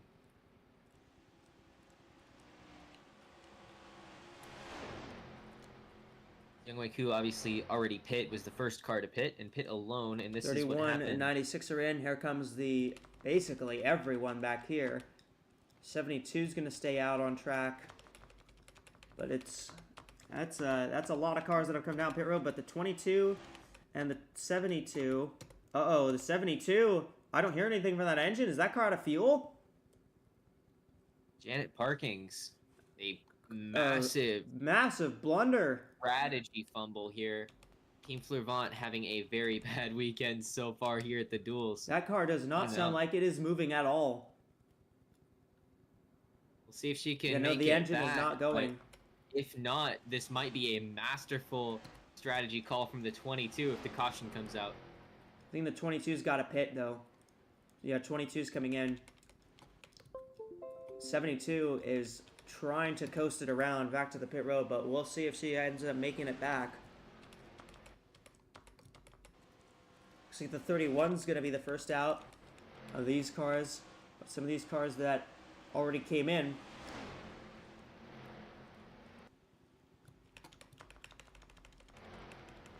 So I guess the question is whether Parkings is able to make it back to pit road. I think she might.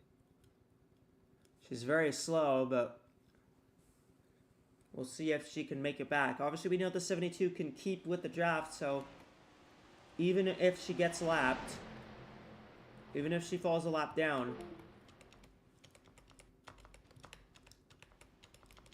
she would not be on the clock.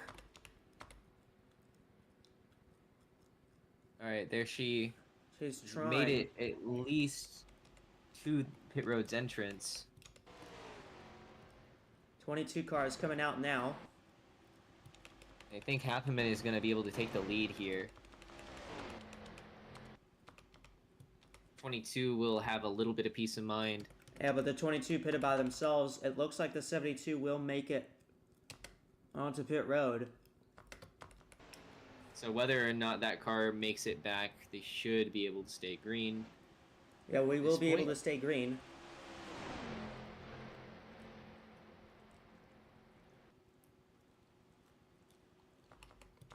So the 22 will be scored as the leader, but that car is way out in front, very far out in front, and has pretty much no draft help. Yappy Malikson, another Red Racing teammate. We'll see if she helps out the 22, maybe at the cost of her own race, or if she just decides to drive around them. And we have a split here in the packs. We've got this front pack. Talked about this as a possibility earlier. Yeah, and obviously we have a bit of a rear pack back here. These guys about a couple seconds back. And yeah, the 23 will drive by the 22. I mean, I think there's no choice there. You're going so fast you can't really stop for them. Yeah, on the bright side for Davison, they also have another teammate behind them in Wandayo in this main pack. Yep. Only the 10 is in this second group. 72 is now back rolling. He did get it fired up. 62 appears to be by herself, Halas Jukovic. Again, the 72 and 62 are not at risk of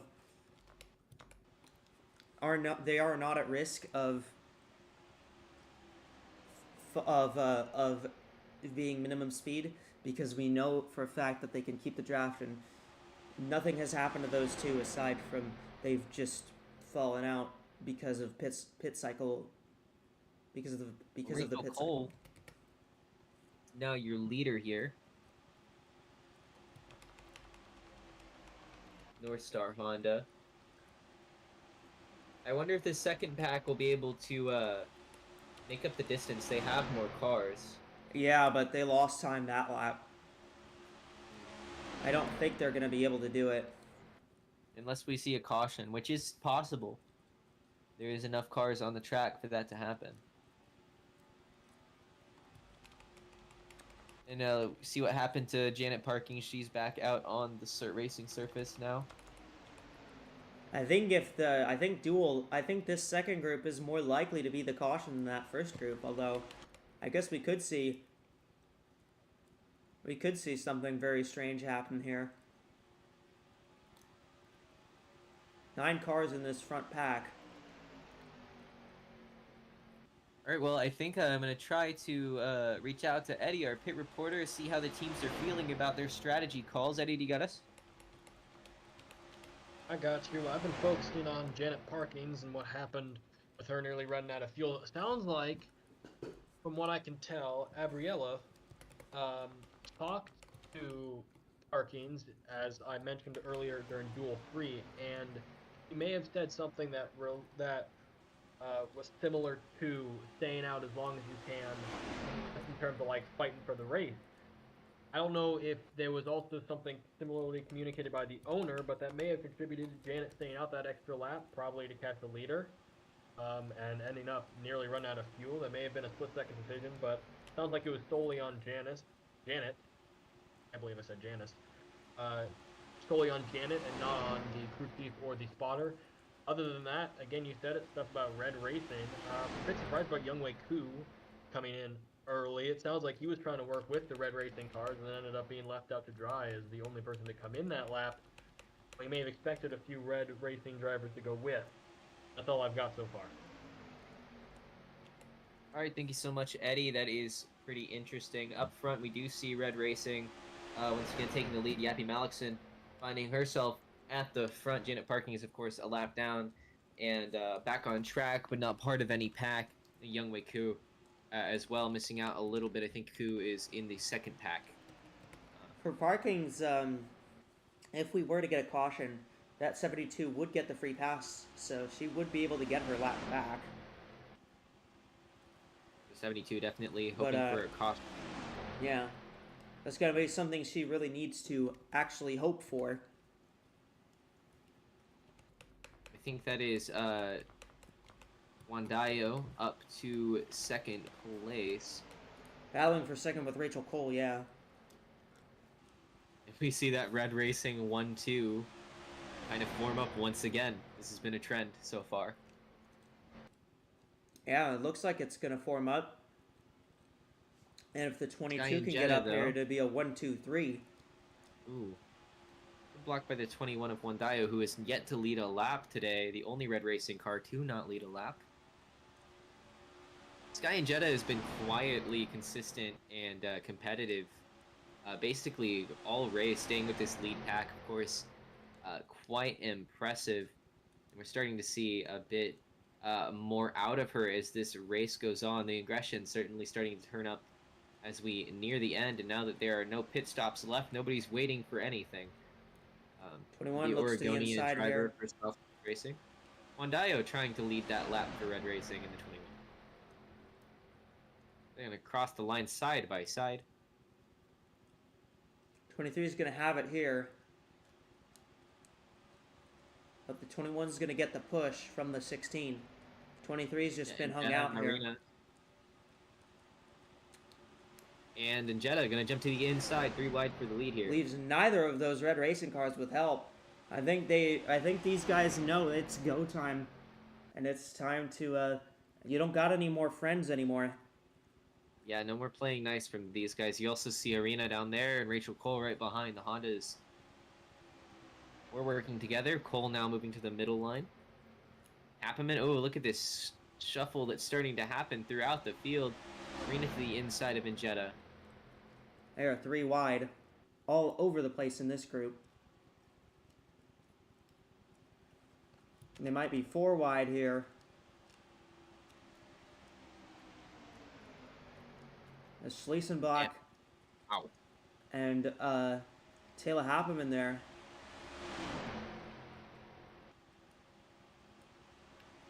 And they will... Very sketchy.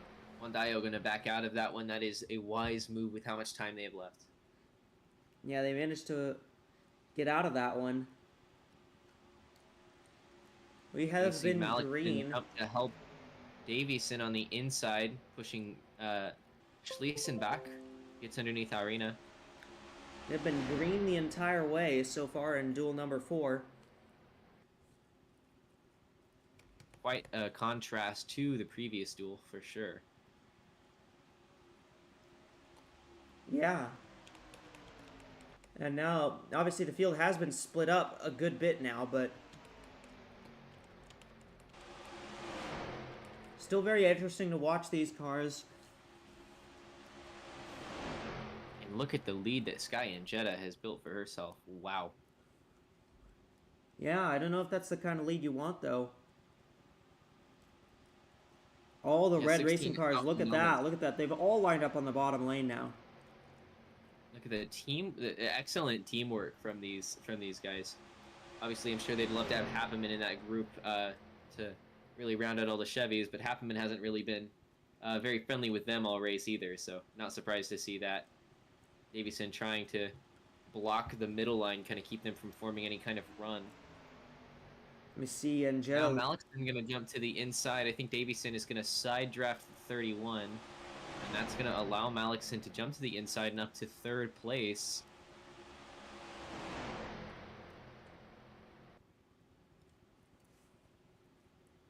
So Malikson now solidly up into 3rd.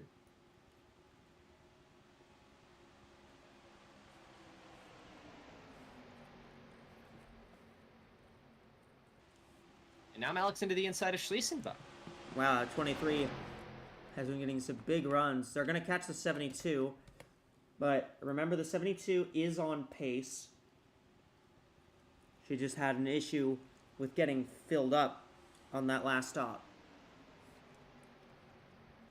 Yep, Sky and Jetta still holding on to the lead. Yappy Malikson in 2nd, and now you're seeing Wandayo up into 3rd. Malikson for the lead with help from the 21.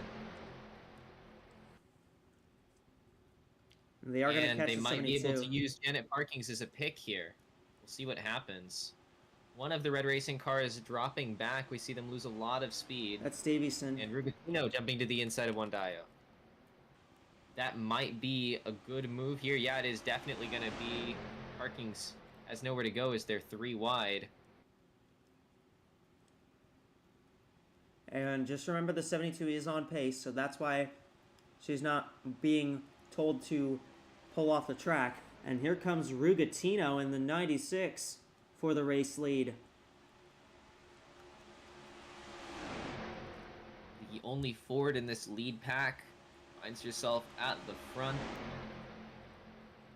And Parkings is going to join this group. Yeah, the 72 kept up on pace here. So now the 72 scored, The outside lane scored gets 2 a laps good down. run. Yappy Malikson. Wow, what a run the 72 managed to give the 23. Wasn't able to get ahead of the 96 completely. Wasn't able to clear, but still great. Great pace there. 34 It's looks also another inside. Toyota who joins the group alongside Sky and Jetta, and yeah, Yappy Malik's going to take the lead. And we are, of course, at our Windows 11 to go for duel number 2, and it's been green the whole way. Here, 3 wide here. Yeah, this has been a very dominant day for the drivers Yappy Malikson and Davison. And Andrea Davison for Red Racing. Both of them have been incredible up at the front. Also seen a bit of flashiness from Sky and Jetta. The rest of the drivers who have been leading have been kind of towards our in that second pack, thinking about like the Byrne sisters and. Rugatino's still really great. showed herself here at the end. She didn't really do particularly much.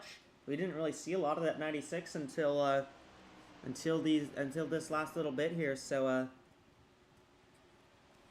Definitely one to look out for as we get into the closing laps here. yeah, absolutely.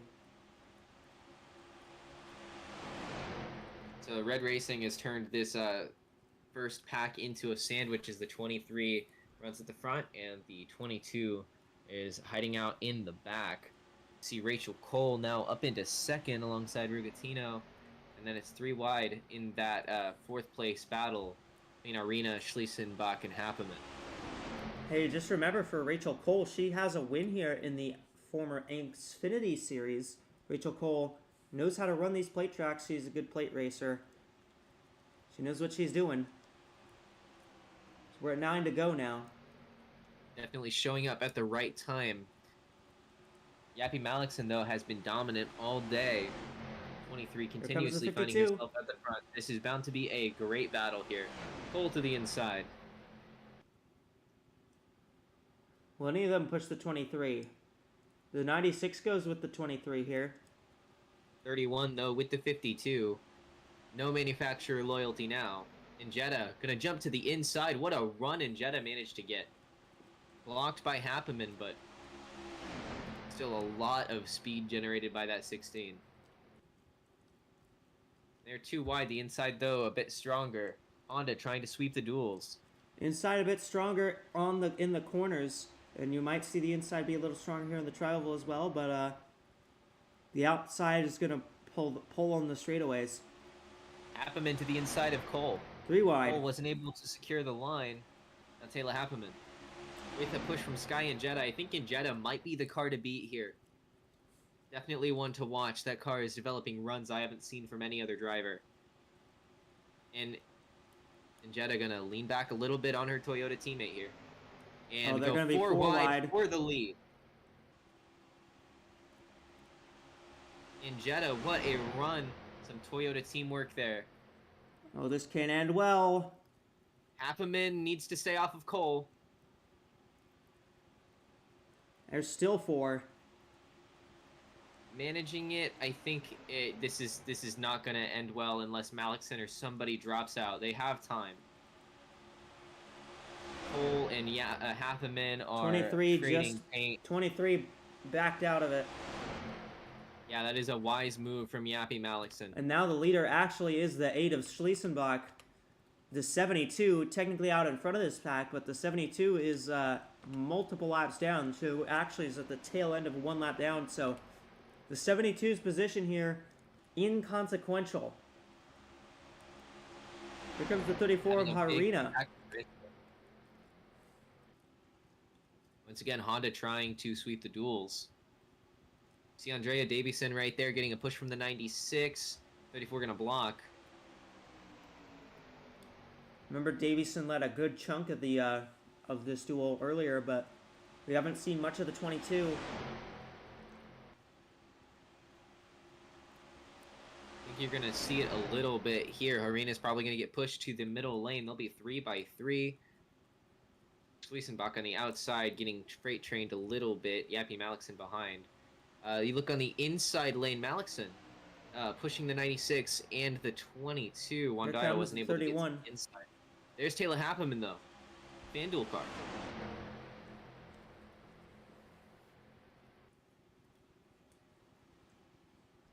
And Janet parking is definitely affecting how the runs are being formed here at the front. I think if somebody Red can Racing get car was out, forming up on the outside. I think if somebody can get out front and get the 72 in between them and the rest of the pack, that will be a very good thing for them to have. But the 72 leading the pack, but she's not there in terms of the.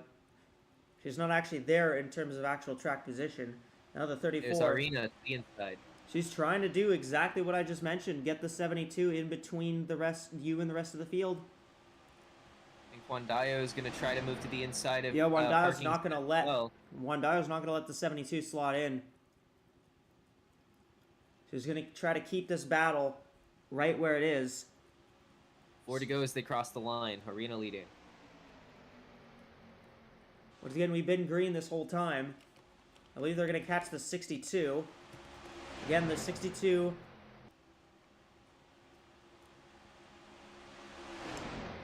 On Is speed, not- parking is going to get moved to the outside lane here, 3 wide. Again, the With 62 is Wandayo not and- off pace. So she would not be told to park the car. Here comes the 31 of Taylor Happerman. With the push from Yappy Malikson and Sky and Jetta, who I think might be the best at pushing in this group. Happerman to the lead. 3 to go. This is tight. 23 looks to the inside. Here comes Yappy. And Jetta, once again, getting a run through that corner. Gonna push Malikson to the front. The 34 lost all their momentum. And here comes Sky and Jetta. Keep an eye on that 16 car. Gonna get a push from Schliesenbach. I think she might be the one to beat. I think the one to beat here is going to be the 23. Malikson 23 needs to can't make get this down. block, and that's gonna give Sky and Jetta a great shot here. They're gonna cross the line. 2 to go. 2 laps to go in duel number 4. Malikson's going to have it at the line. Getting a push from the teammate. That is Wandayo.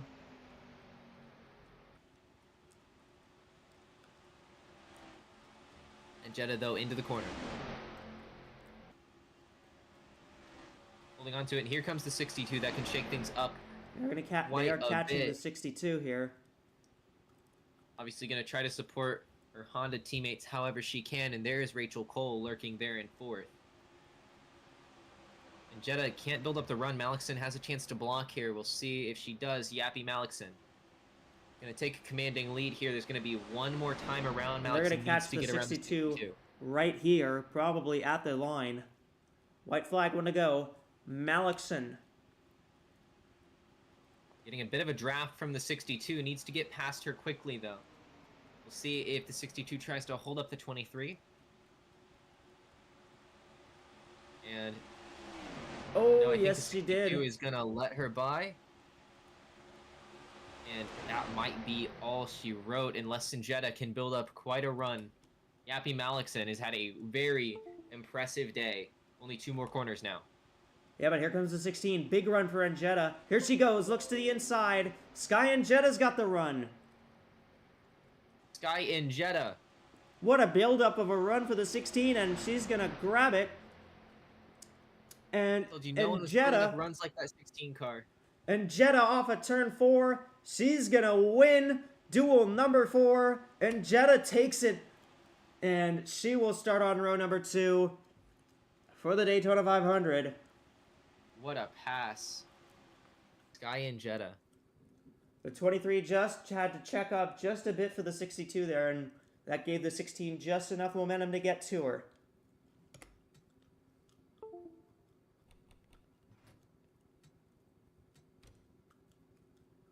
And there's your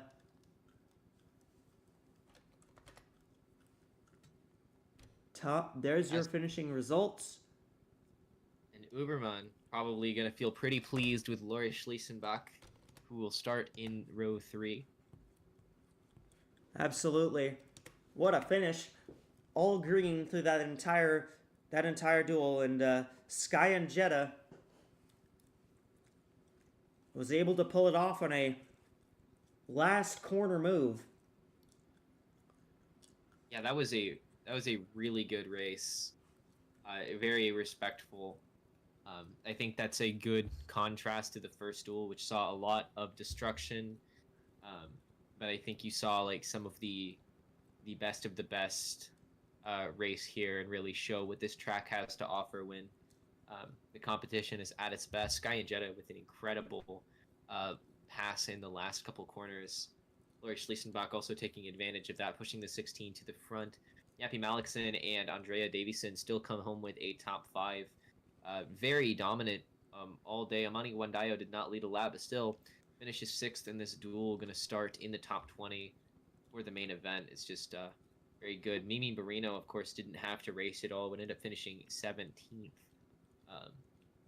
Some questionable strategy calls definitely made the day harder for drivers like Young Wei Koo, who ends up finishing 16th, and Janet Parkings, who stayed out just a little bit too long, will finish last in this duel, but did play a role in helping Sky and Jetta Toyota teammate come out on top to start in row 2 for the AWSCO Daytona 500. And a great show we saw tonight from all these cars on track. And it is, of course, the 16 of Sky and Jetta. It's the 15 and the 16 that managed to take home victories in the duels. And we will have the Daytona 500 starting grid out for you just in a minute, in just a bit here. But what we're going to do is we're going to send you to the FanDuel fan studio where Eddie is waiting for us. And Renee will be there with us as well.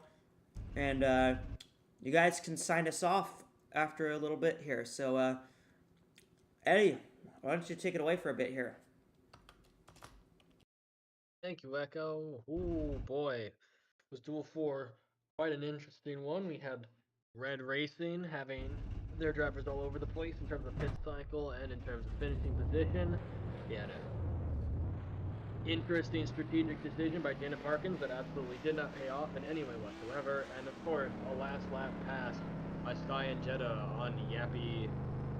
I always forget Yappy's last name. This is not me. Yappy Malikson gave Sky and Jetta the win here in duel number 4 and got the Verizon car across the checkered flag line first. Checkered flag line, oh boy. But regardless, Yeah, great.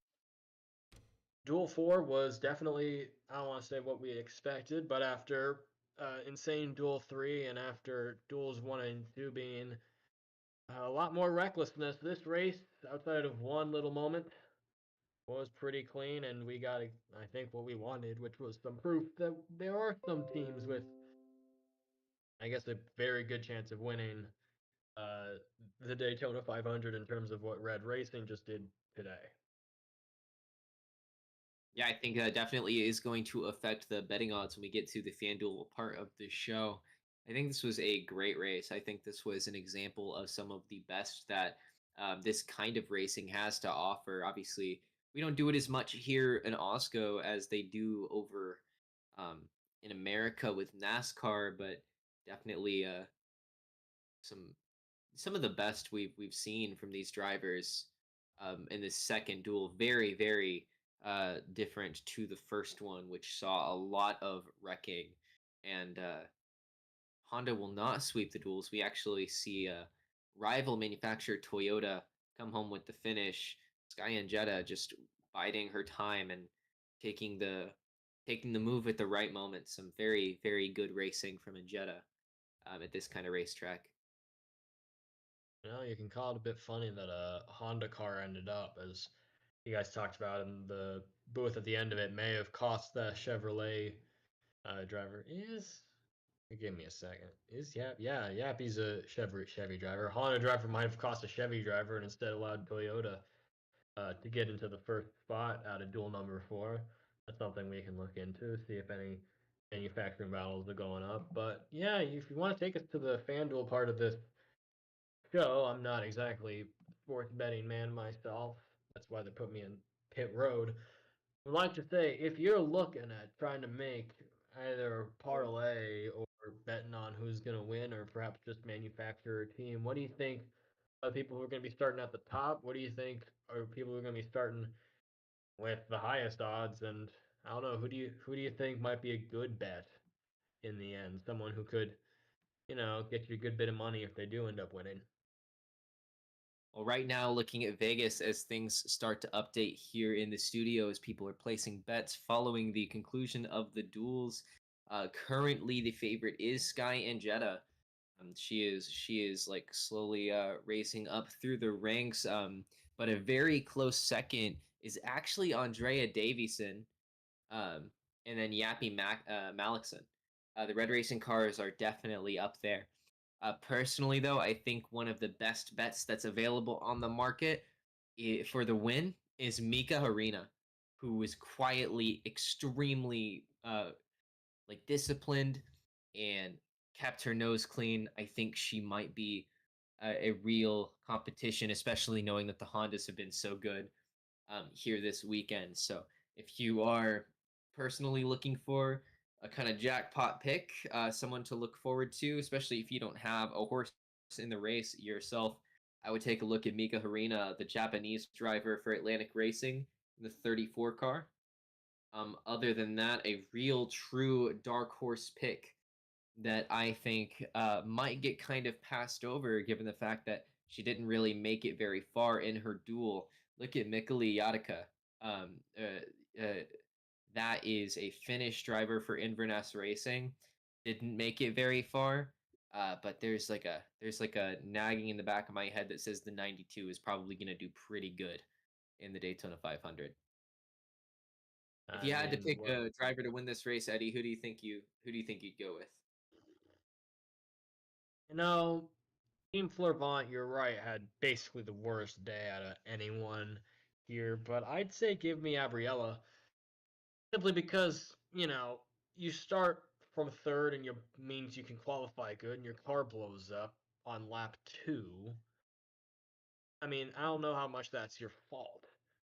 So I would say that if the car manages not to blow itself up, Abriella will be at or near the front for most of this race, and all you need is a good pit strategy and a little bit of luck, especially with some of the cycling. And I think Gabriella could really be someone with a lap to go who could sneak their way around, just like Angetta did today, and steal a race win out of nowhere. That's definitely a solid pick. We'll get to see DeGabi Abriella actually get to compete um, over in the main event. Speaking of betting odds as well, a very popular uh, backup pick for a lot of parlays is the 26 of Sophie Chantizé. A lot of people seem to think that there's a real shot Chantizé is fast in the main event. We obviously saw that car with damage was able to keep up with the main pack for most of the first of the cup duels, duel number 3. Let's keep an eye on Chantizé. Rachel Cole slowly growing in the odds as well. But yes, currently the favorite to win following the duels is as updates are continuing. It's actually now tied um, with a plus 4,000 each for the 16 of Sky and Jetta and the 23 of Yappy Malikson. Malikson is moved ahead of Andrea Davison now. So that's Well, your 2 to watch going into the AWSCO Daytona 500. surprised none of us have mentioned at this point real dark horse pick, and that's Lori Schlessenbach, who didn't really do much in the race, but was in that lead pack, could have had a chance to win, and I believe she probably could have if the 62 hadn't suddenly become an issue. She could have definitely cycled her way to the front and won that. But just a little tidbit from someone who was watching the entirety of the race down on pit road. In terms of pit road stuff, I haven't really heard much else. Again, part of this getting set up for this show, but I mean, there was something to do with. Oh man, oh man. See, I need to write these things down because then I'm gonna remember them. Happy Alexson's performance. I think there was a lot of chatter, which makes sense for Malikson, but a lot of chatter over the radio due to her pulling out. I think she was definitely really excited that last lap, thought she had the win, thought she was going to be able to tell this, great tale for a while. In interviews about her having to pull out a 4 wide and nearly crashing, only to end up winning the race, and then boom, there's Sky and Jetta to steal the race out from under her. But no, it doesn't seem like there's been any altercations of that sort over that 4 wide incident. I would happen to know. I would think that Young Wei Koo has a little bit of an issue with his manufacturer friends over at Red Racing, because it did sound like, I got into some of the radio stuff, did sound like he was expecting some Red Racing or other Chevrolet help when he went down to pit, and in the end he pitted alone, and you could see what that happened to him. He dropped down to 16th, so there may be a tiny bit of animosity. I'm sure they could clear it up, but I think Young Wei Koo was under the impression when he was pitting he was going to have some help, and he did not get any from anyone at Chevrolet or anyone else on the racetrack. And just a little thing to look into in these next couple weeks. But Daytona clears all worries, so you can imagine that very All right, quickly well, everything can change. All right, well, thank you, Eddie, for your time. We're gonna go ahead and leave the FanDuel studio. Phone back up to Echo, who now has visible on the broadcast the starting lineup for the AWSCO Daytona 500. Yeah, and I mean, very, very interesting. Obviously, the MBYW's cars heading up the front row, but interesting look at Team Flurvent running in row 20. That's excuse me. That's the Team Flurvent cars, the 20 and the 72 that make up the bottom row, and I mean, it was a much cleaner second duel here at Daytona, and as a result, we got a bit of more of a jumbled up order in that second duel for the outside lane than we did on the inside lane. So, I mean, who do you think, Scott? Who do you think is gonna be? I gotta ask you, Renee. Who do you think? You're looking at the lineup. Who do you think starting the furthest back that will have a clear shot at this one? Who do you think? Obviously, I mentioned when I was in the FanDuel studio that I was a big fan of Mika Liatica. I think that the 92 team is put together pretty well coming into this season. I think they have a real shot at it. But if you ask me to pick anyone else as far as these drivers who are like row 15th or worse, I'm definitely looking at Audie Stoneman, a Red Racing car who kind of got shuffled back in the second pack and is going to be starting in row 18 alongside the Audica. 10 car looked fast, but obviously just didn't make it as far as pit cycles goes. I'd also look at Carly Byrne, who will be starting in row 14 alongside teammate Lily Talberson. Byrne was very fast in her duel, just got caught in the wrong side of things after pit stops. So as far as like underdogs, that's who I'm looking at. Holly Jukovic also showed a lot of speed, and we saw Jar Siraj do pretty well for like the couple laps that she was without damage in the first duel. So I'm definitely looking at Yatica, and I'm looking at Stoneman. Yeah, and very, very interesting to note. All right, so thank you guys for joining us. Thanks to everyone who joined us. Thanks to Nathan. Thanks to Nova, and obviously Eddie and Renee for joining us. We'll see you again on Saturday, where our cars won't be on track for a while. I mean, we will see cars on track at 1 o'clock on Friday at AWSCO Plus, but that's for the Cup cars that will run their practice session. Outside of that, we're going to be pretty well off track, and we'll probably just have some talkings to all the drivers and such. So we're going to leave it there. We'll see you Saturday here on YouTube for the Echo Energy 300. And on Monday, it'll be the Daytona 500, 200 laps. It'll be for all the marbles on Monday night. All right, thank you guys so much for watching and for joining us. On behalf of Renee, Eddie, Nova, Nathan, and myself, I will sign you out. I'm Echo in the booth, and yeah.